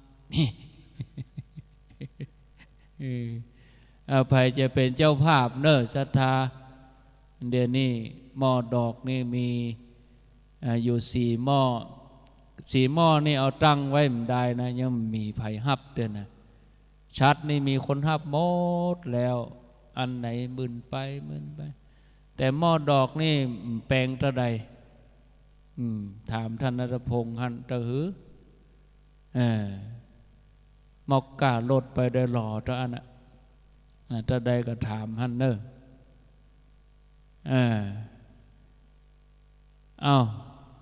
เกี่ยมพร้อมกันตอนนี้ก็ทางกรรมการเปิ้นกำลังเกี่ยมศรัทธาใครรับก็รับได้นะบอกว่ากันเนอะจะไปฝืนรับก็รับไปเฮานี่เลยเวลารับไปแล้วปีกนี้รับสุดต่างเลยมันก็ใครรับแต่เว็บแปลกเหมือนกันนะเวลาฟังธรรมก็เงารับอันนี้เนาะเอาไผ่ไข่หิงไฟก็ดังไฟก็ได้เอาปุ่นที่เปิ้นกวนเข้าดังไฟหิงก็ได้กวนเข้าเผาเข้าลามเอาทำไปเถอะเนอะเจ้าภาพเปิ้นปิกละเผาเข้าลามจะดังไฟก็ดังเถอะเนอะบ้าอย่างเพราะว่าโยมแม่ฟองนั่นเปิ้นแพ้ควันไผจะยิงไฟไผจะเผาเข้าลามสวดเบิก2 วานแล้วก็จะเทศธรรมแถมกันแล้วก็สวดแถม2 วานสุดท้ายเขาก็จะได้ดับเตือนใจแล้วเขาก็รับปะกะไก่เนี่ยมาขันเตื้อนี่ศรัทธามันเป็นตาไฟสปอตไลท์ทุเปเดชนี่กะไก่แจ้มาบรับว่าไก่แจ้ตัวเนี้ยเจ้ามาแจ้งกับมาหันเตี้ยวแวดเดี๋ยวมันเนี้ยไฟแจ้งไก่แจ้ประหลงมันนึกว่าเมื่อวัน มีนี่ตัวไก่แจ้เอาจนไก่ขันนะเนอะเอาจนไก่ขันก็เดียวเข้าแล้วก็เอามาแจกจ่ายกันเอาจะโยงเข้าถวายเข้ามาทุปญาติเนี่ยอันนี้เกิงสมบูรณ์เนาะบ่ได้สมบูรณ์เพราะห้ำได้ไข่ตาพระเจ้าวันพวกบะหมี่ละอันนี้มนเนอะลูกเนนเป็นท่านเป็นท่านเจ้าอาวาสตัวพร้อมกับคณะสามเณรเอาเกียมไม้ตัวเนอะก็ไม้ตัวนี้มันดีเนี่ยเจ้าหน้าที่เอาไปเช็คตัวเนี้ยบุ๊บเดียวดับเลยนี่ตัวนี้กระด้างก็คือตัวนี้เอามาแหมตัวไม้คณะสวดเบิกวัดแม่ลืนวังเหนือนำโดยท่านพระธิการแสนสันจิตโตสามเณรพานุวัตรปองดองแห่งชาติใช่กะปองดองได้กะ นึกว่าสามเณรปองดองแห่งชาตินามสกุลเพิ่นปองดองสามเณรภาคภูมิ ลาภโตสามเณรทิติวุฒิแก้วมาสามเณรณัฐวัฒน์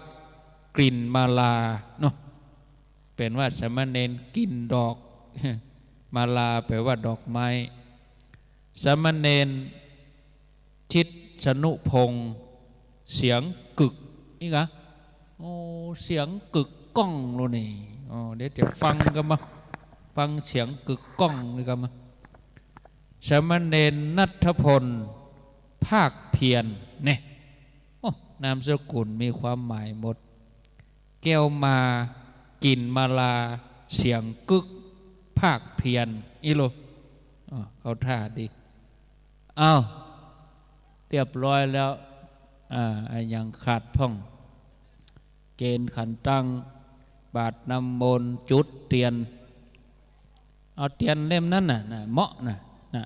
ทำกลางฮะน่ะเตรียมเล่มเนี่ยเนี่ยอ้าวเตียนตาม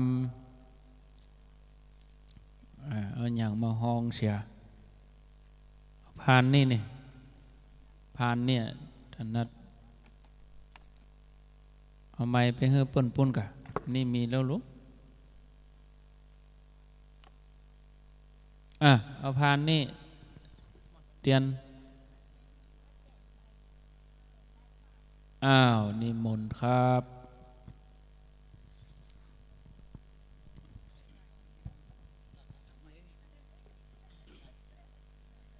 เอาอย่างก็บอกเนอะ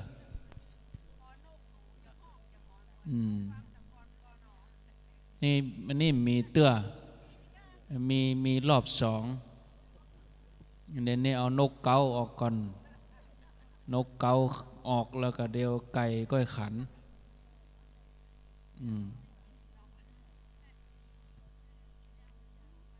โอ้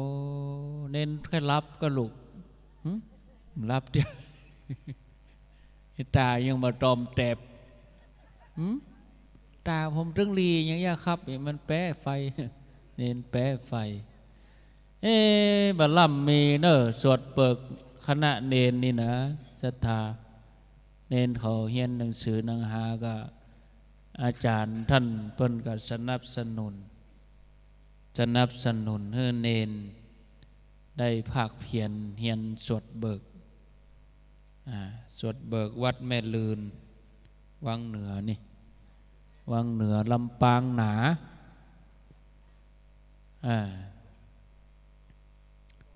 เอาลนกับเตียนหลวงท่านกะลนท่านนะใจเย็นเตรียมนำฮอนนำชา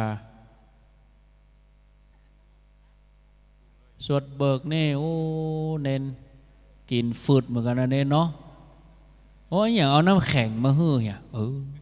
อย่างอันเนี่ยอย่างเหมือนคนประจันแต่เอาน้ำแข็งมาฮื้อเพิ่นนี้ จะไปเอาน้ำแข็งมาย่างแล้วอ่อนก่อนเนาะเป็นอย่างอ่ะกินตึงห้อนตึงเย็นอันเน้นเฮ้ยพิษอันใดแก้นั่นเนาะหนาวกินน้ำแข็งติ๊กหันว่าน้ำแข็งถูกเนี่ยใส่จนเต็มแก้วก่อนอันนี้เทวดานี่เปิดแอร์เฮ้ยอย่าแอร์หลวงอย่างเนี่ยปดโท44,000 BTU ก่อนนี่โตเรียบร้อยแล้วก็นิมนต์นะครับ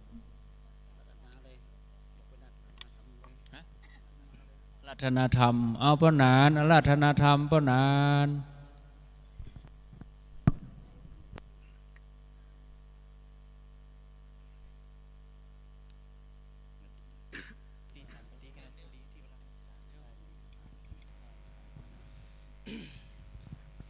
ภูมาจโลกาธิปติสามปฏิกานัญชลี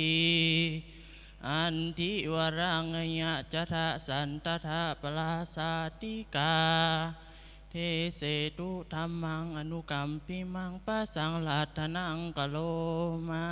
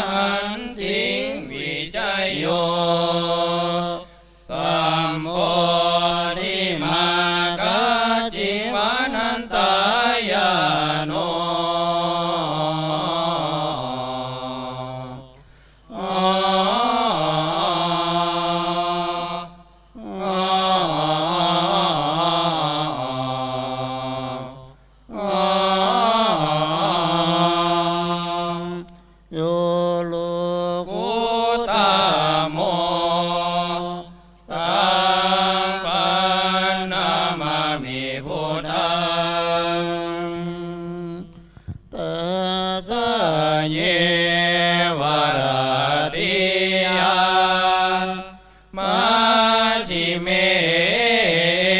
ยาเมเอวังสัมมาหิเตจิตเตปริสุเทปริโยตเตอนังกาเนวิกตุปกิเลเสมุตุปุเตกัมมานิเยติเตอเนจปเตสัตตานังจุจุปตัญญานังยาจิตาภินินาเมนโต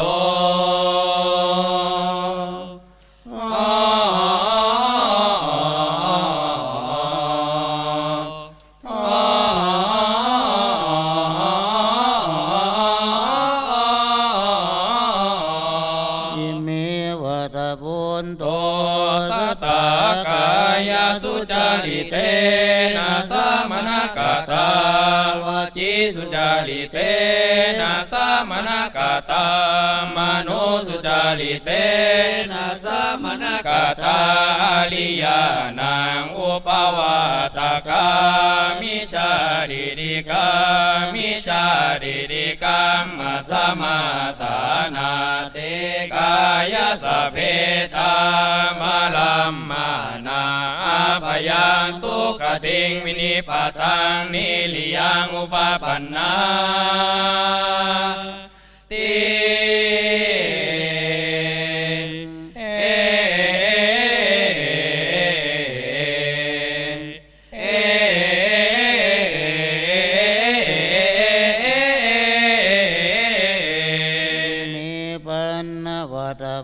โตสัตตากายสุจาริเตนะสัมมนกตาวจีสุจาริเตนะสัมมนกตามโนสุจาริเตนะสัมมนกตาอริยานังภวตกาสัมมาดิริกาสัมมาดิริกานาเตกายสัพเพตาบาลัมมานาสุขติงสักกังโลกังอุปปันนาติ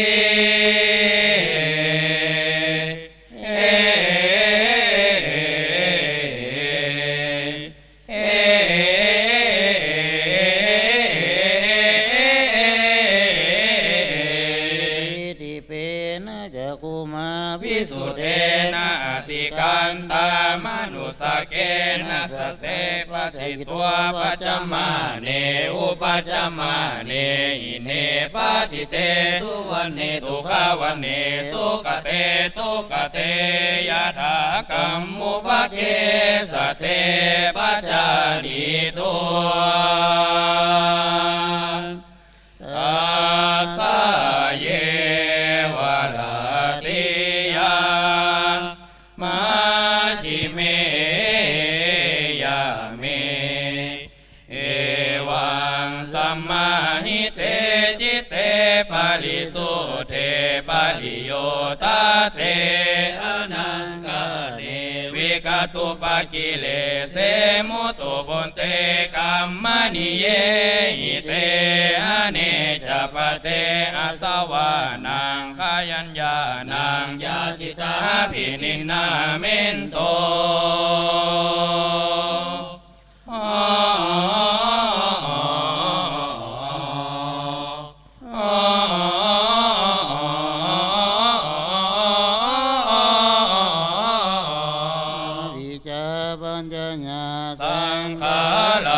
สังขาราปัจจยาวิญญาณังวิญญาณปัจจยานามารูปังมารูปานปัจจยาสลายตานังสลายตานานปัจจยาภาโสภาสานปัจจยาเวทนาเวทนานปัจจยาตานาตานานปัจจยาอุปตานังอุปตานปัจจยาภาโวภาวานปัจจยาจาติจาตินปัจจยาจารามาลนาโสกปาลิเตวตุขโตวนาสุปายาสาสัมภตานติ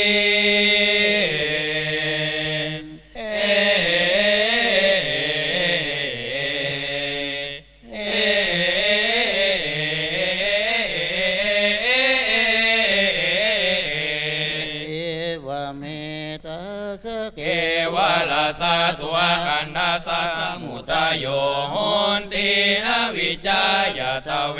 วะเสสวิหากานิโรธาสังขารานิโรโตสังขารานิโรธาวิญญาณนิโรโตวิญญาณนิโรธานามารูปานิโรโทนามารูปานิโรธาสาลายตานานิโรโทสาลายตานานิโรธาภาสานิโรโทภาสานิโรธาเวทนานิโรโทเวทนานิโรธาตัณหานิโรโทตัณหานิโรธาอุปาทานานิโรโทอุปาทานานิโรธาภาวานิโรโทภาวานิโรธาจาตินิโรโทจาตินิโรธาจาลามารณโสกปริเตวตุขโตวนาสุปายาสานิลุชาน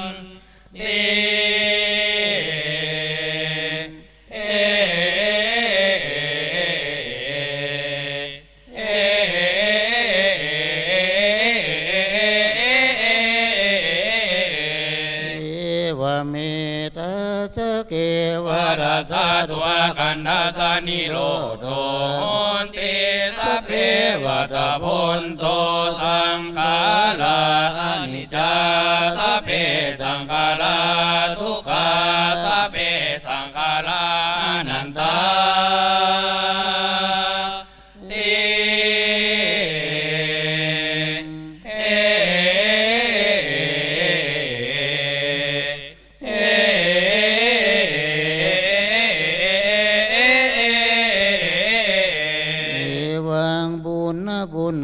ปัจจญากราจานาจิตังปุภกังติราคณาวิปัสสิกังมหาวจิลยานังสังขาตั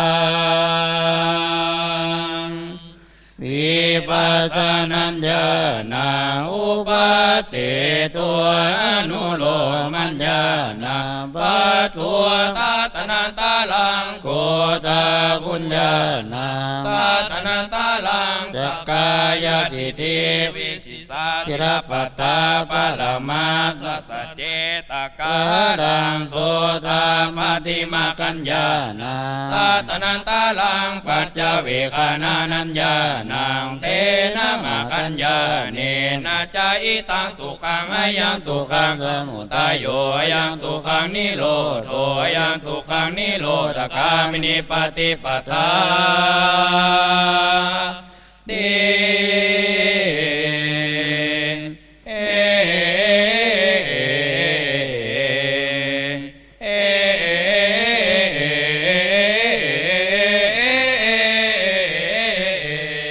ตริยริยสัจวิปัสสิตัววิจานิตัวปุณณเลวติราคณาสังขาราลัมมณวิปัสสนัญญาณังอุปาเตตัวอนุโลมัญญาณังปัตตัวตัตนันตาลังกัมมรากัปปยาปัตตานุกาลังสักขิทากามิมากัญญาตัตนันตาลังสักขิทากามิบาลัญญาณังตัตนันตาลังปัจจเวคานานัญญาณังเตนะมากัญญาเนนะเจวะปัจจเวคานานัญญานะจายตาตุขังอายังตุขังสมุทัยโยอายังตุขังนิโรธโธอายังตุขังนิโรธกามินิปฏิปทาติ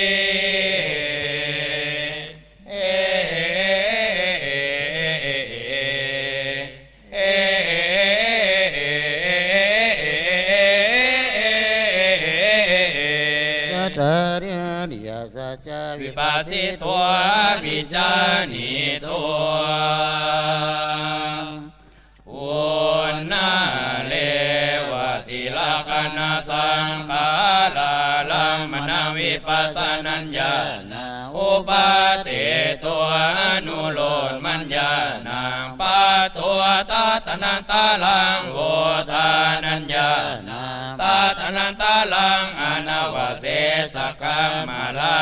ปยาปัตเจตกาลังอนาคามิบาลัญญาตาตนันตาลังปัญจเวคานานัญญานังเตนะมะกัญญาเนนะเจวะปัญจเวคานานัญญาเนนะจายตาตุขังอายาตุขังสมุตายโยอายาตุขังนิโรธโธอายาตุขังนิโรธกามินิปฏิปทาติ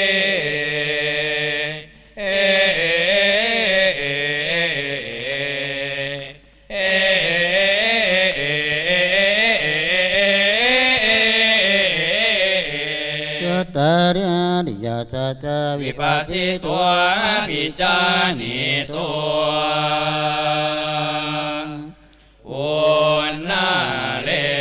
วติลักขณสังขาราลัมมณวิปัสสนัญญาณังอุปาติตัวอนุโลมัญญาณังวาตัวตาตนันตาลังโวทานัญญาณังตาตนันตาลังสวาสนารูปะลาการูปะลากามาราชจาอุราชาอาวิจายนานานานาวัเสนิรวา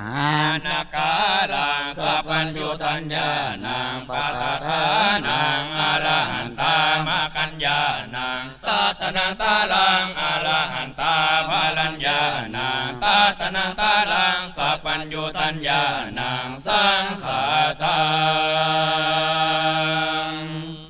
ปัญจเวคานานัญญานังปัตตัวอิตังทุกขังอริยสัจจังตังโคปานิตังทุกขังอริยสัจจังบาลียังตังโคปานิตังทุกขังอริยสัจจังปาลิยาตังอิตังทุกขังสมุทัยยังอริยสัจจังตังโคปานิตังทุกขังสมุทัยยังอริยสัจจังปหาตาปังตังโคปานิตังทุกขังสมุทัยยังอริยสัจจังปหินังอิตังทุกขังนิโรธังอริยสัจจังตังโคปานิตังทุกขังนิโรธังอริยสัจจังสัสสิคาตาปังตังโคปานิตังทุกขังนิโรธังอริยสัจจังสัสสิคาตังอิตังทุกขังนิโรธกามินิปฏิปทาอริยสัจจังภเวทาปังตังโคปานิตังทุกขังนิโรธกามินิปฏิปทาอริยสัจจังภวิตันติ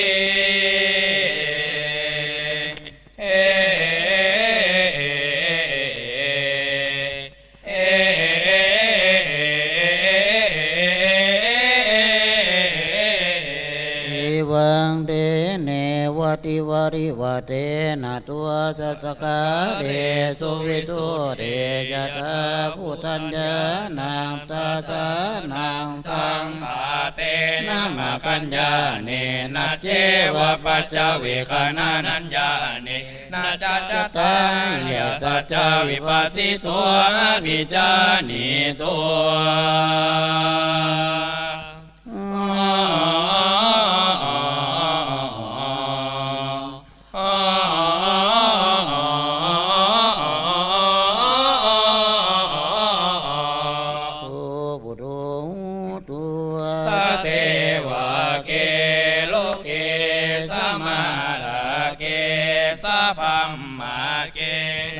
มณปัมมณิยาปัจจา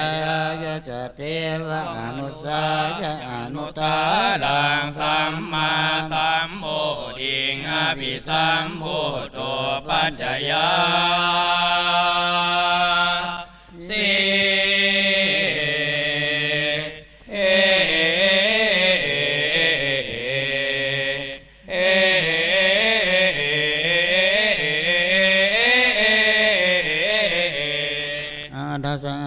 เมวิมุติอายัมันติมาจารินาทิตานิปุณณภโวติอ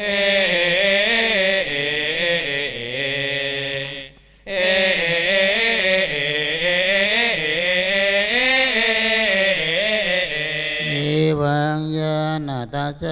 นางอุราปาติงโสตโตปัสสมิงเยวะปุริปันนังเกอเนกจาติสังสังทปิสังอนิปิสังกะหะกะรังกะเวสันโต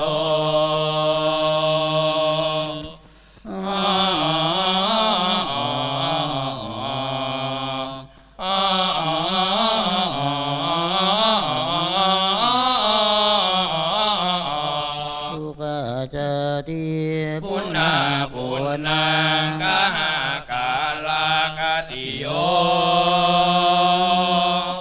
สิ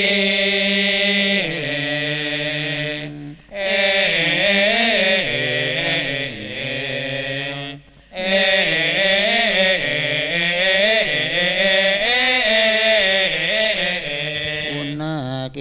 หังนกาสิสัพพะเตภาปากากะหะกุตังวิสังขาตังวิสังขาลกตังจิตตั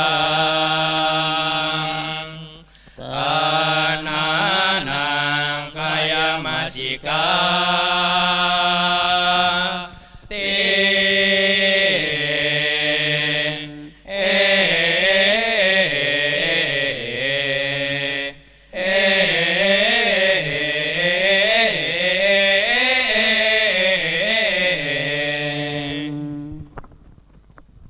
วันใดจบเรียกครับอาจารย์ครับเริ่มวันสองเนาะปรารถนาธรรมไม่ตั้งครับ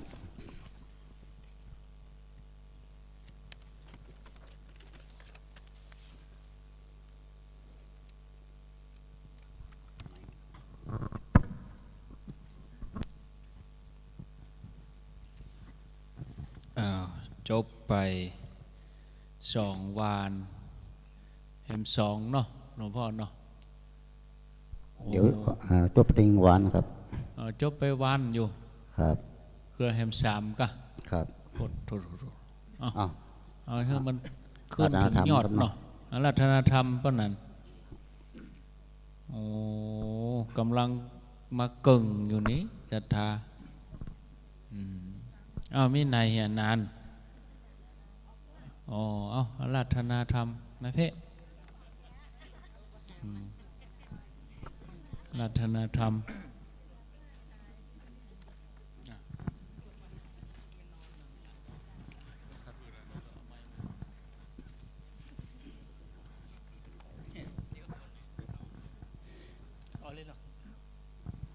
พมมาจโรกาธิปติสามปฏิกานันสรี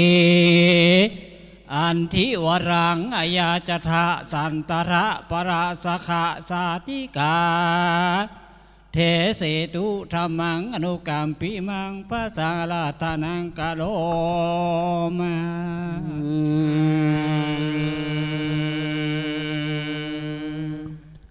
โย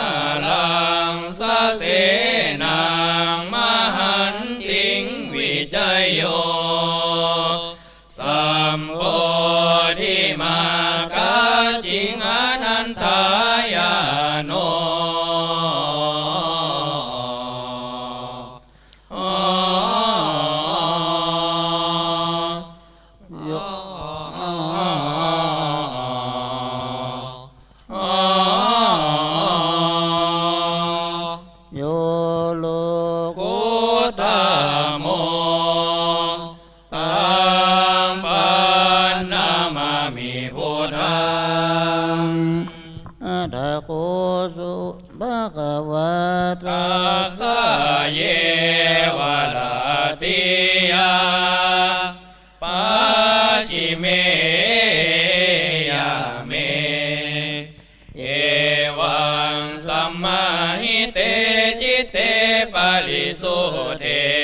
ลิโย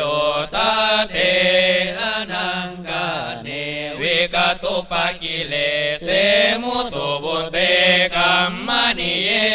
จิเตอเนจปเตปุเพนิวาสานุสติญาณังยะจิตังอภินินนาเมนโต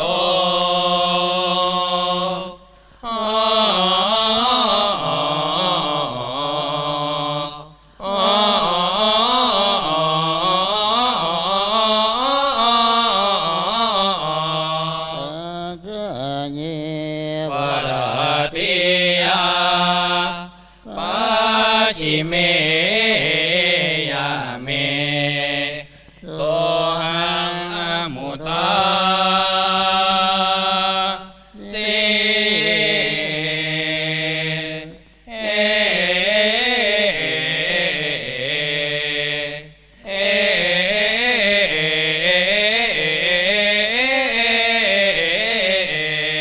วังนะโมเอวังโกโต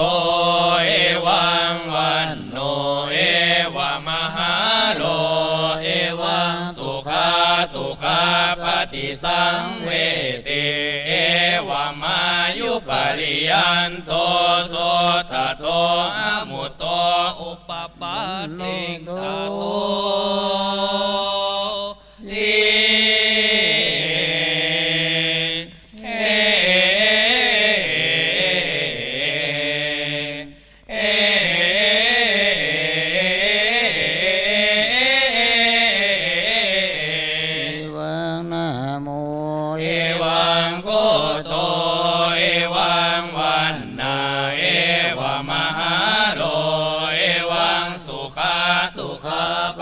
สังเว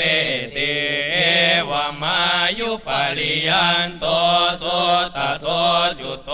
อุทปปันนาติ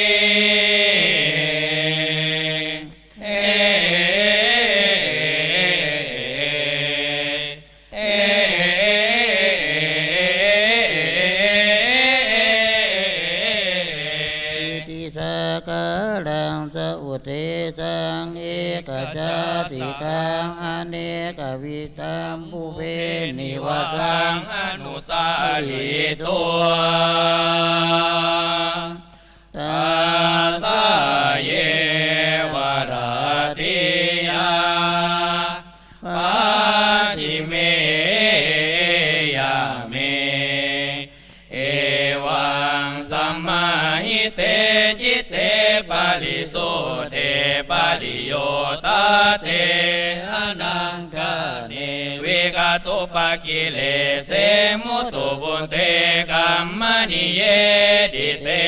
อเนจปเตสัตตานังจุตุปตัญญานังยาจิตาภินินนาเมนโต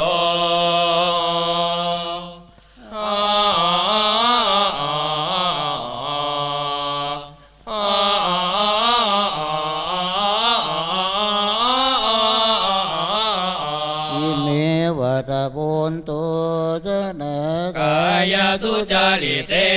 นะสมณกตาวาจิสุจาริเต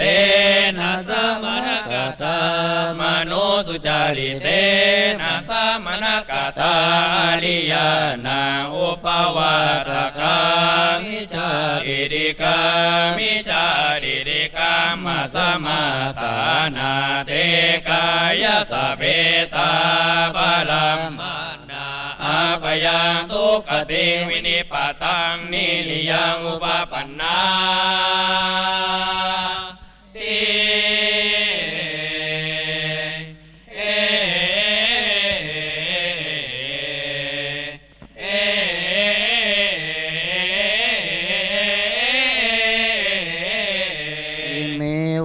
ปันนวัฏปุณโตสัตตากายสุจาริเตนะสมณกตานิยานังอนุปวาตกาสัมมาทิฏฐิกาสัมมาทิฏฐิกามัสสมาตานาเตกายสะเพตาบาลัมมานาอุ ปยังสุขติงสักกังโลกังอุปปันนาติ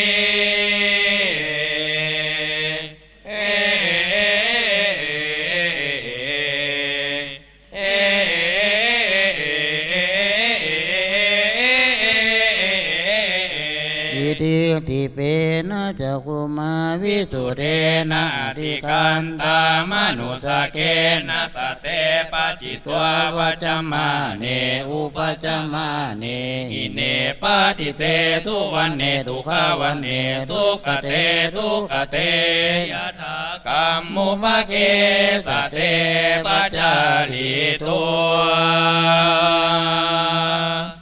ตาสะเยวะระเตยะปัจฉิเมยะเมเอวังสัมมาหิเตจิเตปะริสุเตปะริโยทาเตอนังกะเนวิกตุปะกิเลเสมุตุบุญเตกัมมณิเยติเต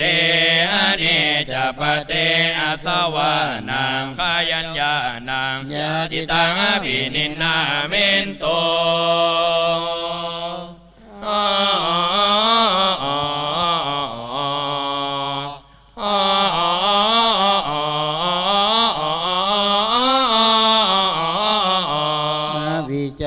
ปัจจญาสังขาร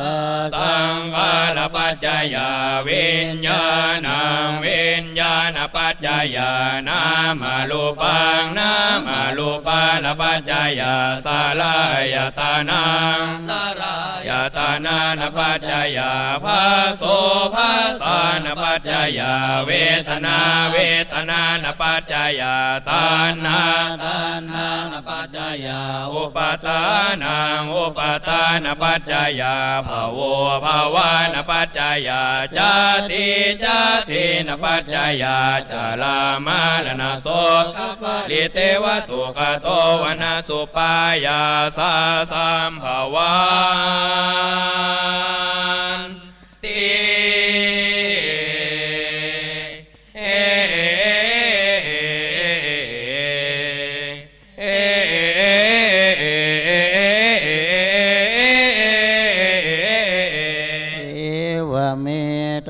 สเก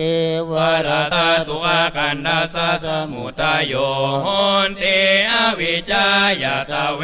วะเสสวิกาเนนิโรธาสังขารนิโรโธสังขารนิโรธาวิญญาณนิโรโธวิญญาณนิโรธานามารูปานิโรโธนามารูปานิโรธาสาลายตานานิโรโธสาลายตานานิโรธาภาสานิโรโธภาสานิโรธาเวทนานิโรโธเวทนานิโรธาตัณหานิโรโธตัณหานิโรธาอุปาทานานิโรโธอุปาทานานิโรธาภาวานิโรโธภาวานิโรธาจาตินิโรโธจาตินิโรธาจาลามาลนาโสปริเตวตุขโตวนาสุปายาสานิลุชานติ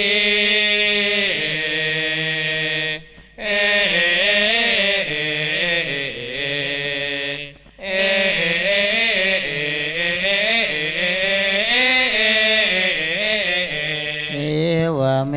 ตสเกวราสตุอากันดาสานิโรโธโหนติสเป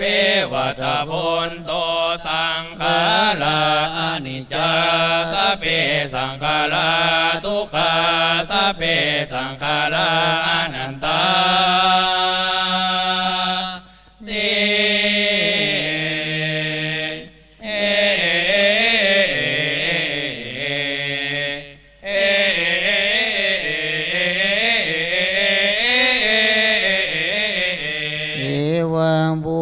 บุญนางปัจจญากราจนาจิ จิตังปุภกัง ทิลาคนาวิปั ปั ส ส ส ส ก กามหาวตินลายานังสังขาทั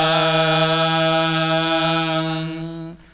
วิปัสสนัญญาณังอุปาติตัวอนุโลมมัญญาณังปัตตัวตัตนันตาลังโกตานัญญาณังตัตนันตาลังสกายติเดวิสิกาสิลปัตตาปะละมาสสัญโยจนะเจตกาลังโสธามติมากัญญาณังตัตนันตาลังโสตาปฏิภาลัญญาณังตัตนันตาลังปัจจเวกานานัญญาณังเตนะมากัญญาเนนะเจวะปัจจเวกานานัญญาเนนะจาอิตังทุกขังอายังทุกขังสมุทัยโยอายังทุกขังนิโรธโตอายังทุกขังนิโรธกามินิปฏิปตาติ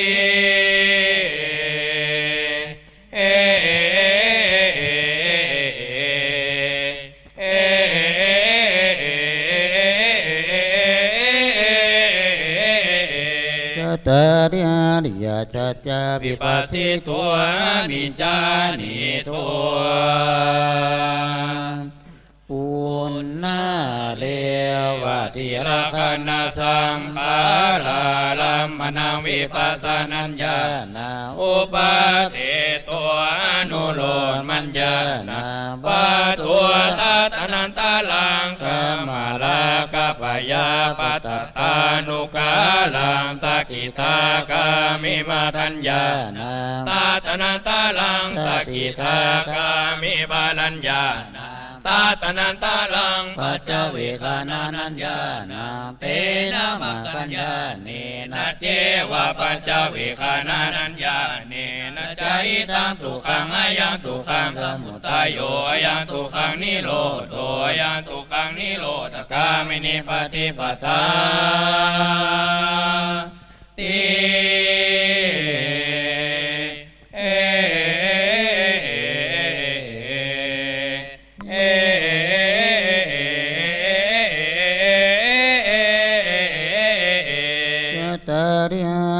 จัจจาวิปัสสิตัวมิจานิตัวปุณนาเลวติราคณาสังขาราลัมมนังวิปัสสนัญญาณังอุปาทิตัวอนุโลมมัญญาณังปัตตัวตัตนันตาลังโวตานัญญาณังตัตนันตาลังอนาวเส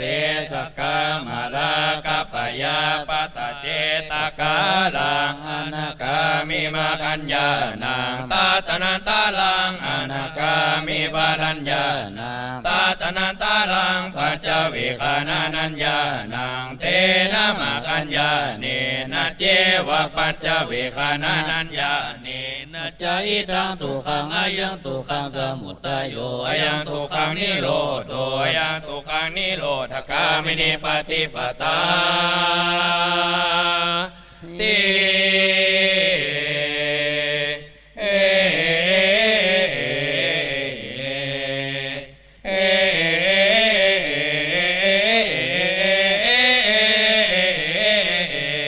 ตาริยริยาจัจจาวิปัสสิตัว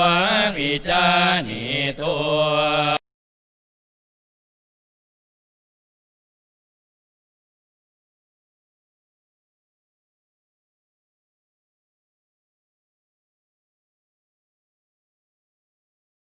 มัญญาณังปัตตัวตัตัญญาณังปัตตัวตัตนันตาลังโวตานัญญาณังตัตนันตาลังสาวาสนาลุปะลากะอลุปะลากะมานุราจาวิจาสัสสัญโยนัจานาวิวาเตสัพพหานากาลาสัพพัญญูทัญญาณังปัตตานังอรหันตามะกัญญาตัตนันตาลังอรหันตาบาลัญญาณังสัพพัญญูทัญญาณังสังขาตังปัจจเวกานานัญญาณังปัตตุ ตัวเตนะมาคันดาเนนะจาอิตังทุกขานิโลกามินิปฏิปตา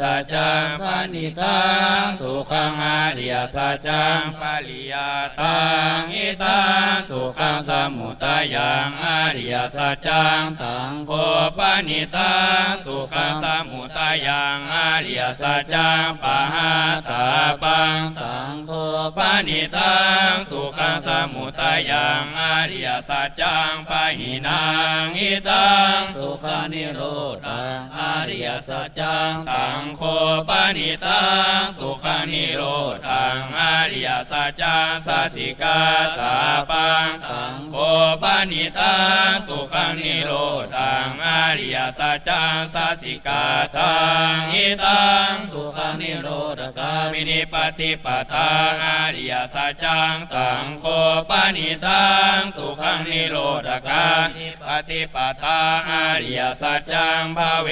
ตาปังตังโคปณิตังทุกขังนิโรธกามินิปฏิปทาอริยสัจจังภวิตันติ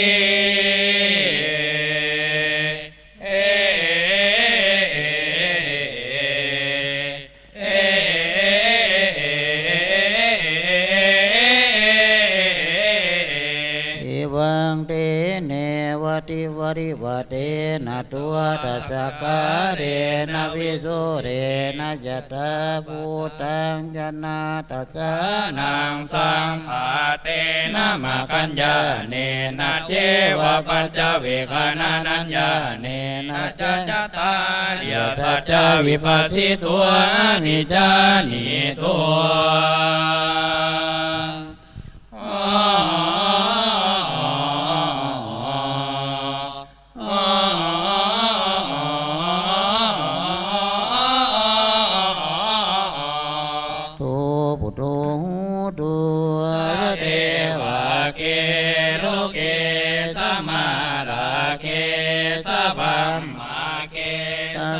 มานะบัมมานิยาปัจจยาสัตเตมามนุษย์วา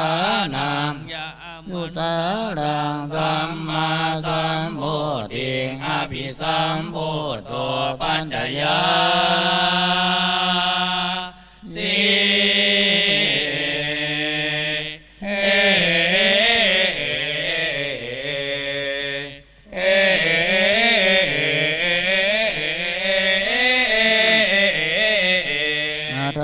กุปเมวิโมทิอายมาตาติมาดิจาดินาทิตานิปุณณภโว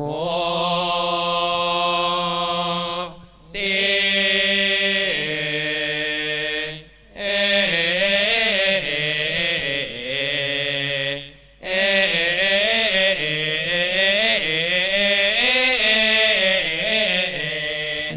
วังยานาตาสนาอุตาปาริงโสปารังตัสสมิงเยวะโพธิปันเกอิมาอุตานังอุตาเนสิ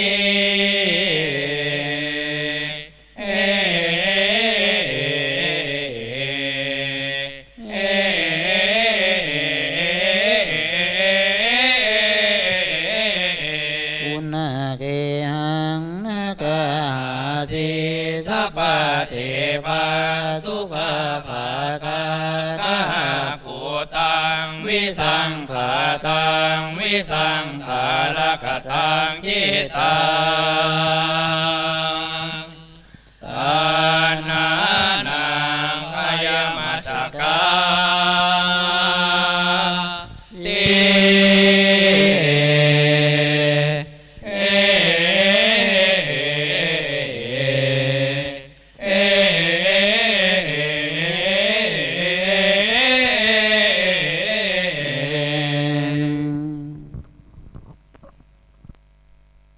ครับวันสองจบเรียบร้อยเลยครับ เดี๋ยวขั้นจังหวะนะครับอาจารย์เนาะขั้นจังหวะเป็นธรรมแล้วเป็นเบิกวันที่3ที่4แล้วก็เป็นอย่างต่อไปก็ทางอาตมาก็จะบอกหูเนาะหูว่าขั้นตอนเป็นจะได้เนาะ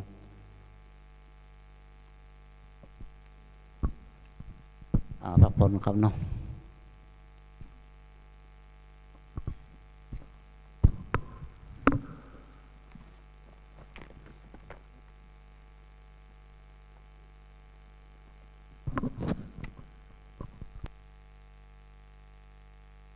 ศรัทธาญาติโยมทั้งหลายที่ได้ฟังสวดเบิกไปเป็นคณะจากวัดแม่ลืนอำเภอวังเหนือจังหวัดลำปาง โดยการนำของท่านพระธิการแสนสันจิตโตพร้อมกับลูกเนนทั้งหลายตอนนี้ท่านจะพักช่วงหนึ่งก่อนสวดไปแล้ว2 วานเรือแหม2 วานเนอะก็วานสถานะอยู่ก่อนแล้วก็แหมวานเนอะก็วานจะไปรับละกันเตื้ออย่างกะเรือแหม2 วานอันนี้มนต์ลูกเนนเข้าห้องน้ำพักผ่อนก่อนสักกรรมก็จะได้ฟังเทศแถมกันหนึ่งจากท่านพระวัชรพงศ์พุทธญาโนท่านจะเทศธรรมให้ศรัทธาเฮาทั้งหลายได้ฟังก็ถ้ามันมีงานอย่างนี้เฮาก็บล่ำที่จะได้จัดกิจกรรมอย่างนี้ไปจัดงานอย่างอื่นก็บ่เปิงงานขึ้นเฮือนใหม่แต่งงานก็เพิ่งเข้าตอนเดียววันเดียวงานบุญงานกุศลถ้าเฮาผ่านวันเวลานั่นไปแล้วเฮาจะรู้สึกว่าโอ้เฮาน่าจะยืดไปแหมน้อยเฮาอย่านึกเสียดายพอเนาะครัวที่เฮาไปเฮาแปลงเหมือนเปิ้นจะมีงานเป็น3 เดือนเนี่ยเนาะพอครัวอันอย่างต่างๆที่ศรัทธาช่วยกันแปลงปะลำผามก็ยังก็อย่านะอันนี้มนต์นะครับท่านอาจารย์วัชรพงศ์พุทธญาโนแห่งสกรรมโอ้ศรัทธาบ่ได้รับก็ช่างทุกอย่างก็บ่ได้รับเหมือนกันตั้งแต่ช่างไฟช่างเครื่องช่างกล้อง ไปด้วยกันเป็นหน้ากระดานช่างไฟก็ต้องเฝ้าระวังบ่ให้ไฟตกบ่ให้ไฟดับอาตมาก็ลักลุ้นนะเมื่อวันนี่ลุ้นกลัวไฟดับปะโถถ้าไฟดับก็ดักปิ้งไงนะเมื่อคืนก็ลุ้นเหมือนกันบ่ให้ไฟได้ดับอินเทอร์เน็ตมันจะได้ต่อเนื่องช่างเครื่องก็เปิดตั้งแต่ตี5 เกิงแล้วดูศรัทธาเครื่องเสียงค่อยรอบพอดีนี่12 ชั่วโมงประเด็นนี้เผื่อมาถึงประเด็นนี้เอาก็บ่มีเงื่อนไขเวลาแล้วเนาะมันล้ำไปละตัวนั้นช่างกล้องก็ตั้งแต่มาเจ้าตั้งแต่มาง่ายมาจนถึงมาตอนลวดตอนค่ำตอนคืนช่างน้อยชัตเตอร์ทองคำเนี่ยช่างน้อยแล้วก็อมรวิดีโอช่วยกันบันทึกภาพแล้วก็จะนอนนี่อยู่นะขับรถคงบ่ไหวเนาะนอนนี่ก่อนวันพวกค่อยปิกอาตมาจะปิกวันพวกตี 5ปิกตี 5ปิกมดตุลุงยองเจ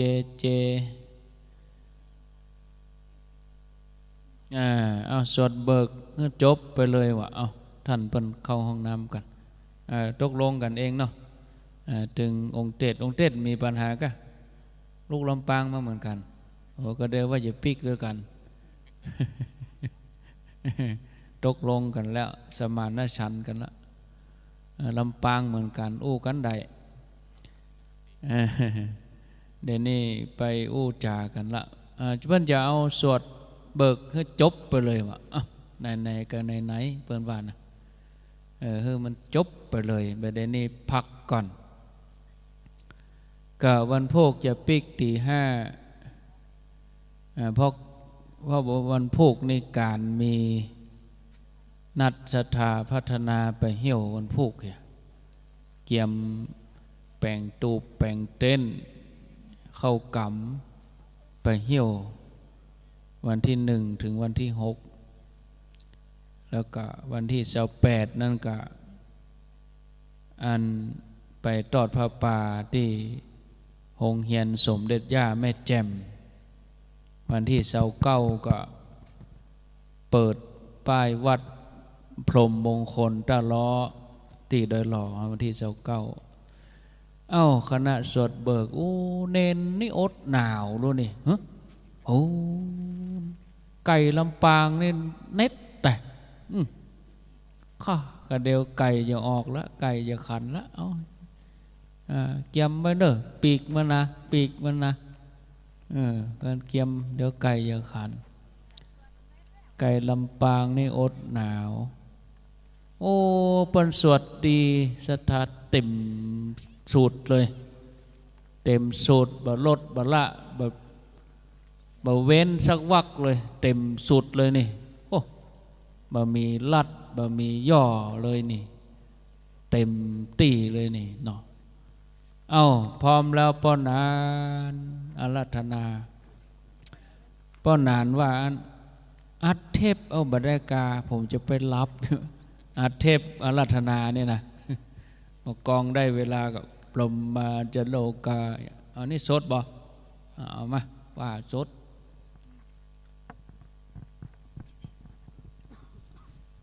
ภูมาจะโลกาธิปติสามปฏิกานัญชาลีอันทิวรังอัญญจตาสันตถะปราสาธิกาเทเสตุธรรมังอนุกัมปิมังปะสังฆลัตถนังกะโลมา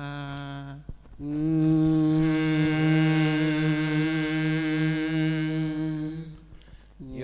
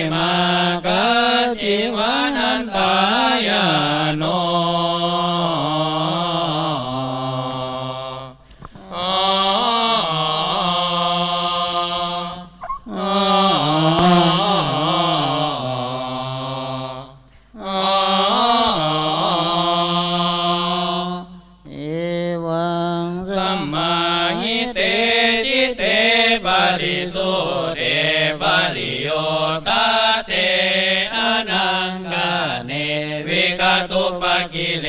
เสมุตุปุเตกัมมณิเยทิเตอเนจปเตภุเพนิวาสานุสติญาณังยะติตังอภิทินนาเมนโต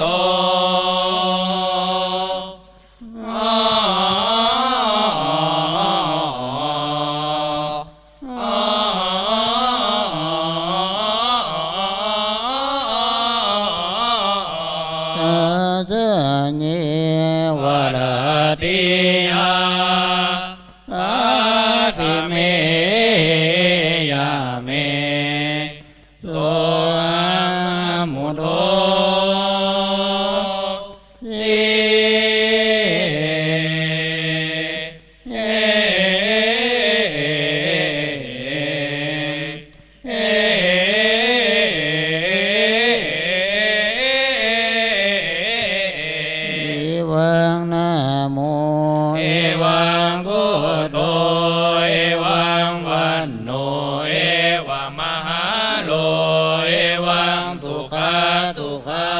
ฏิสังเว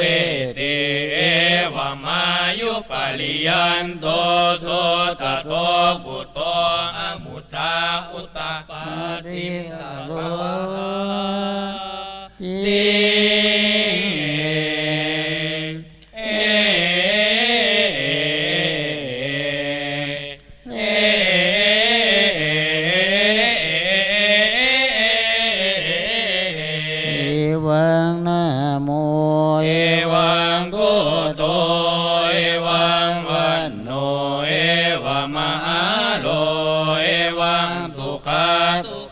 ปฏิสังเวทิเอวมายุปลิยันโตโสตโตจุตโตอิทุปปันโน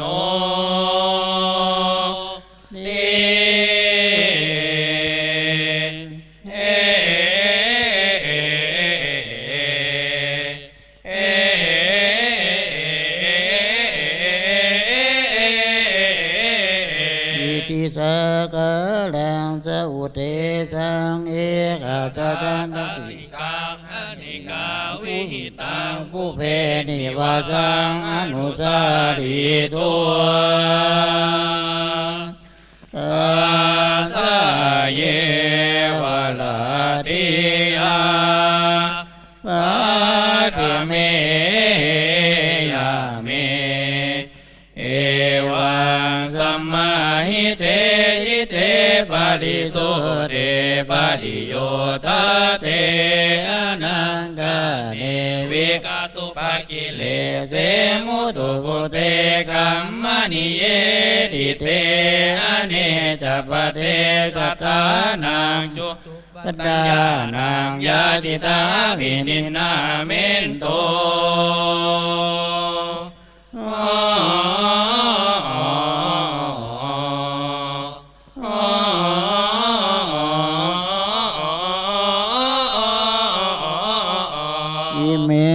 ตะปุนโตสัตตะกายสุจาริเตนะสัมมนกตาวาจิสุจาริเตนะสัมมนกตามโนสุจาริเต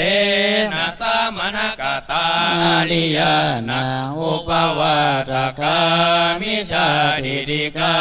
มิชาติริกังสัสมาตานาเตกายสเปตาปรัมมาอาปยังทุกขติวินิปตังวิริยังอุปปันนาติ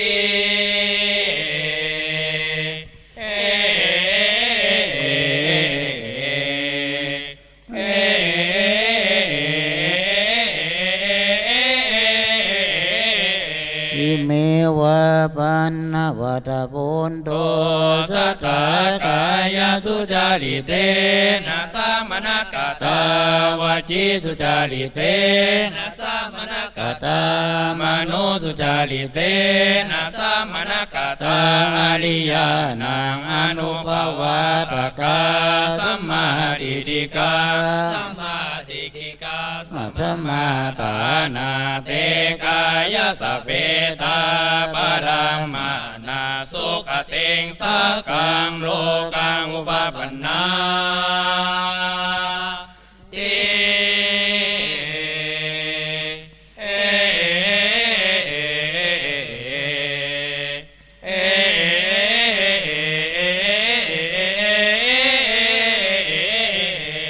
ดิตเปนะจะกุมาวิสุเทนะอติกันตามนุสเกนะสัตเตปัสสิตัววัจมาเนอุปจมาเนหิเนปฏิเตสุวันเนทุกขวันเนสุขเตทุกขเตยถากัมมุปเกสเตปัจจาริตัวสะเยวะลาติยาปะทะเมยาเมเอวังสัมมาหิเตจิเตปะริสุเตปะริโยตเท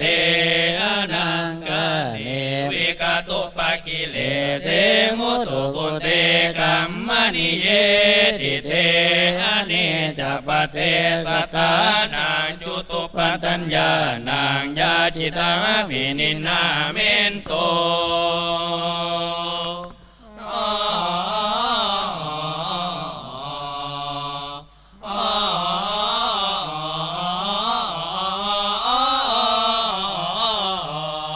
วิจาปัญจญาสังขา สังขารปัจจยาวิญญาณังวิญญาณปัจจยานามารูปานามารูปานปัจจยาสลายตานังสลายตานันปัจจยาภาโสภาสานปัจจยาเวทนาเวทนานปัจจยาตัณหาตัณหานปัจจยาอุปาทานังอุปาทานปัจจยาภโวภวานปัจจยาจติจตินปัจจยาจาลามารณโสกปาลิเตวตุขโตมนสุปายาสาสัมภวัน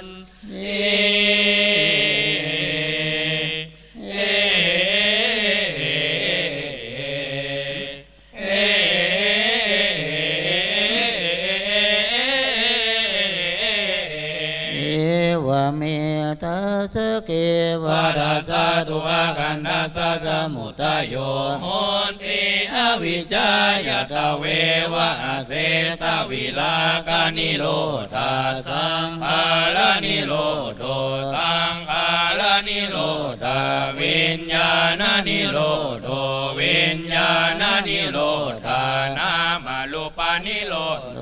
นามารูปานิโรธาสลายตานานิโรโธสลายตานานิโรธาภาสานิโรโธภาสานิโรธาเวทนานิโรโธเวทนานิโรธาตัณหานิโรโธตัณหานิโรธาอุปาทานานิโรโธอุปาทานานิโรธาภวานิโรโธภวานิโรธาจาตินิโรโธจาตินิโรธาจาลามารณโสกปาลิเตวตุขโตมนสุปายาสานิรุชันติ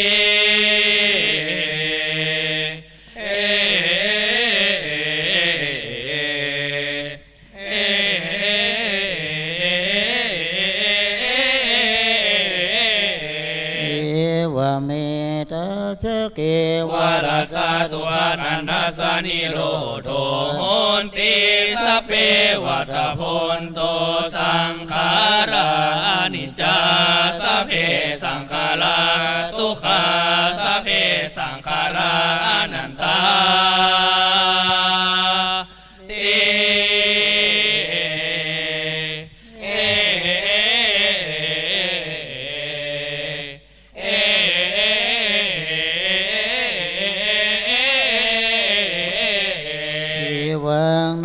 โมเอวังโอโตเอวังวันโนเอวังมหาโรเอวัง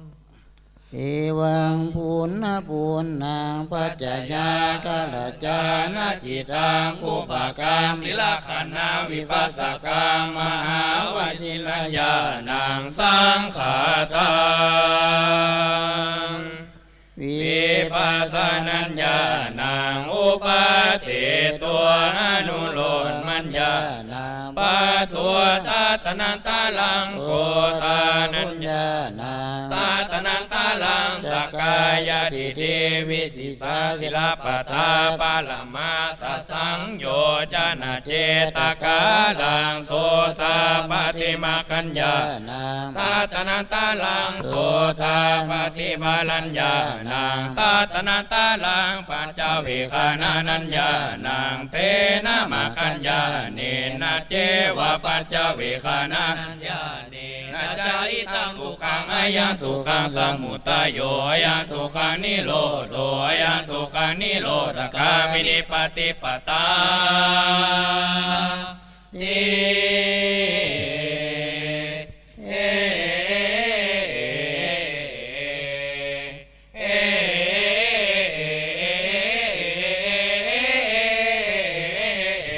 ยะตาริหาริยสัจจวิ วิ ปั ปั ส ส สิ สิ ตั ตัว ว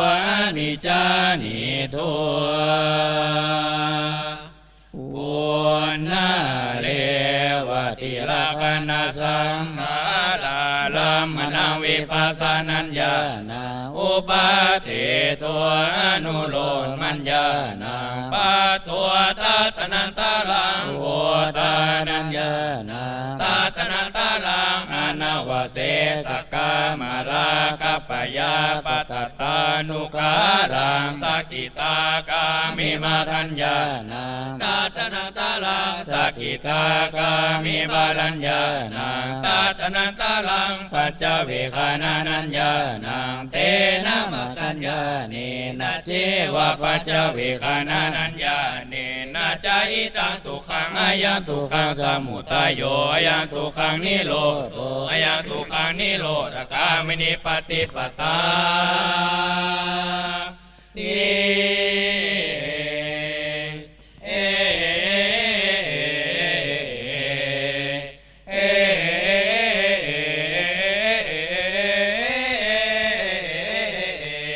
ตาริหาริยสัจจวิปัสสิ ตัวนิจจานิตัวปุณณเลวติลักขณสังขาราลัมมณวิปัสสนัญญาณาอุปาทิตัวอนุโลมมัญญาณาปัตตัวตัตนันตาลังโวทานัญญาณาตัตนันตาลังอนาวเสสกามาราคัปปยาปตตานุการังอนาคามิมากัญญาณาตัตนันตาลังอนาคามิวารัญญาณังตัตนันตาลังปัจจเวคานานัญญาณังเตนะมะกัญญาเนนะเจวะปัจจเวคานานัญญาเนนะจาอิตังทุกขังอายังทุกขังสมุทัยโยอายังทุกขังนิโรธโตอายังทุกขังนิโรธกามินิปฏิปตา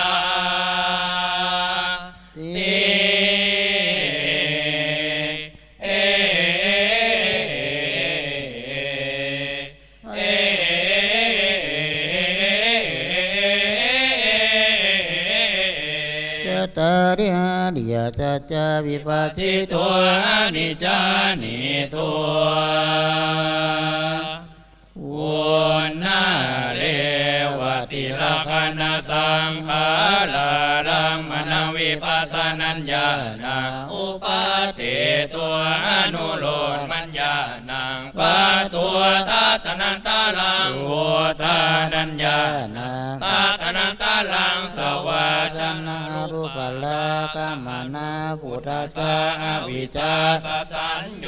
จนะ ตานาวเตสัพพะหา นาการังสัพพัญญูตัญญาณังปัตตานังอรหันตามกัญญาณังตัตนังตาลังอรหันตาปรัญญาณังตัตนังตาลังสัพพัญญูตัญญาณังสังขาตั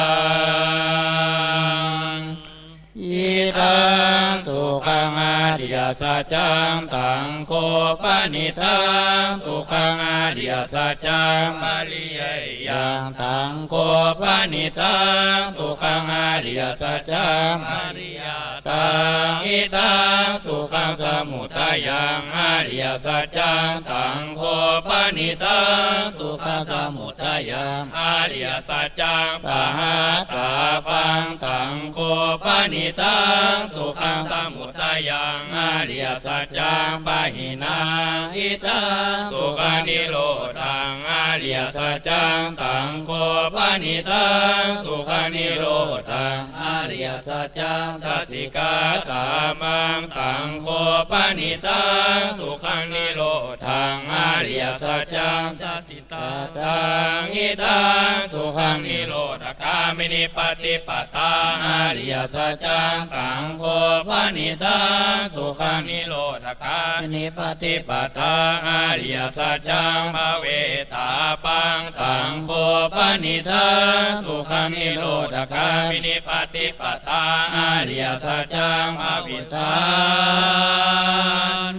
ติ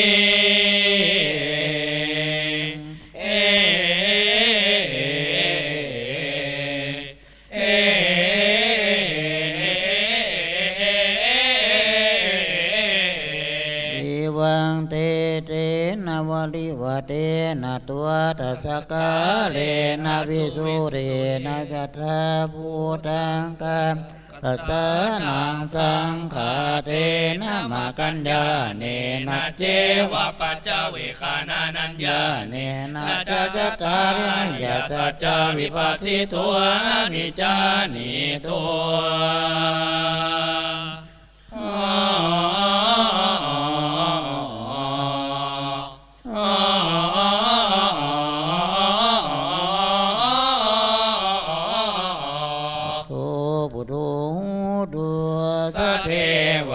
เกโลเกสมาดาเกสะปัมมาเกดัสมานาปัมมานิยาปัจจยาสัจเกนะมนุสายะอนุตตรังสัมมาสัมโพธิอภิสัมพุทโธปัญญยาสี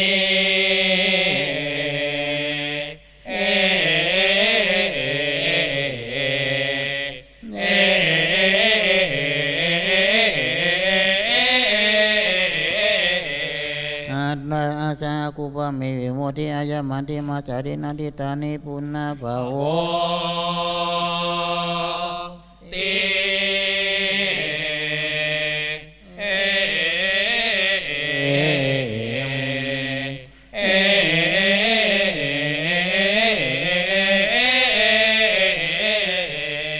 วังยานาตัสสะนังพุทธาปาทิงโสตโตบาลังตัสสมิงเยวะโพธิปาดังเกอเนกจาติสังสารังสันตปิสังอดิปิสังกะหะกาลังกเวสันโต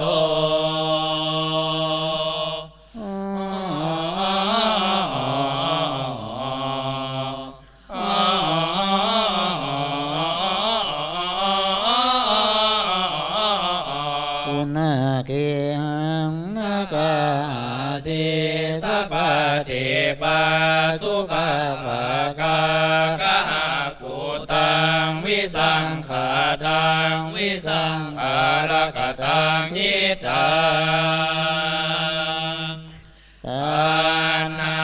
นังทายมัมมะกา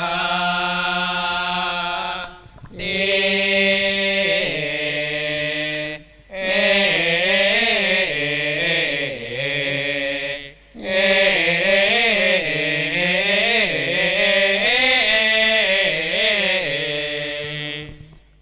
วันสามจบเรียบร้อยอาจารย์เอาต่อไปวันสี่เนาะพออาจารย์ความกำเนาะ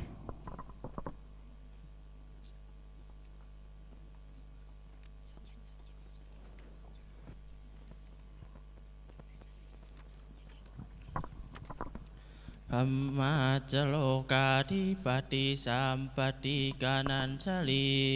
อันทิวรังอญาจทาสันตถาปลาสาติกาเทเสตุธรรมังอนุกัมปิมังปัสสังลัตตนังกโลมา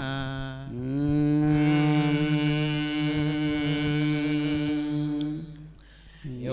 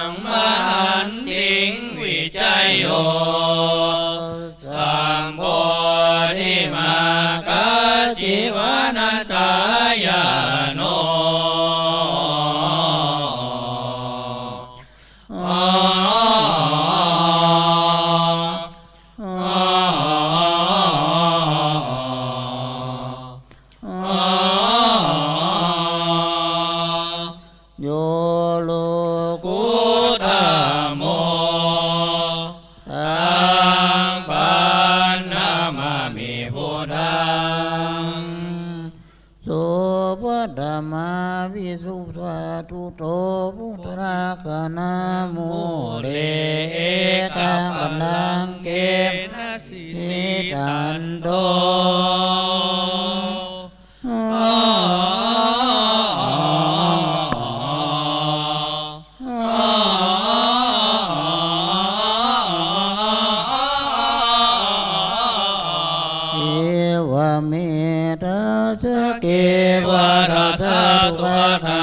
สานิโรโธอาดาโคโสภะคะวะเอตัมมะปันติตัวยังเวดายังอิมังอุตานังอุตตาเน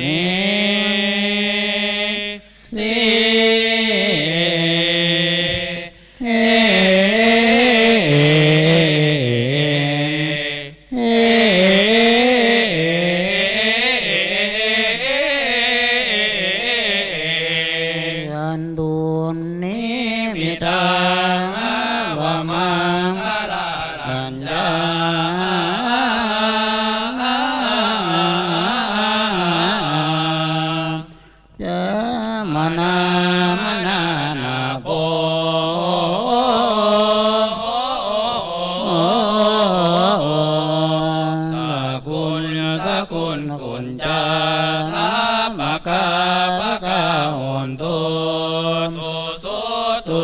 ปินนางอาคันตังพุทธานุภาเว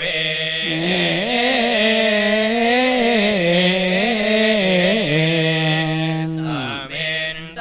นเมนจา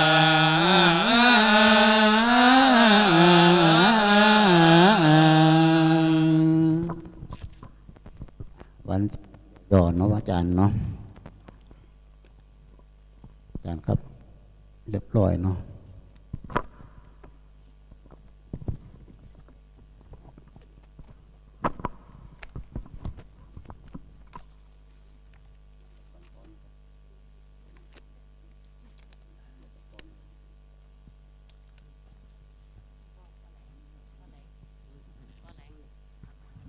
กรรมการเกียมปัจจัยถว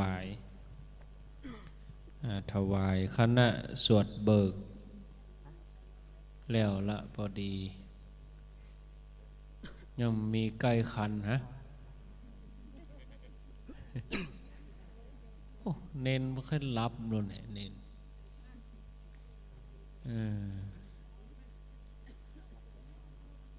ไก่พ่อบขันนะโอ้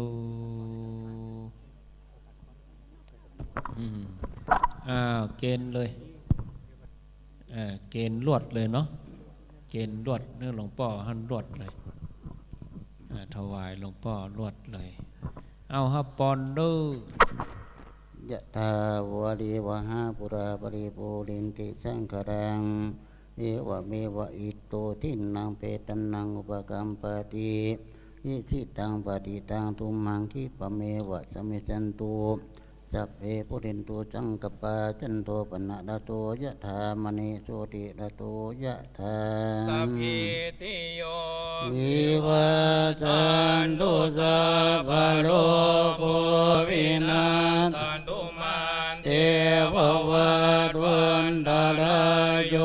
สุขีติขายุโกวาดานาสีเลสเนจังอุนดาปัจจายโนจัตตาโลธัมมาวาดันติอายุวันโนสุขังภาลังสาธุสาธุสาภะสาขโยมเรียบร้อยศรัทธาญาติโยมทั้งหลายคณะสวดเบิกจากวัดแม่ลืนอำเภอวังเหนือจังหวัดลำปางก็ได้สวดถึง4 วานครบหมดแล้วต่อไปก็จะได้เตะแถมกัน1 สุดท้ายพุทธาภิเษกท่านพระวัชรพงศ์พุทธญาโนถ้าว่าป ปิ้นเทศทำจบก็เกียมเข้าเนอะเกียมเข้าติบปั้นมาแล้วก็เอาใส่พานไว้เอาไปเกณฑ์พระในวิหารในอุโบสถในศาลาเอาไว้ที่พระธาตุนี้พ่องสักมอกบึดอึดใจหนึ่งก็ลาเข้าพระก็เสร็จพิธีองค์เทศท่านพระวัชรพงศ์พุทธญาโนก็ขอกราบขอบพระคุณนะครับคณะสวดเบิกครับผมหลวงพ่อสาธุโอ้จะไปไหว้ผมจะอายุสั้นนะโอ้ขี้ขากกินหัวเฮาเนี่ยสาธุสุมาเนอะวังเหนือปิกไปฟังวิทยุเนอะทุลุง ปิกไปฟังรายการธรรมะหลวงพ่อเพิ่นอยู่วัดแม่เลินพระธิการหลวงพ่อพระธิการแสนปดโทมีนี่ถึงแสนกว่านะสัญญะจิตโต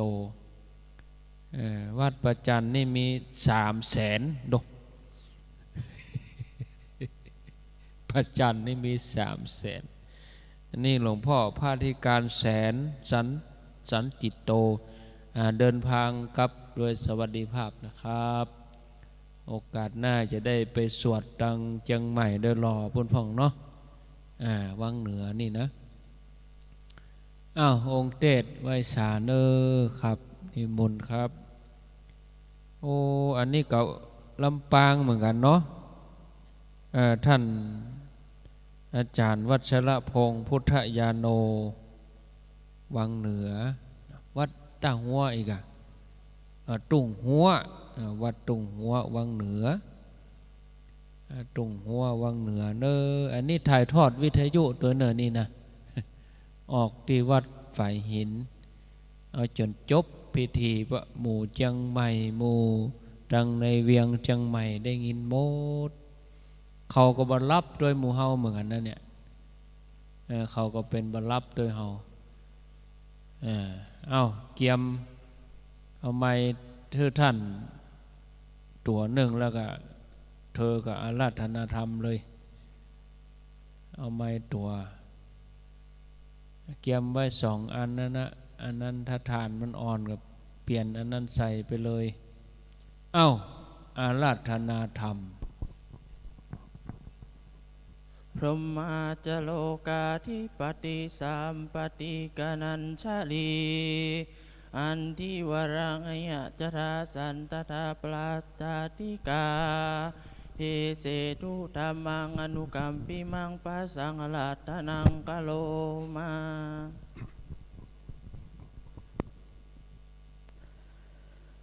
นะโมตัสสะภะคะวะโตอะระหะโตสัมมาสัมพุทธัสสะนะโมตัสสะภะคะวะโตอะระหะโตสัมมาสัมพุทธัสสะนะโมตัสสะภะคะวะโตอะระหะโตสัมมาสัมพุทธัสสะ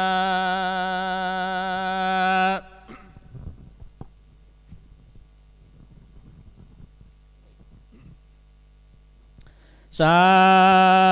ธุสาธุสาธุอะหังวันตามิสิลสาปุตังธัมมังสังฆังมังคลโมตตะมังเอโสโนสัทธากโตโลกานุกัมปังอุปตัญญาเอโสภะคะวะอันว่าพระพุทธเจ้าตนเป็นกูแห่งเฮาตั้งหลายตนได้ตลาดปัญญาสาปัญโยตัญญานั้นก็อาศัยซึ่งมหาการุณาแก่สัตว์โลกอันเจ้าได้ปำเพ็งปาละมี30 ตาตั้งแต่แหลกอันผ่านตนาเจ้าก็ตวนเตียวไปมาในนวตาสงสารตลาบต่อเต้าถึงจาดอันเป็นพระญา เวทเจ้าก็ถือเอาอย่างตานาป่าละมีเกิดสละลูกและเมียหักคือนะเป็นตานกันเชียงอายุแห่งตนแล้วนะก็นำเอาตนไปเกิดในจันฟ้าเลิศโตสิตามุเทวดาทั้งหลายอันตั้งอยู่ในหมื่นโลกจักรวาลตินวดาทั้งหลายก็มานะพระสุมจุมนมกันแล้วก็โอกาสลาตันนาโดยคำว่ากาโลยันเตนะมหาวิลาคเดชเจ้าตนมีเพียนันบากอายังโลกกาโลก็เป็นกาลาอันควันลงมาเกิดในนมโนจะโลกเมืองคนเพื่อตาลาจะปัญญาตัญญาจะปัญญูตัญญาเป็นพระพุทธเจ้าขออังเชิญลงไปได้เตว่าอันเมื่อนานโพธิสัตว์เจ้าก็จุติจากจันฟ้าตัวสิตาแล้วก็ลงมาเกิดในอาคากุลเต้าปัญญาชากัญญาลาตาสามาเสกบ10 เดือนไข่เต็มแล้วเจ้าก็มาเกิดจากต้องแม่ไว้นาไปสู่หนทิศะหนเหนือเรายกตีนจิตอย่างบาดแล้วก็ดูเหมือนโลกาธาตุตั้งมวลเบ่งสีขนาดว่าอาโกหาสมีโลกาสติอาหังอันว่ากูแคว้นยิ่งกว่าโลกเป็นใหญ่กว่าโลกทั้ง3ส่วนมหาสัตว์เจ้าก็อยู่เสวยคารวะเยาเฮือนถ้าลาบอายุได้29 ปียังมีนวันหนึ่งก็เสด็จไปหันยังนนิมิต4 ประการคือคนเท่าจะละและอันถ้าลงเปียติโลกาอันและหันคนตายแล้วหันนักบวชเจ้าก็มาสันลาเสียแล้วยังละจะสัมปติตั้งหลายหลวดหนีออกผนวดเป็นราศีอยู่ในป่าไม่เดือเกียงคำฟังแม่น้ำอนุมานาทีตั้งแต่ตนซึ่งอันนักธรรมเปลี่ยนหมากมักเสียง6 วาจาก็หับเอายังแล้วเขานำมาตูปญาติอันนางสุจาดาหากคือเป็นตาในวันออก15 ค่ำเดือนวิสาขเจ้าก็เสวยยังเขามาตูปญาติบนฝั่งแม่น้ำเนรัญจะลาแล้วก็ตอดยังตาไหลคำลงสู่แม่น้ำเนรัญจะลาก็มีวันนั้นแลนาในกาลายามนั้นโพธิสัตว์เจ้า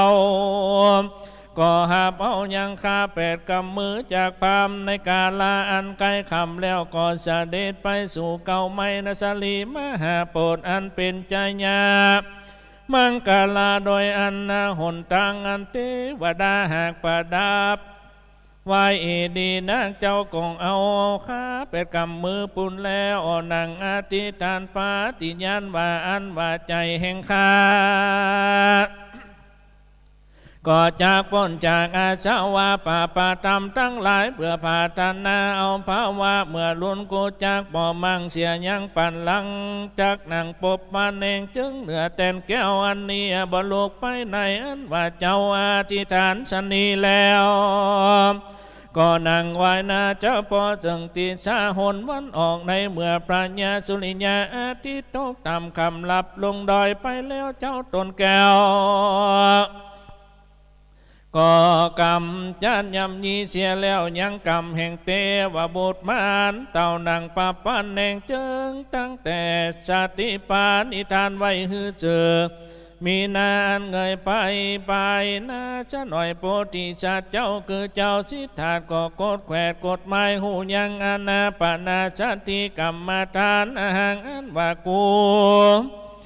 หากหายใจเข้าออกสันนี้หือยาวหายใจออกคือ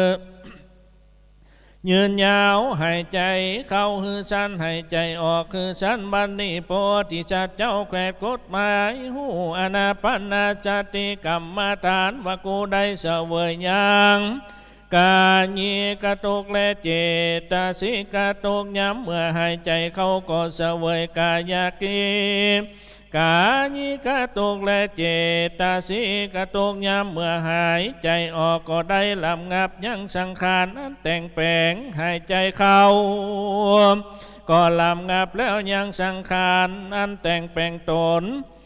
เมื่อหายใจออกก็ได้เสวยปิติสองประการในใจเข้าบัดนี้กูก็ได้เสวยปิติสองประการเมื่อยามหายใจออกก็ได้เสวยปิติสองประการเมื่อหายใจออกก็ได้เสวยกายิกสุขหายใจเข้าก็ได้เสวยสุขหายใจออกก็ได้เสวยจิตสังขารนั้นแต่งแปลงใจหายใจเข้าก็ได้เสวยจิตสังขารยามเมื่อโพธิสัตว์เจ้าหายใจออกและหายใจเข้าก็ลำงับเสียแล้วยังจิตสังขารหายใจออกและเข้าก็ได้เสวยจิตสังขารคือจิตนั้นเป็นอันหนึ่งอันเดียวหายใจออกและหายใจเข้าจมชื่นยินดีในกรรมฐานใจออกก็ยังจิตใจมันหายใจออกและเข้าก็ยังจิตใจปล่อยพ้นจากธรรมทั้งสี่คณะเมื่อหายใจออกและหายใจเข้าก็ลำเพิงหันยางอันนี้จะทำมันบ่เตียงหายใจออกแล้วหายใจเข้าก็ลำเพิงหันยังนิพพานันผาด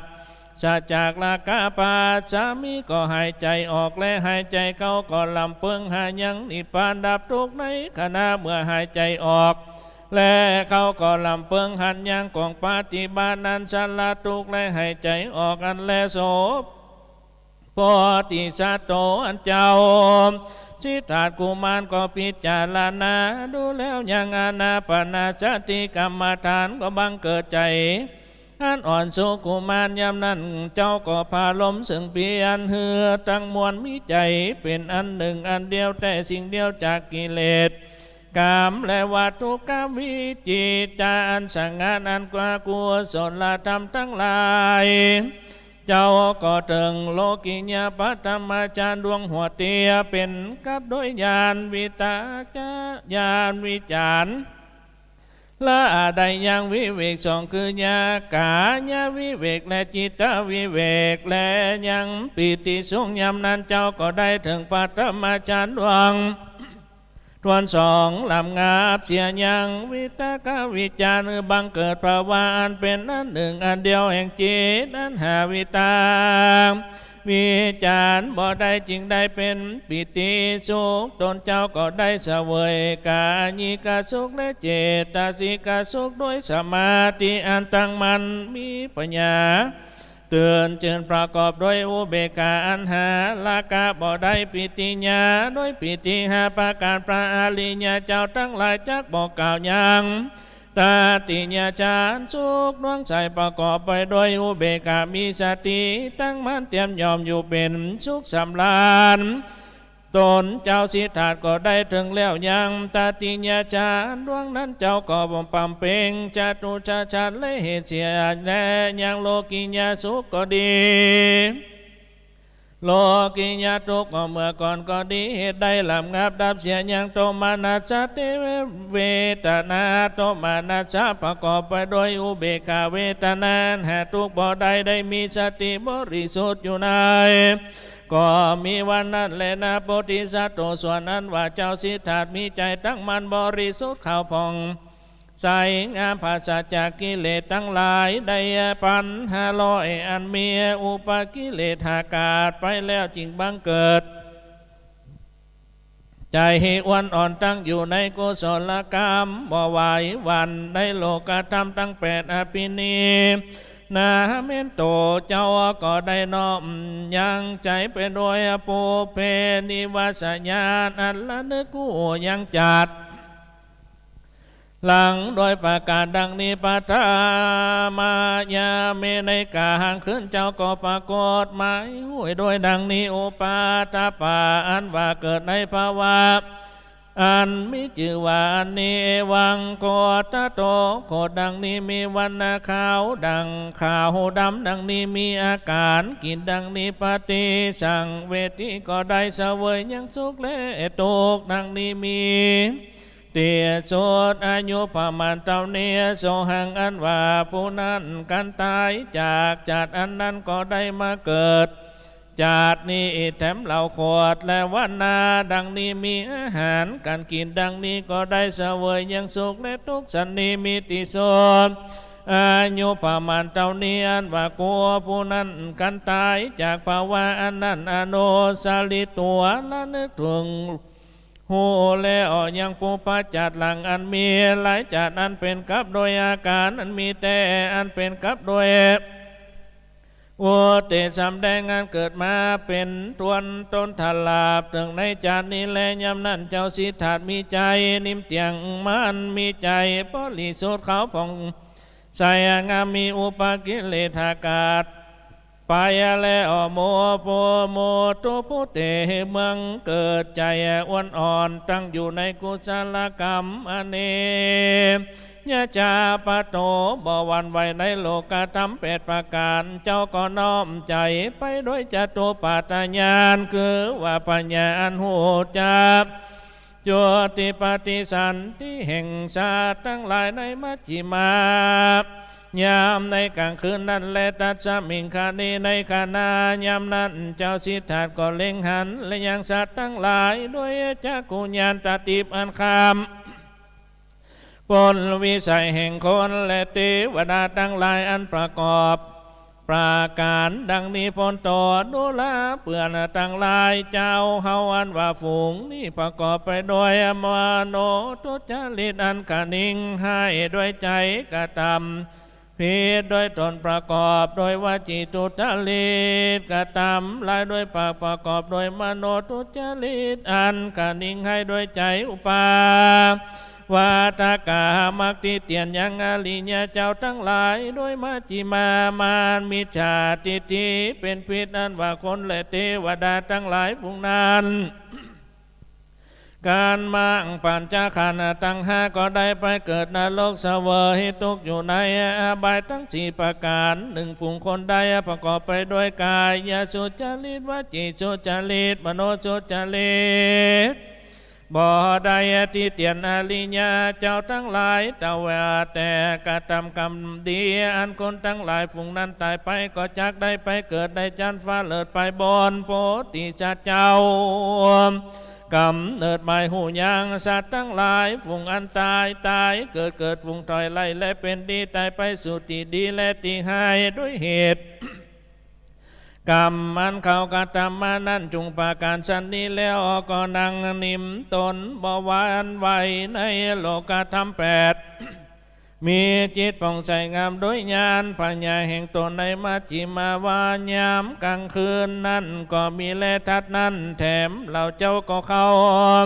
เจ้าก็แขวดกฎหมายหูยังสังขารธรรมมันตวนเตียวไปในอวัฏสงสารมีวิจาเป็นปัจจัยคือเอาวิญญาณมีสังขารเป็นปัจจัยคือเอานามโลภเป็นปัจจัยเอาปัจจหกอายตนะหกเวทนาตั้งหกภาษาตั้งหกเวทนา3คือเราตัณหาภาวะใจอันมีอุปาทานเป็นปัจจัยคือเอาอันเกิดแก่ตกโศกทุกข์ปริเวทนาอันกังแกนเป็นปัจจัยขีญาณเกิดแห่งมัวอันกองเป็นทุกข์ทั้งมวลหากเกิดมีแก่คนและสัตว์ทั้งหลายสันนีและว่านอว่าอันสังขารนิโรธอันดับเสียยังสังขารธรรมมันโดยเหตุดับเสียยังบ่เสจจะรอดับเสียยังวิญญา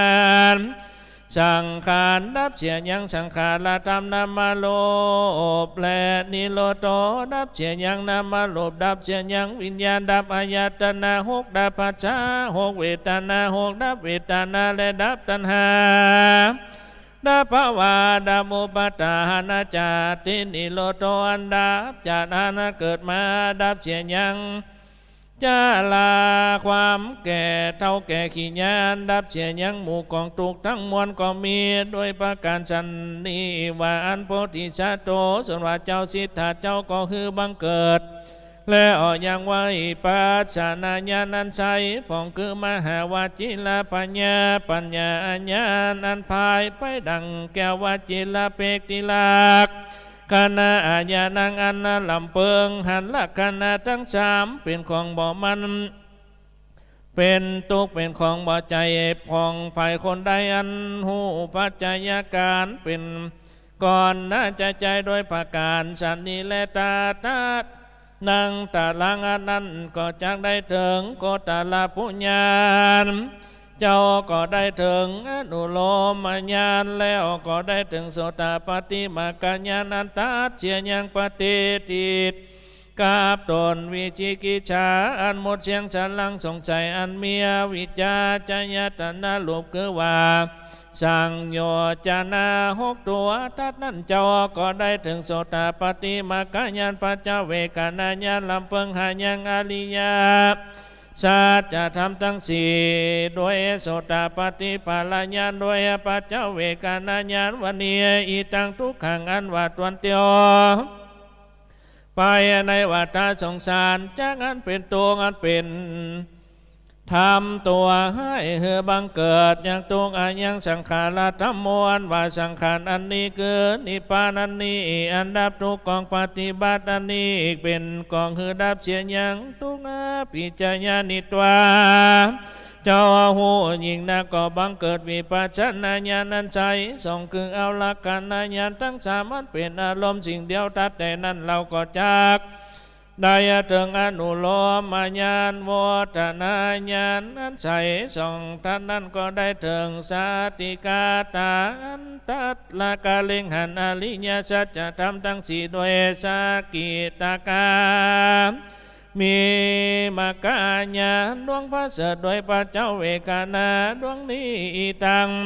สังสารจักกังอันว่าสังสารจักอันนี้เป็นทุกข์ตัณหา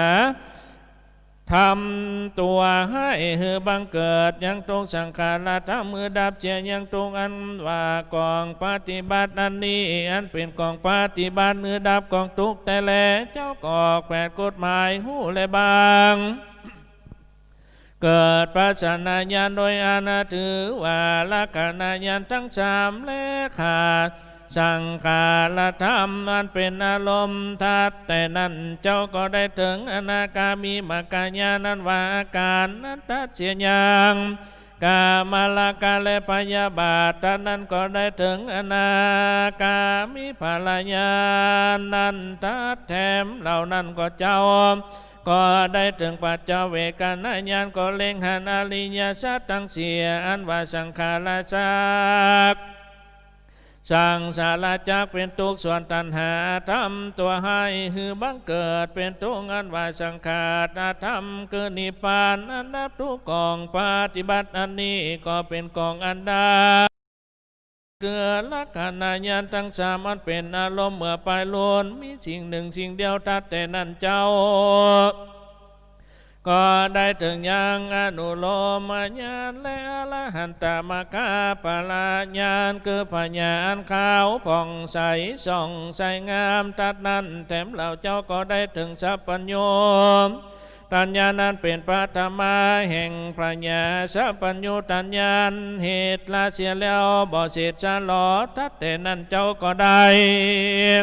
ถึงละหาตาปาลายานาปัจเจ้าเวกานาญาณโพธิสัตโตอันว่าโพธิสัตว์เจ้าคือว่าเจ้าสิทธาก็เล็งหันอริยาสัจธรรมทั้งสี่โดยมากาญาณนั้นโดยปัจเจ้าเวกานาญาณคือเก่าว่าคือปัญญาสัพพัญโยตัญญานั้นเล็งหันโดยดียะถาผู้ต่างตามอันใดเกิดมีวิสุทธิอันบริสุทธิ์โดยอาการดังนี้อนามกล่าวว่าการตวนเที่ยวไตในวัฏสงสารอิตังอริยสัจจังอริยสัจจานันว่าอริยเล็งหันว่าเป็นทุกข์โดยดีเพิ่งแขวดกฎหมายหูแล้วอันว่าตัณหาธรรมตัวให้อริยเจ้าทั้งหลายหากเล็งหันแล้วและโพธิสัตว์ตัวอันว่าเจ้าสิทธาก็โกดแกวดหูแล้วก็ได้เป็นถึงสัมมาสัมพุทธเจ้าคือได้ทลัดยิ่งนางได้เป็นสัพพัญโยตัญญาณเป็นอุดมในโลกสัตเทวกังอันเป็นกับโดยเทวโลกอันเป็นกับโดยมารพรหมสมณพราหมณ์และหมู่เทวดาและมนุษย์ทั้งหลายอันว่าปัญญาอันเลงอาหันก็เกิดมีแก่พระพุทธเจ้าด้วยตนดังนี้อันว่าวิมุตติธรรมอันพ้นจากสงสารแห่งกูก่อปางสุดจ้อยตาโตปาลังไปนาแต่นั้นอันว่าเขา เจ้าสิทธาตก็นำเอามาจมจืนเอาความจมจืนยินดีเหนือแต่นแก้วพันลังการอันมีตีไก่เก้าไมสลีมหาโพธิ์วังอนาเนกาจาเฮียจติสังสารังสันทาวิจังอนิพิสังกหากาลังคายามาจาคาติโดราจังเป็นเฮือนตวงอันว่าเมืองอันกูอันแสดงหายังเมืองกูอันบ่ได้ตลาสัพพัญโยตัญญาณเตือหลวดได้ตวนเตียวไปในวัฏสงสารหลายจัดลงแล้วเกิดมาก็ได้เป็นทุกข์ใจดูแลจังเป็นเฮือนตวงอันว่ามึงมายานกูหากได้หันมึงแล้วมึงจากได้ยังเฮือนคือขันตาตั้งหานี่เมื่อไปล้วนอันเป็นเครื่องเฮือนตั้งมวลคือว่าตนตัวอันนี้กูหากขานเสียแล้วอันว่ายอดจอฟ้ายองปีอันกูลิดมั่งเสียแล้วจิตตังอันว่าใจแห่งกูก็ได้ถึงนิพพานปัจจัยแต่งแปลงกูได้หากได้ขัญญานันเสียงตัณหาทำทั้งหลายส่วนโลกุตละธรรมบ่ปรากฏเกิดมีแก่พระราธากตาแห่งอันว่ากระทำเปลี่ยนมามังนัญญาธาในกาละเมื่อใดหาเวด้วยแต่อันว่าขีญาสมณพราหมณ์ตนนั้นคือพระตถาคตกระทำเปลี่ยนหือห้อนแก่บาปอันดำเปิงโดยญาณก็มีและจึงแขวดหูทำอันใดกับโดยเหตุและบ่ใจเหตุอันความสาลังสังกาก็ลำงับกับหายไปก็บังเกิดมีแก่พระตถาคตในกาละเมื่อนั้นแลนาปัตมายามและออกห้องหนึ่งก่อนแลอาตาโคในว่ากาลายามนั้นพระพุทธเจ้าตนนั้นก็ระนึกได้ยังปุเพนิวาสห้องลางอันเป็นกับโดยอุปาเตจำแดงอันเกิดมาในจัดหนึ่งเป็นโตนั้นมีใจอันตั้งมานะบริสุทธิ์ขาวผ่องส่องใสงามบ่มีกิเลสปาปะธรรมตาบังเกิดเกิดไว้ใจอ่อนอ้วนเหืออยู่ในกรรมอันเป็นกุศลบ่หวั่นไหวในโลกุตละธรรมสี่ประการเจ้าก็น้อมจิตใจไปโดยปัญญาอันหูจุติและปฏิสนธิแห่งอาชาติทั้งหลายในมัจฉิมายามกลางคืนนั้นแต่สิ่งเดียวปาสิตวา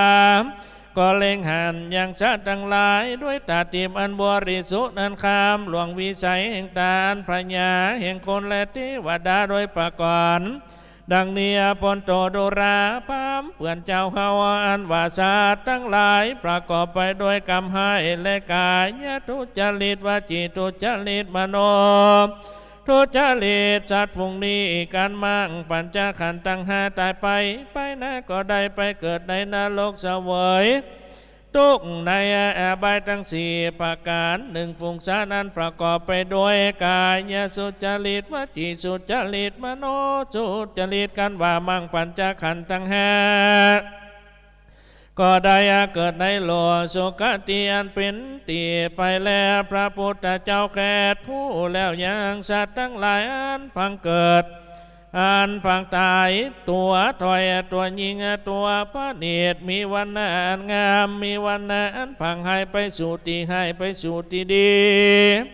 พอกรรมแห่งเขาแลในเมื่อพระพุทธเจ้าได้อนุตตรสัมมาสัมโพธิญาณแล้วมุทุปุเตมิใจวันอ่อนสุขุมานตั้งอยู่ในกุศลกรรมมันถึงว่าบ่หวั่นไหวในโลกธรรม8ประการมีญาณอันหูเตียสุดติเสียงแห่งธรรมทั้งหลายในมัชฌิมากลางคืนอันนั้นแลตัดนั้นก็แขวดหูสังขารธรรมอันบ่มันบ่เตียงอันตนเดียวไปในสงสารมีวิจารเป็นปัจจัยวิญญาณมีสังขารเป็นปัจจัยนามาโลภมีวิญญาณเป็นปัจจัยอายตนะทั้งองค์มีนามาโลภเป็นปัจจัยปัจจามีสาลายตนะเป็นปัจจัยเวทนามีปัจจาเป็นปัจจัยตัณหามี เวทนาเป็นปัจจัยอุปาทานามีตัณหาเป็นปัจจัยภาวะมีอุปาทานเป็นปัจจัยจาตอันเกิดมาใจมีภาวะเป็นปัจจัยความเต่าแก่ความตายความโศกทุกข์ความลำไรความเสียใจอันเกิดมีก็พอมีจาตเป็นปัจจัยเหตุอันใดฮือบังเกิดแห่งทุกข์ทั้งมวลก็มีด้วยประการดังนี้นอสังขานิโรธการดับราคะบ่ฮือเศษจะลอนดับอวิชชาแต่สิ่งเดียวดับเสียยังวิญญาณดับเสียยังสังขารนาดับนามโลภวิญญาณดับอายตนะทั้งหกนับดับนามโลภวิญญาณดับเสียยังอายตนะหกดับเสียยังนามโลภดับผัสสะเหตุดับเสียยังอายตนะหกดับเสียยังเวทนาผัสสะนิโรธดับเสียยังผัสสะตัณหานิโรธดับเสียยังตัณหาเวทนานิโรธดับเสียยังเวทนาอุปาทานานิโรธดับอุปาทานตัณหานิโรธดับเสียยังตัณหาภาวะนิโรธเหตุดับพยายังภาวะอุปาทานนิโรธดับเสียยังอุปาทานดับเสียยังจาตภาวะนิโรธดับยังภาวะส่วนว่าความเท่าความตายนิรุตจันติก็ดับไปจาตินิโรธดับเสียยังจาตแห่งหมู่กองตกทั้งมวลก็มีโดยประการดังกล่าวมานี้ดอพระพุทธเจ้าอาศัยวิปัสสนาญาณเกิดปัญญาอันภายเป็นดังแก้วลำเพิงดูหูยังปัจจัยการเป็นก่อนนาใจพ้นโตดูแลตันพามเพื่อนเจ้าเฮาทั้งหลายสังขารธรรมบ่มันบ่เที่ยงเป็นทุกข์บ่ใจตัวใจตนแต่และทัดนั้นเจ้าก็ได้ถึงอนุตตรญาณโกตาลาปุญญาณโสตปฏิมักขญาณตัดเสียยังกามาลาคาพยาบาทและได้ถึงโสตปฏิปาลญาณปัจเจเวกนาญาณเล็งหันอริญญาสัจธรรมทั้งสามปัจเจเวกนาญาณสิ่งเดียวอันว่าสังขารละจังอันตวนเที่ยวไปในวัฏสงสารเป็นทุกข์ตัณหาธรรมตัวให้หือบังเกิดตรงส่วนว่าสังขารธรรมคือนิพพานเป็นต่างดับทุกข์ทั้งมวลบ่คือเศษสลอกองปฏิบัติอันนี้ก็อันเป็นกองปฏิบัติดับเสียยังทุกข์ทั้งมวลพระพุทธเจ้าก็บังเกิดวิปัสสนาญาณเกิดลักษณะทั้งสามเป็นอารมณ์ธาตุนั้นก็ได้ถึงอนุโลมญาณถึงสากิตากาตัดเสียยังกามาลากาปัญญาบาทได้แล้วธาตุนั้นก็ได้ถึงสากิตากามีภาลญาณแล้วก็ได้ถึงปัจเจเวกนาญาณก็เล็งหันอริยสัจทั้งสี่โดยปัจเจเวกนาญาณดวงนั้นว่าดังเนียนว่าสังขารละจังอันตัวนาเที่ยวไปในวัฏสงสารก็เป็นทุกข์ยิ่งนักตัณหาตัวลายเฮือบังเกิดทุกข์อันว่านิพพานเป็นต่างคือนับทุกข์ตนเจ้าก็ตลาดจะหูยิ่งนักก็คือบังเกิดวิปัสสนาญาณเกิดเตือนละกันนะทั้งสามเป็นอารมณ์เมื่อไปล้นเราและท่านนั้นก็ได้ถึงอนุโลมญาณโวตานาญาณอนาคามีมากญาณทัดเสียยังกามาลกาและพยาบาทเป็นต้นทัดนั้นก็ได้ถึงอนาคามีภาลญาณโดยมากาภาลามากญาณสิ่งเดียวแต่แลพระกวาพระพุทธเจ้าอภิจานิตัวก็ตลัดหูยิ่งนักคือบังเกิดยังวิปัสสนาญาณนั้นโดยตือละกันาญาณทั้งสองเป็นอารมณ์เมื่อไปลุนทัดนั้นก็ได้ถึงอนุโลมญาณโวตานาญาณเกือปัญญาอันใสส่องผ่องเข้างามทัดนั้นก็ได้ถึงสัพพัญญุตัญญาณอัลละเสียยังอาสาวะคือใจอันฟุ้งซ่านและอวิชชาทั้งมวลและอโยชนะทั้งหกนิวรณธรรมห้าประการบ่เหือหลอนั้นก็ได้ถึงอรหันตาภาลญาณปัจเจเวกนาญาณได้ลำเพิงอริยชาจะทำตั้งสี่ประการด้วยมรรคญาณปัจเจเวกนาญาณเก่าคือปัญญาเล็งหันด้วย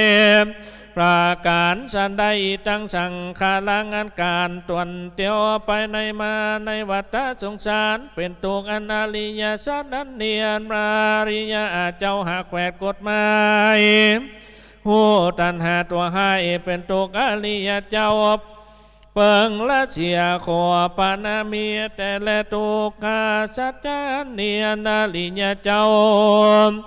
เปิงสาลาเสียตุกาสมุทัยสัจจานาลิยเจ้าหากสาลาเสียแล้วสังขตธรรมคือนิพพานเจือว่าตุกขานิโรธาลิยชาลิยจัจเจ้าเปิงละเสียมีแต่ตุกขานิโรธสัจจานาลิยสัจเจ้ากะตามมือแจ้งแล้วอันว่ากองปฏิบัติพ้นจากทุกข์เจือว่าทุกขานิโรธกามินีเป็นกองปฏิบัติพ้นจากทุกข์อันนี้อนาลิยเจ้าเปิงจำเริญทุกขานิโรธกามินีอนาลิยเจ้าเปิงจำเริญแต่แลพระพุทธเจ้าก็ได้โหยิ่งนักได้ตลาดยิ่งนักเป็นสัพพัญญูตัญญาณเป็นพระพระอุดมยิ่งนักในกาลยามนั้นอาณาเป็นกับโดยเทวดามารพรหมและอันกับโดยสามณพราหมณ์และสัตว์ทั้งหลายถ้าเมื่อตั้งอนาพระญาก็เล็งหันแจ้งก็เกิดมาแก่พระพุทธเจ้าว่าดังนี้ธรรมมันเป็นพ้นจากสงสารหากเกิดมีแก่กูจัดนี้ก็เป็นจัดปางสุดซอยอันเกิดมาสู่ในโลกไปนาก็บ่มีแลไปนาแต่นั้นพระพุทธเจ้าก็นำเอาอย่างโอตานะความจมจืนยินดีเหนือแตนแก้วปันลังการแต่เก่าไม่สลีมหาโพธินันเนกาจาดขายามัจจคาติดุลากจังแปลงเฮือนเกือว่าความใบตวงว่าเมืองอันกัวกาเวสันโตหากแสงหามึงปังเมื่อได้พระราลัตพญาสัพพัญญูตัญญาณอันดวงเตือนตันไปมาในวัฏสงสารและจาดอันเกิดมาจาดอันเกิดมาใจหากเป็นโตกูหากได้หูหันแล้วบัดนี้มึงได้กระทำเฮือนกูอันนี้เมื่อไปล้นเหล่าแลนว่าเครื่องเฮือนทั้งมวลคือกว่าตุงตัวกูนี้บัดนี้กูหากมั่งเสียแล้วอันว่ายอดยองปีได้หลีดมังเสียแล้วใจแห่งกูวิสังอาคาต่างยังถึงนิพพานั้นเป็นปัจจัยบ่แต่งแปลงได้หังอันว่ากูได้ถึงอันหมดเสียงตัณหาทำทั้งหลายอันเกิดมีแก่กูตถาคตาตนได้กระทำเปลี่ยนมือห้อนแก่บาปอันยิ่งดีนักพระตถาคตาก็แขวดหัวกฎหมายหัวปัจจัยธรรมอันเกิดอันหมดเสียงสัตว์ลังสงสัยห่างลำงับดับหายไปแก่กูตถาคตาก็มีในกาลมัจจิมายามเต่านี้ก็แลอัตตโกในกาลยามนั้นโสภาควานว่าพระพุทธเจ้าก็หากระทำจิตเป็นปฏิจจสมุปาทังอนุโลมมาปฏิโลมมักเป็นอนุโลมและเป็นปฏิโลมในปัจฉิมายามไกลลงนั้นสิ่งเดียวว่าอวิชชาญาปัจจญาณว่าสังขารธรรมอันตนเดียวไปในวัฏสงสารมีอวิชชาเป็นปัจจัยมีวิญญาณมีสังขารเป็นปัจจัยนามโลภมีวิญญาณเป็นปัจจัยสลายตนานามโลภเป็นปัจจัยปัสสามิยายตนะหกเป็นปัจจัยเวทนามีปัจจัยหกเป็นปัจจัยตัณหามีเวทนาเป็นปัจจัยอุปาทานามีตัณหาเป็นปัจจัยภาวะมีอุปาทานาเป็นปัจจัยชาติอันเกิดมามีในภาวะเป็นปัจจัยความเฒ่าความตายความโศกทุกข์ลำไรและทุกข์ใจมีจัดเป็นปัจจัยขีญาณบังเกิดเมื่อเป็นทุกข์ทั้งมวลก็ปรากฏมีสันนิและหนอพระพุทธเจ้าวันหูอัตตาแห่งดาบกองทุกข์ทั้งมวลสันนั้นแล้วก็มีใจจมจืนยินดียามไกลลงว่านี่กาจาดดังนี้เป็นต้นดูแลจังเป็นเฮือนตวงอันว่ามึงมาหานกูผู้แสวงหายังเมืองห่างอันว่ากูได้บ่ได้ตลาดพญาสัพพัญญูก็หลวด ในตวนเตียวไปในวัฏสงสารเสียงจาดหลายจาดก็เป็นตุกดูกาลาจังเป็นเฮือนนั้นว่ากูได้หันแล้วมึงจะกระทำยังเฮือนคือการทาทั้งห้าเมื่อไปลุ่นบ่อยากจะแลนว่าเครื่องเฮือนทั้งมวลคือกิเลสปัน500กูหากเสียแล้วอันว่าหยอดจอบฟ้ายองปีหากได้หิดบังเสียแล้ว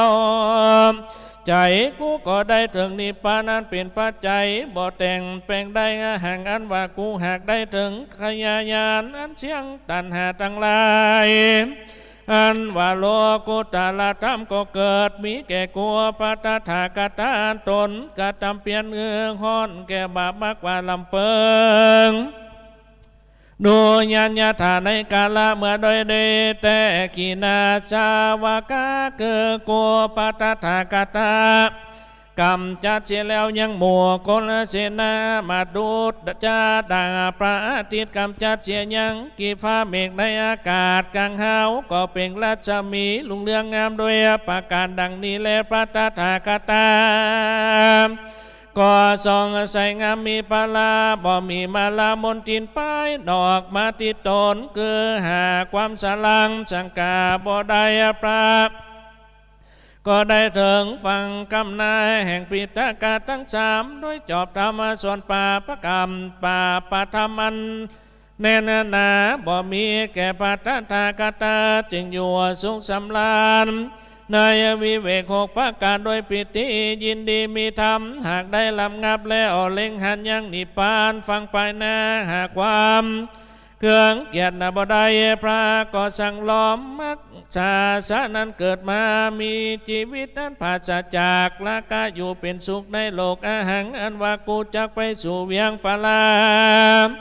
นาสีเพื่อจักคือธรรมจักมากกว่าสำแดงหนทางคือพระนิพพานหังอันว่ากูได้ผจญไปแล้วดับกิเลส1,500พระพุทธเจ้าตนประกอบไปโดยกรุณาหาที่สุดบ่ได้เจ้าก็บำเพ็ญบารมี30ทัดเสียงสีส่งไข่ไปแสนมหากาพได้ทารัดปัญญาสัพพัญญูเป็นพระแก้วห่างอันว่าคานามามิก็น้อมไว้ปาตาตั้งกูแห่งพระพุทธเจ้าตนนั้นอันว่ากุลตั้งมวลนานหาอันหันมาป่านนั้นที่ตันตุจุงมาตั้งอยู่ในพุทธรูปมีในพุทธรูปประรูปเจ้าพิมพานีเตปะกวานว่าพระพุทธเจ้าได้ถึงพระสัพพัญญูตัญญาในกาลเมื่อใดดังงานตั้งญาณงานว่าญาณนั้นหาที่สุดบ่ได้ที่ตันตุจุงมาตั้งอยู่ในพุทธรูปเจ้าแลเจติญาถาเจ้าตลอดต่อศาสนานิเตอร์ว่าปฏิสัมพิทาญาณังก็ดีว่าสาธารณญาณ6ก็ดีเว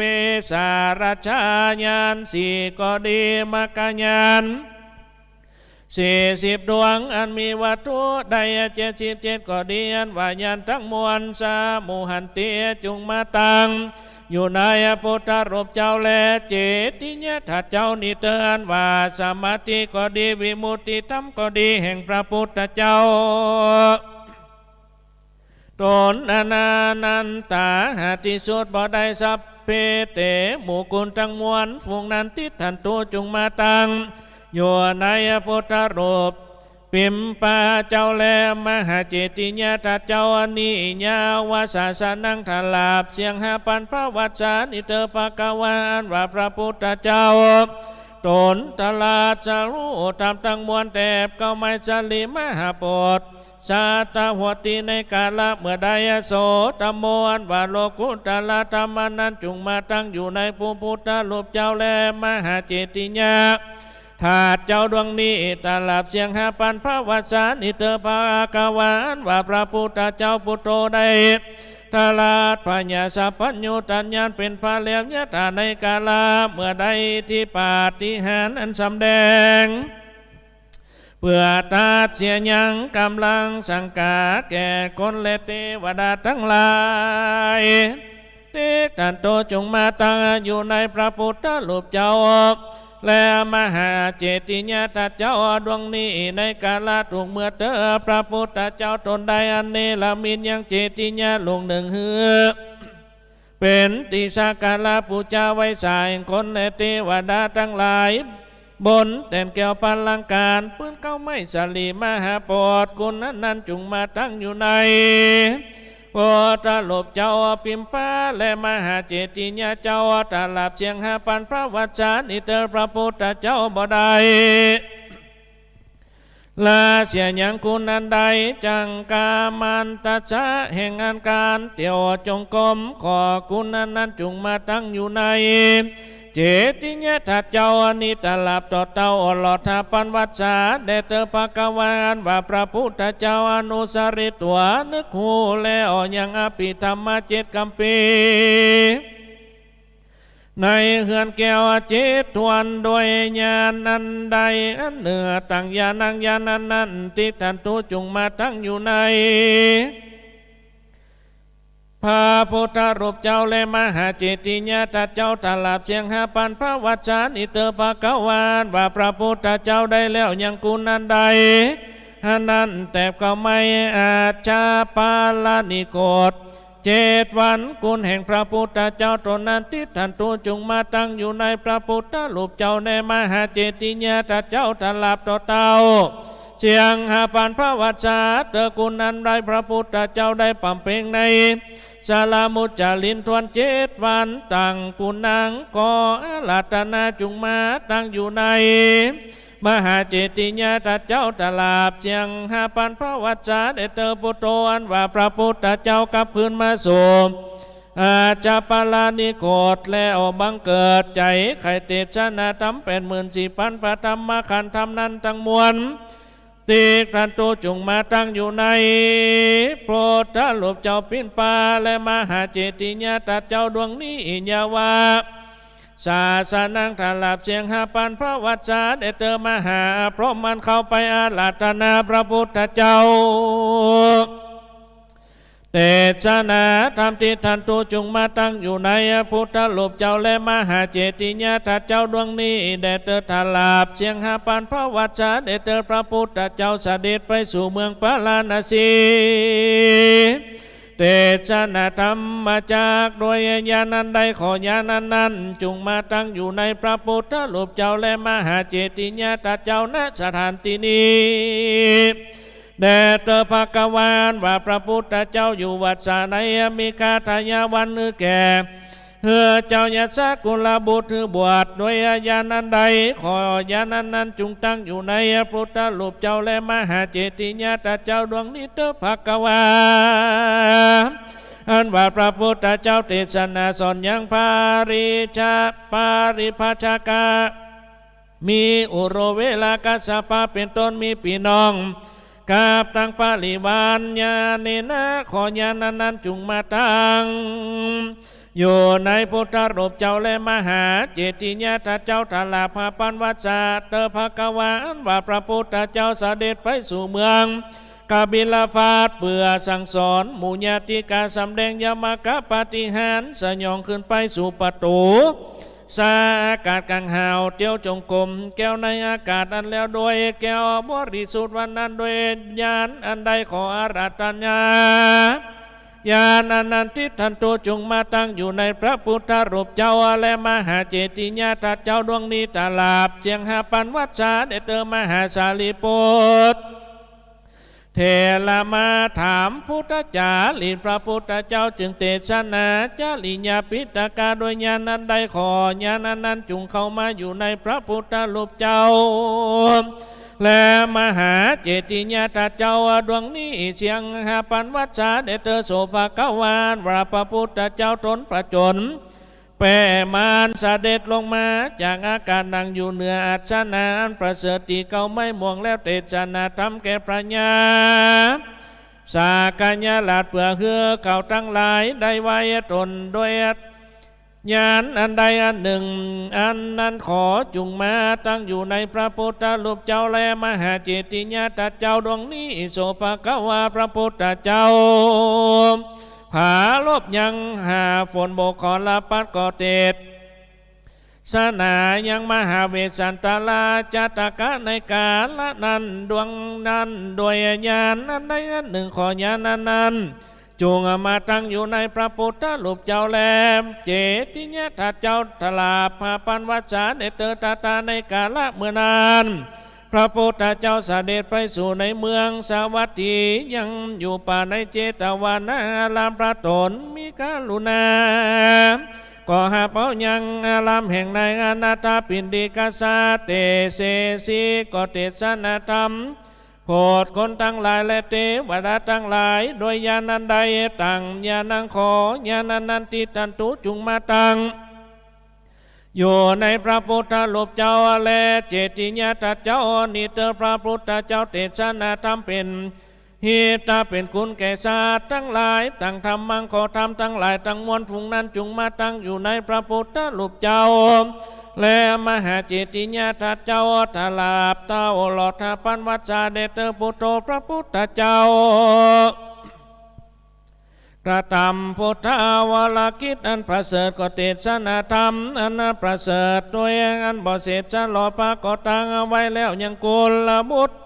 บวชอยู่ในกองประเสริฐเป็นปัตมะหัวติเทโวเทวดาทั้งหลายก็ดียังคนทั้งหลายก็ดีอันกราบด้วยอินทพรหมอันเป็นกับโดยมารขอเทวดาทั้งหลายฝูงนั้นละขันโตจุงมารักษาอยู่ยังเจติญาทัตเจ้าณสถานที่นี้สาธาตัวสาธุกังอันหวานเป็นกับโดยถาศาสนังอันเป็นกับโดยศาสนาถาลาบเชียงหาปันพระวัจจาตามญาเพื่อเป็นประโยชน์นะแก่คนและเทวดาทั้งหลายถลาภาปันพระวัจจาเดเตทัสสาลาวายานังพุทธาภิเศกาสามาตังขีญาอันกล่าวยังพุทธาภิเศกอันประดับประดาไปด้วยคาถาว่าใด38คาถาก็บังคมสมเด็จชาลาเดชเสร็จแล้วเท่านี้ก็แล้วอันธรรมยังชาทุกรังกโรมะเสสาธุสาธุสาธุเอาเกณฑ์กันเทศเกณฑ์แล้วจะได้ฮับปอน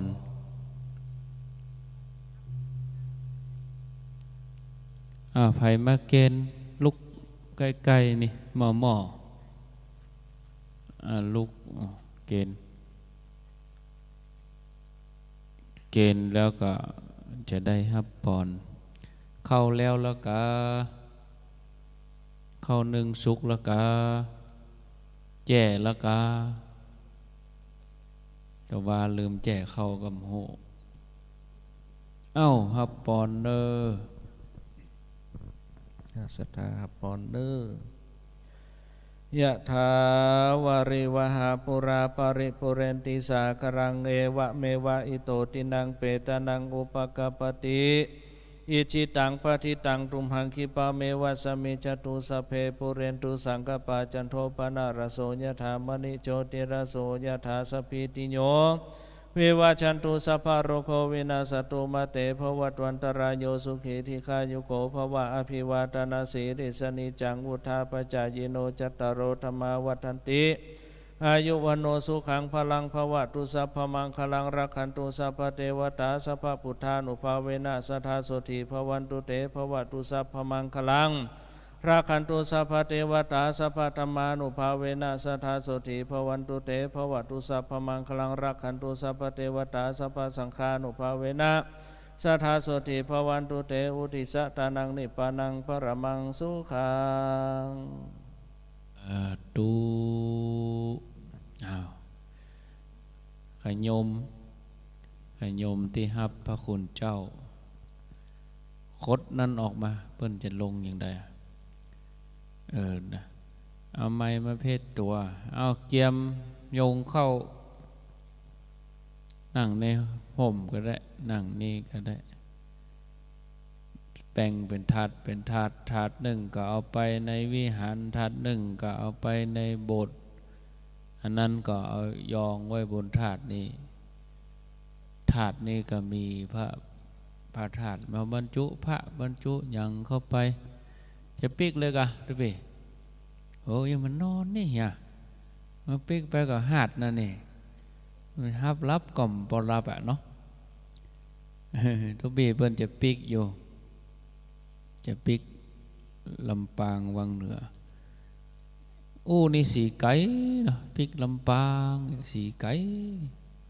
ไก่เหลือเฮาคนนี้แต่เปิ้นก็สละมาตั้งหัวค่ำแล้วเนาะสุดท้ายละศรัทธาเนอสุดท้ายโยงเข้ากะเดียวรอสักกำก่อน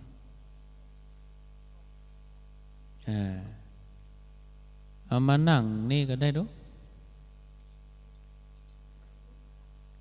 เข้าเดียวสักบึดเราก็เอาแจกที่เหลือก็เอาแจกกันนะเข้าที่เหลือเดี๋ยวรอสักกรรม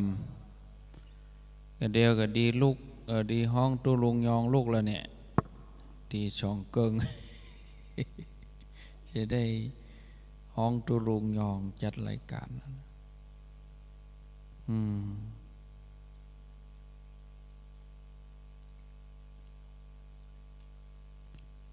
กันเดียวกันเนอ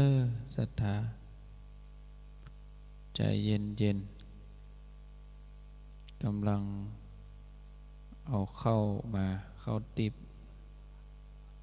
เอาคนถัดมาโยงก่อนกำ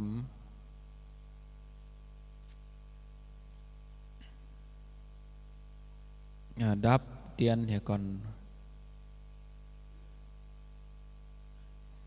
ตู้หลวงนะกะไปดับเตียนใจตู้หลวงนั่นนะตู้หลวงดับเตียนใจเดียวกันเดี๋ยวรอศรัทธาเขาก่อนใบปูใบหยาว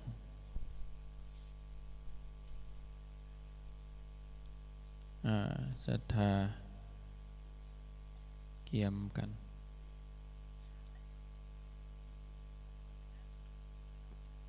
เข้าได้ก่อน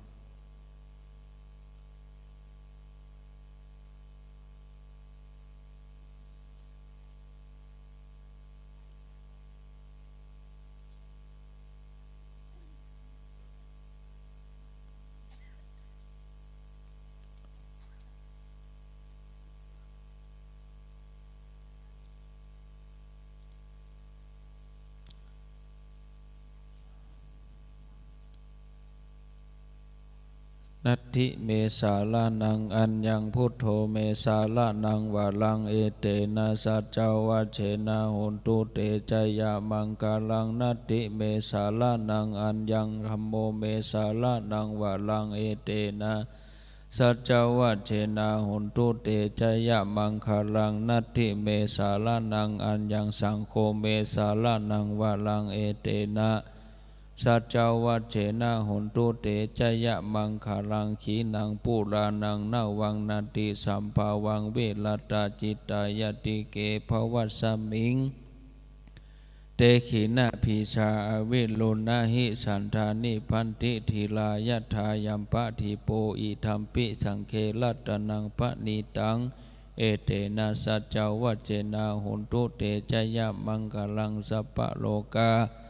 วินิโมโตสัพพสันตาปวัจจิโตสัพพเวลามติกันโตยะถาทีโปนะนิพุโต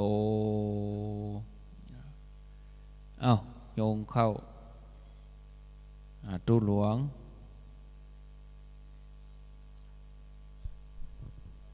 ถาดเข้ามีไหนมีแล้วโยงกะช่วยกันกำมาลูกมาศรัทธามาเอาเนี่ยยอดแล้วเนี่ยยอดแล้วถ้าอันปวดแขนก็เปลี่ยนกันเราอ่อนไม่ไหน อ่อนละเอกลูกเล็กเด็กแดงคนเฒ่าคนแก่สัตตาคนหนุ่มคนกำเราอ่อนเอาพานน้อย49 ก้อนนั่งหันเลยศาสตร์เพก็ได้มันต้องนั่งคุกเข่าอะมันอันนี้มันเมินหน่อยนะโคตรถวายนะแน่นอนดีนั่นนั่งโคตรถวายถ้าปวดกับเปลี่ยนกันมันเมินหน่อยนะมันหนึ่งเอาเนอเอานิมนต์ลงเข้าโย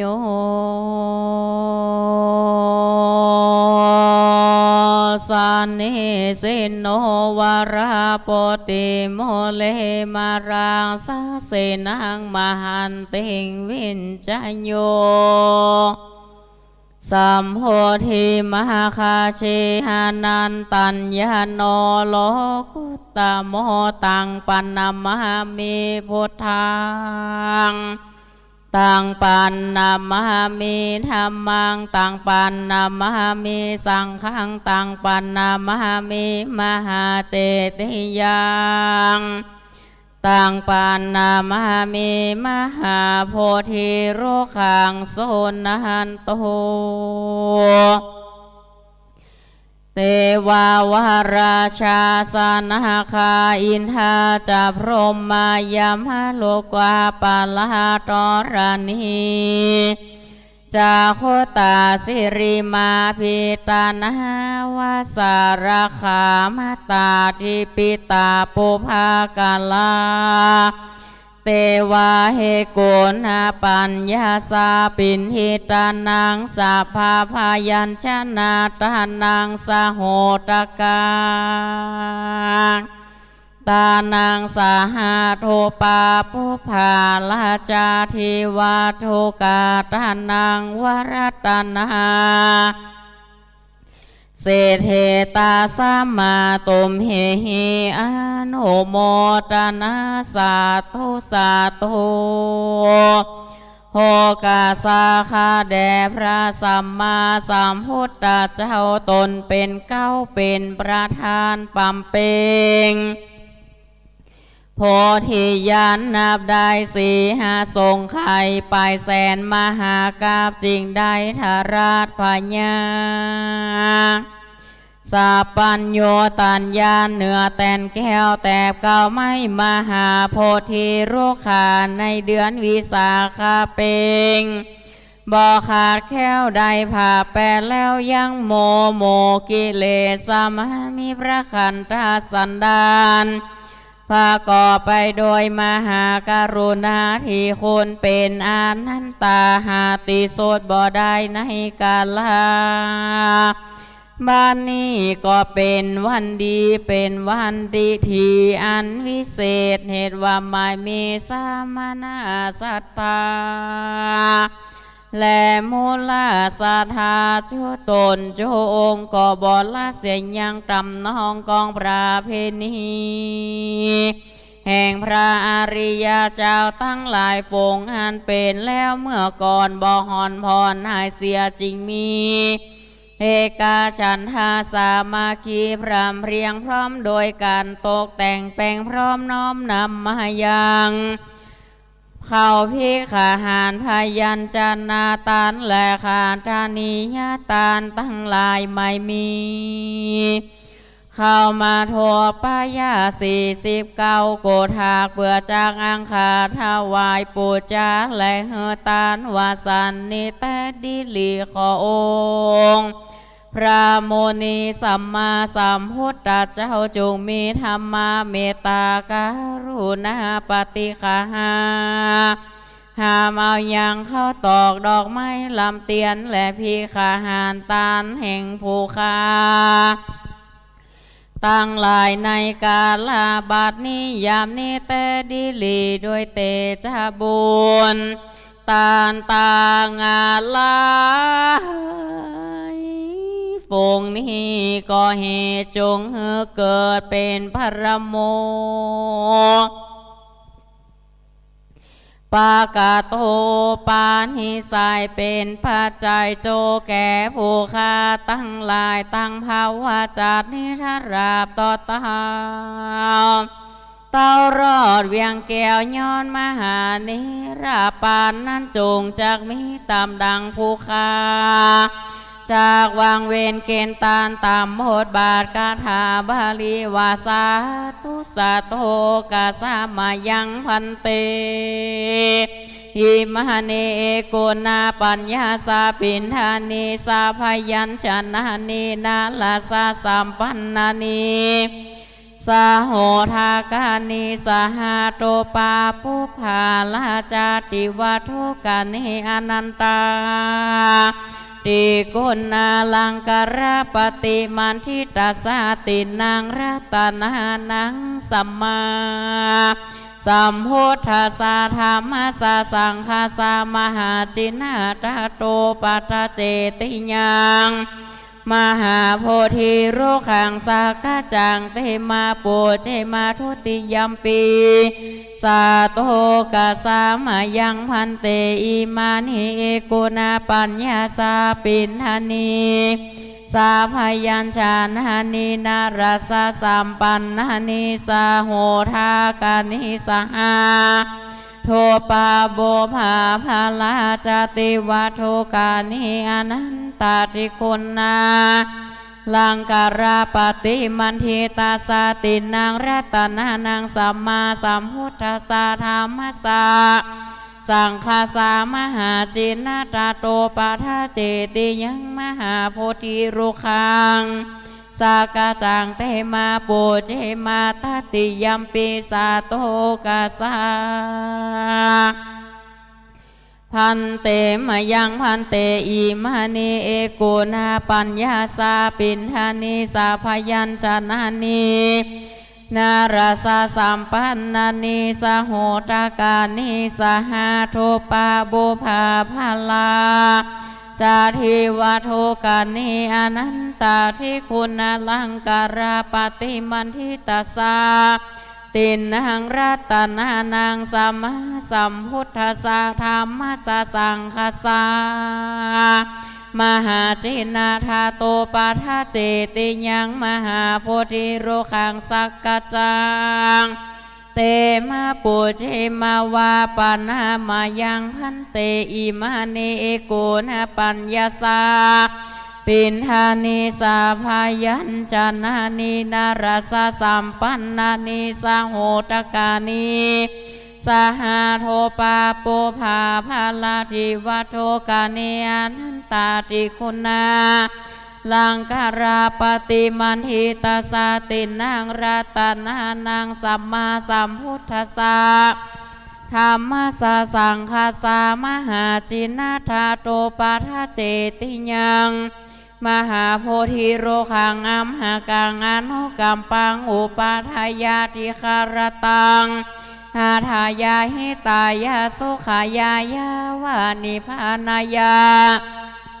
หาทีขามาอีทางโน้ยกุณาปัญญาสาปันธานิสาพยัญชนะนีนารัสสัมปันนานิสโหตกานิสหาโตปาบุภาภลาจาทานังอาเพชาสาธารณาสัพพโลกิยาโลโกตระสัพพสัมปตินังมังคาลภาลาตินังนิปนาปัจจโยโนโหนตุโนนิจังหิมานิปุญญาตาเนนาโดยบุญตาแห่งผู้ฆ่าตั้งหลายโป่งนี้นะภายแผ่คอ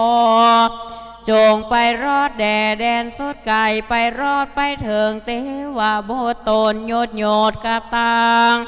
พระยาอินตาเจ้าฟ้าโพธิ์สองสวรรค์ตังพญาเวสสุวร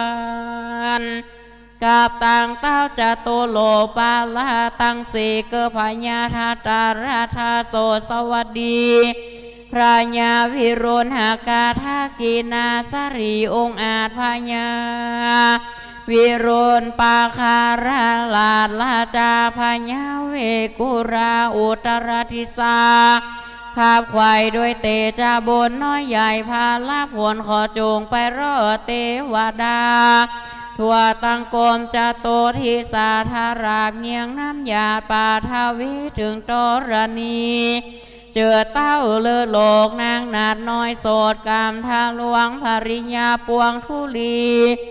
ตั้งบัวตาและบัวตีนาดน้อยบอกกิ่งห้อยดับหายคอเทวดาต่างหลายเป็นสักกีพญานเตียงมันเกิดอาทิตย์จันทร์อังคารพุธพาสุกร์เสาร์ราหูเกตละกันนาแห่งหันนาคาตาจงเฮอกุศลนินาภัยแผ่ไปจุจอดรอดไกลเฮอได้อาโนโมตนาเวหาไปตามตายผู้ฆ่าตั้งหลายได้แล้วจริงฝากไปหายังปิตามารดาผู้มวยมิงมิตรอันเสียงชีวิตหากสูญหายตั้งปุญญาตายายครูบาอุปชาจาริยาน้อยใหญ่ขอกุศลส่วนนี้ไต่ตาม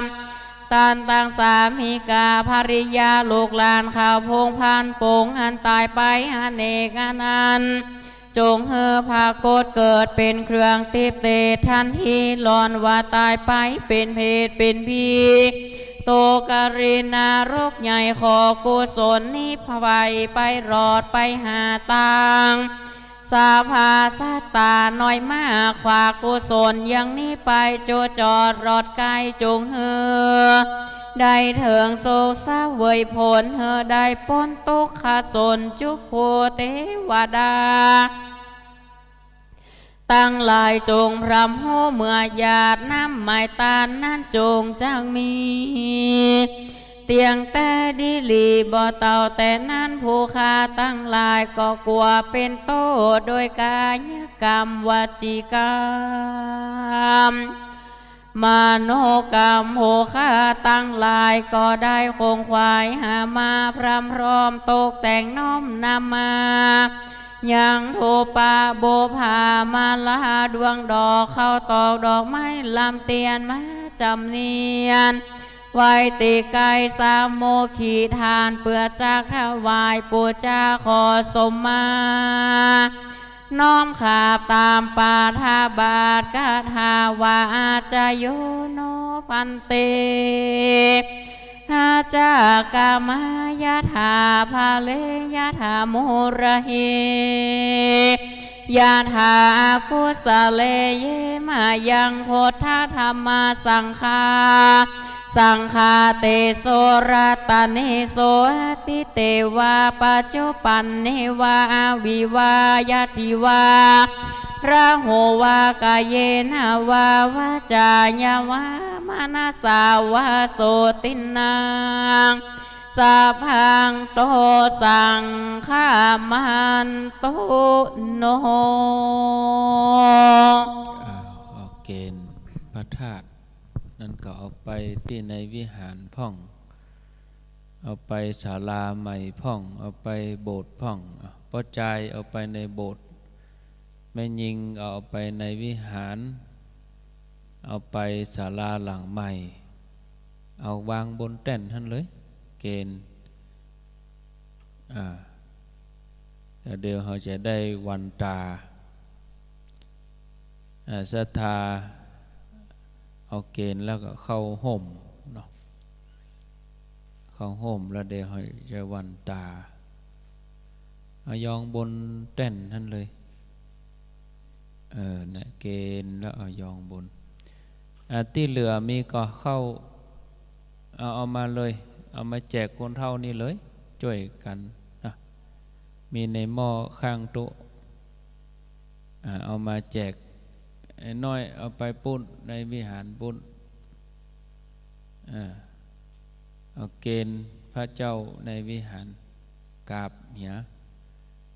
ในโบสถ์เฮือป้อใจเอาไปแล้วก็ในศาลาใหม่อันที่เหลือนั้น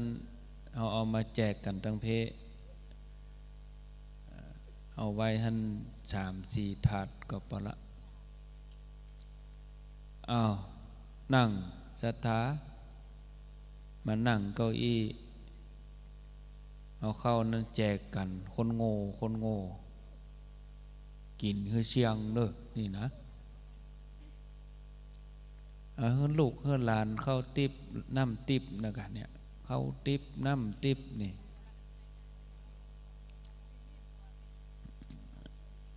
เอาแจกกันก่อนแล้วก็อู้กันสักกรรมใครจะรับก็รับอู้กันไปสักหน่อยแจกเข้านั่นเอาแจกกันเอาถุงใส่6 คูณ 9 6 คูณ 9ใส่เข้า8 คูณ 9ใส่แกงอีกอะเพิ่นว่าที่ตุเจ้าเพิ่นว่าเอ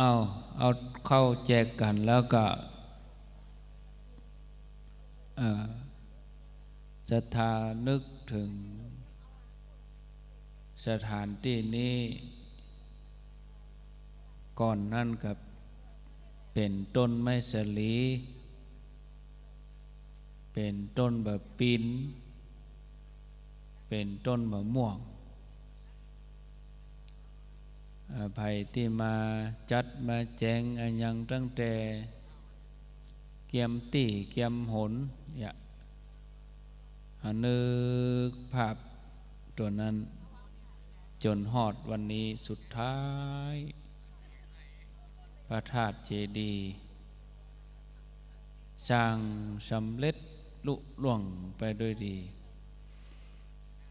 สมบูรณ์ที่สุดแล้วนะทำพิธีสมบูรณ์ทุกอย่างอันนี้ก็ไปอู้ไปจากันเจ้าภาพเปิ้นก็แล้วอกแล้วใจเปิ้นได้ตานแล้วก็แน่นอกแน่นใจตานพระธาตุตานชัดตานอย่างทุกอย่างส่วนที่เหลือนั่นก็เป็นเรื่องของศรัทธาจะไปอู้กันจะกินจะตานสบับเจ้าบ้านก็เฮือยั่งหายใจให้สักวางเนาะอินดูศรัทธา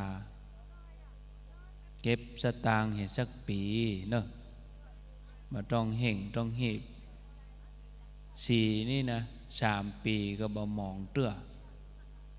ศรัทธาบางคนว่ากลัวมันมองท่านพระครูประหลัดกลัวมันมองมาถ้ากลัว4เนี่ย3 ปีบ่มองอะปีหน้าปีในตัวนอนนี่เขาหู้แล้วลูกเนี่ยเอาชื่อสียังได้ก็แต้มกำเดียวแล้วก็เอาศรัทธาย่างหายใจเหตุปีเพราะว่าตั้งแต่ต้นปีมาแล้วเนาะเอากันเนี่ยตั้งแต่วางเสียละเลิก12 มกราบรรจุพระธาตุ12 สิงหา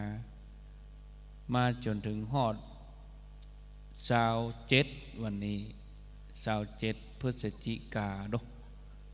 หูรับดับไม่เอากันลุบเนาะจนฮอดแล้วหมด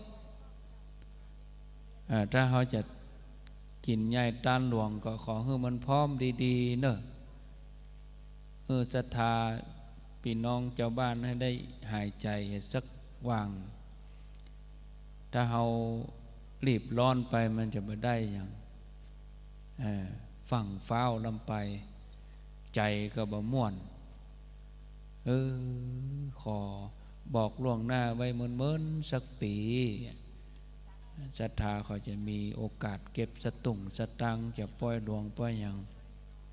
ก็ว่ากันเอาอันนี้ก็ยะไปเขาก็เสาะกฐินปีหน้าเฮปีเก็บสตังไว้หอมไว้เป็นทุนที่จะจัดงานเนี่ยเอาจัดแรงหน้านี่อิดแน่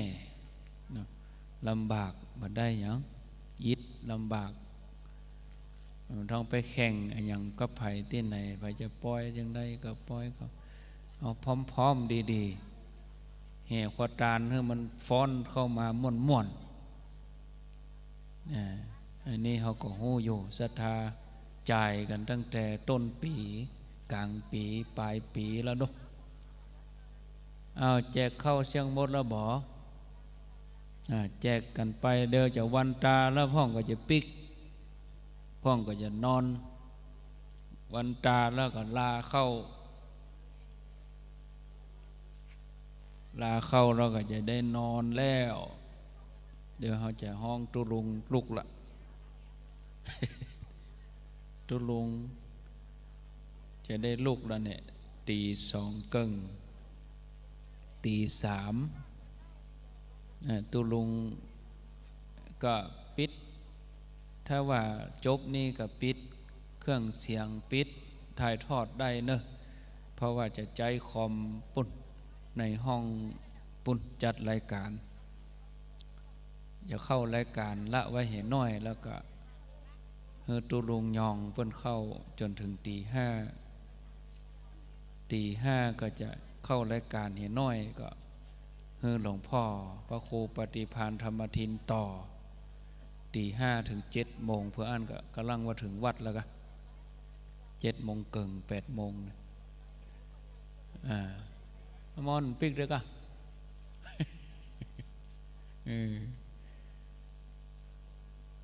เอาเรียบร้อยบ่ศรัทธา11 ธันวาเนอะใครจะไปเอวปักตังเจริญยกชัดศาลากับ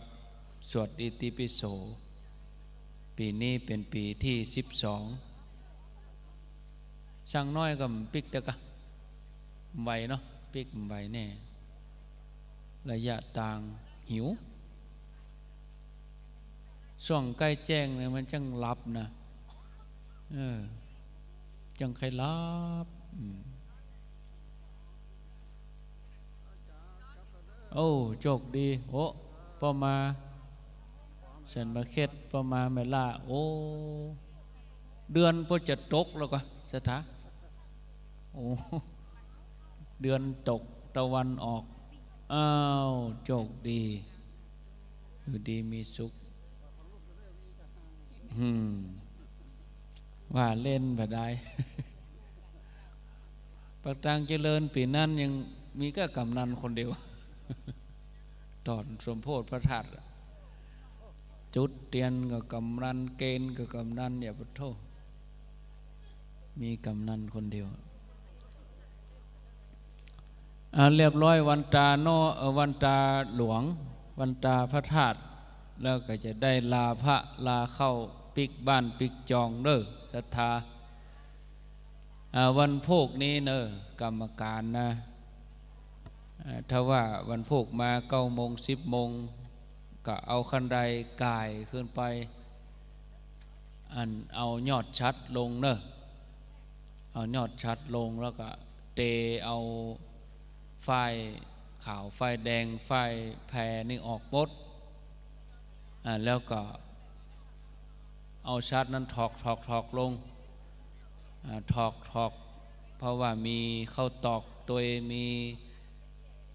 ดอกคำพูจูดาวเรืองที่เปิ้นเอาหงเอาโยนเปิ้นเอาผุยมันค้างอยู่ในหันถ้าเอาละไว้หันมันจะดำเมินไปมันดำแล้วก็ยอดชัดตัวน้อยนี่มันเขาตืดมุงมันแล้วเวลาฝนตกแล้วน้ำจะขังอยู่ในหันเนี่ยน้ำขังปุ๊บก็มันจะซึมลงในแกนพระธาตุนะก็เรียกก็แตกอันนี้คือเฮาจีจะไปจีหิมเล็กเนอะจีหิมหิมขอบชัดไปจีหิมเล็กย่อยลงหันทำ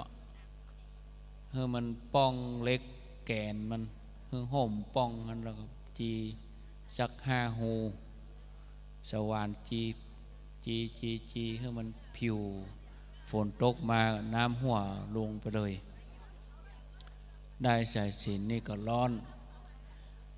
ถ้าว่าเพียวครัวมดแล้วเองนะเพียวครัวหมูนี่มดโตหมูโตอย่างเตผ้าแล้วมดก็เอาน้ำส้มปล่อยใส่สลุงพระผายแล้วกำนั่นเพื่อไผขึ้นแล้วเนอะต้องแล้วมดก่อนเอาครัวเอาอย่างลงมดเพียวมดเอาเตพายเตอย่างมุไม่ยิงขึ้นได้อยู่มันผูกนะมันผูกไม่ยิงขึ้นได้อยู่เก็บครัวเก็บอย่างเพียวอย่างอันนี้เขาจะเอาน้ำล้างแหมรอบก็ได้ตามใจเพราะว่าตังบนนั่นยังนั่งอะไรอย่างก็ตังบนนั่นเจือกก็ยังมีอยู่จัดลาเปิ้นเอายูกวัดตังบนมาก็ยังมีฝุ่นมีอย่างอยู่ล่างไปเถอะมันเป็นอย่างคะแนนว่าเอาน้ำสีดให้มันตันกันตังบนก็สีดตังลุ่มก็สีดเดี๋ยวมันก็สะอาดเสร็จแล้วก็แดดแจ้งแห้งดีแล้วก็เอาน้ำขมิ้นส้มปล่อยพระภายก็แล้วละเอาวันตาหลวงป้อนานวันตาหลวงเอาไม้วันตาหลวงวันตาพระธาตุวันตาหลวงเนอะเพิ่นจะปิกบ้านกันพ่องก็จะปิกบ้านวันตาหลวงศรัทธาวันตาหลวงนะครับเด้อเขาจะได้ลาพระปิกบาทนะครับเนาะสาธุวันตามีพุทธังสัพพังเมโตสังฆมาทะเมปันเตวันตามิธัมมังสังฆมันทะเมปันเตวันตามิสังฆังสัพพังเมทะเมปันเตวันตามิกามอุปสาจาลิเยตุสังฆมาทามิปันเตวันตามิกัมมะทานังสัพพังเมโตสังฆมาทาเม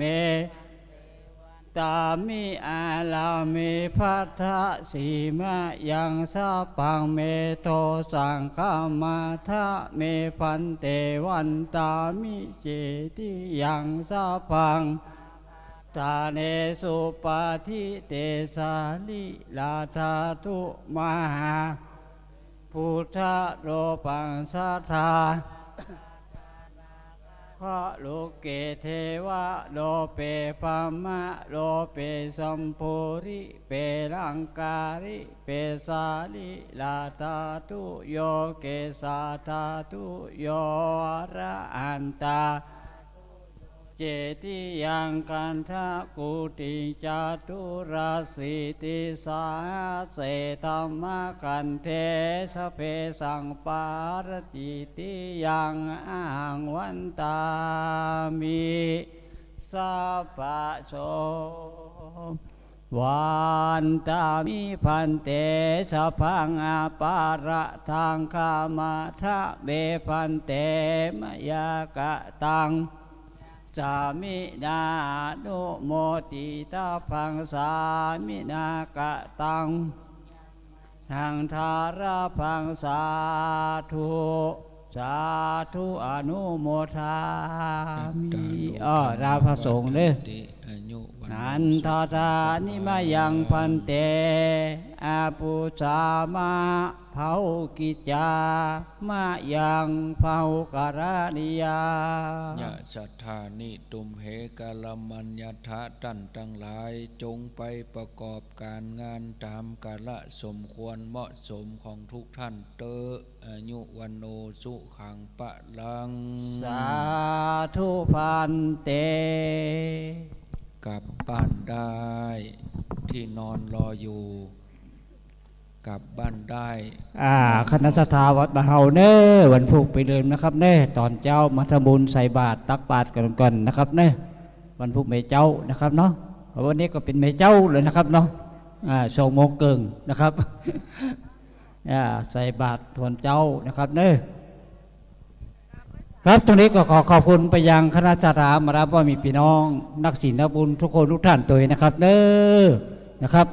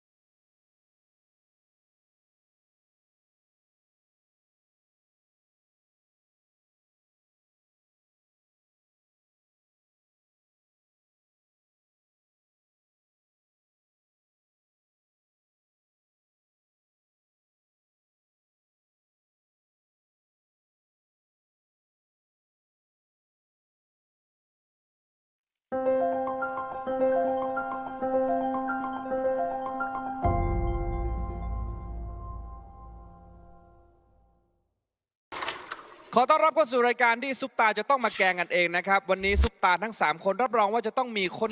แน่นอน ไม่รู้ว่าจะเป็นคนนี้หรือเปล่าปกติเป็นคนแรงนะคะแต่วันนี้ตั้งใจมาแกงแรงแต่ไม่รู้ว่าคนข้างๆเนี่ยเขาแรงเป็นหรือเปล่าแกงมันธรรมดาไปรุ่นนี้มันต้องตุ๋นมันจะเปื่อยไปหมดเลย กระดูกก็เคี้ยวได้จ้ะ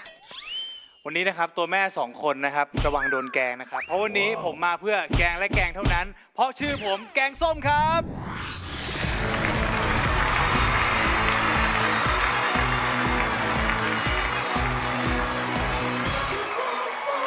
สวัสดีซุปตาทั้ง3ท่านนะครับสวัสดีครับพี่ยิงนะครับพี่ฮายพี่แกงส้มนะฮะได้ยินแค่เสียงเท่านั้นและคุณจะต้องจับให้ได้ว่าเสียงคนนั้นคือใครคุณคิดว่ายากหรือง่ายครับเอาจริงๆก็ยากนะเพราะว่าคนในวงการเยอะมากอ่ะแล้วบางคนเราไม่เคยได้ยินเขาร้องเพลงมาก่อนก็จริงแล้วเราก็ไม่รู้ว่าเขาจะเอาใครมาใช่ถูกต้องแล้วทีนี้จะรู้ไหม อันนี้คือเป็นประโยคบอกเล่าหรือประโยคกลนด่าอันนี้ประโยคคำถามประโยคคำถามฟีเจอริ่งกับนักร้องมาแล้วกี่คนโอ้ยของแม่เยอะเป็น10เยอะมากต้องเล่าทั้ง3 วันนะผมว่าประมาณนั้นใช่อายุคุณแม่ประมาณ80กว่าแล้วแกงส้ม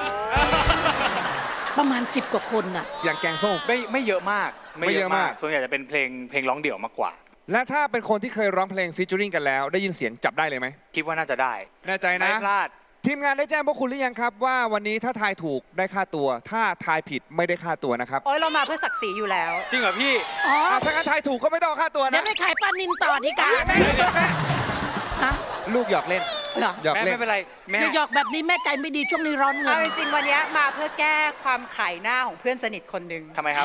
อีออฟไงโอ้ยอยู่เฉยๆเขาก็ไม่รู้แล้วว่าโง่มาปุ๊บเขารู้เลยว่าโง่แล้วหน้าตาล็อกแรกที่สุดในโลก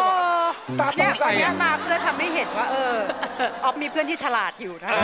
วันนี้จะทำให้วินให้ดูให้รู้ว่าเพื่อนต้องดูเอาไว้เพื่อนต้องดูเอาไว้ผมให้ตกลงกันเองเลยไหมว่าใครจะเริ่มร้องก่อนเป็นคนแรกใครจะโดนแกงก่อนดีเดี๋ยวยิงก่อนก็ได้ยิงก่อนตัวลูกก่อนดีกว่าตัวแม่เอาไว้ก่อนดีไหมเราจะได้ทับถมเขาพร้อมๆกันเลข2คนจะทำหน้าที่ใบ้นะครับถูกต้องเชิญประจำที่เลยครับอีก2ท่านนะครับผมจะมีคำใบ้ให้ก่อนนักร้องหลังกำแพงหมายเลข1คนนี้ครับหุ่นดีและกล้ามเป็นมัดเฮ้ยพี่อ้ำอธิชาติเป็นไปได้ก็ไม่แน่นะเป็กผลิตโชคเป็กผลิตโชคก็เนี้ยทุกระเบียดนิ้วเหมือนกันใช่และที่สำคัญน่าจะเป็นสายเฮลตี้เพราะชอบทานผักและผลไม้น่าเด็ดไหมเป็นไปได้แต่มีมากกว่านั้นครับเขาไม่ชอบทานรสจัดจตุรง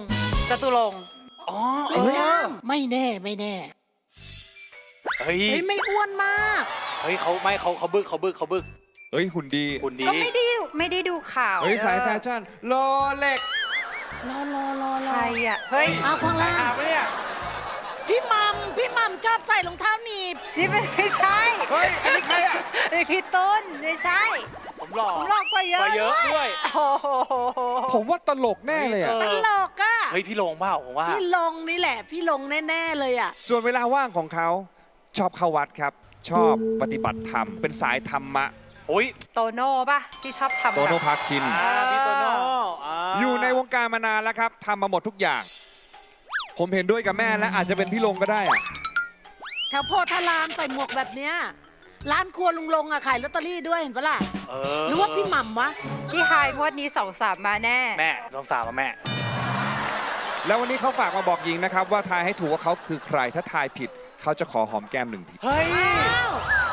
เอาแล้วขอหอมแก้มด้วยอันนี้เป็นการทำโทษหรือให้รางวัลวะยากอ่ะดูเลยละกันใครอ่ะไม่ได้สิอย่างงอแงนะเพื่อนนะไม่งอแง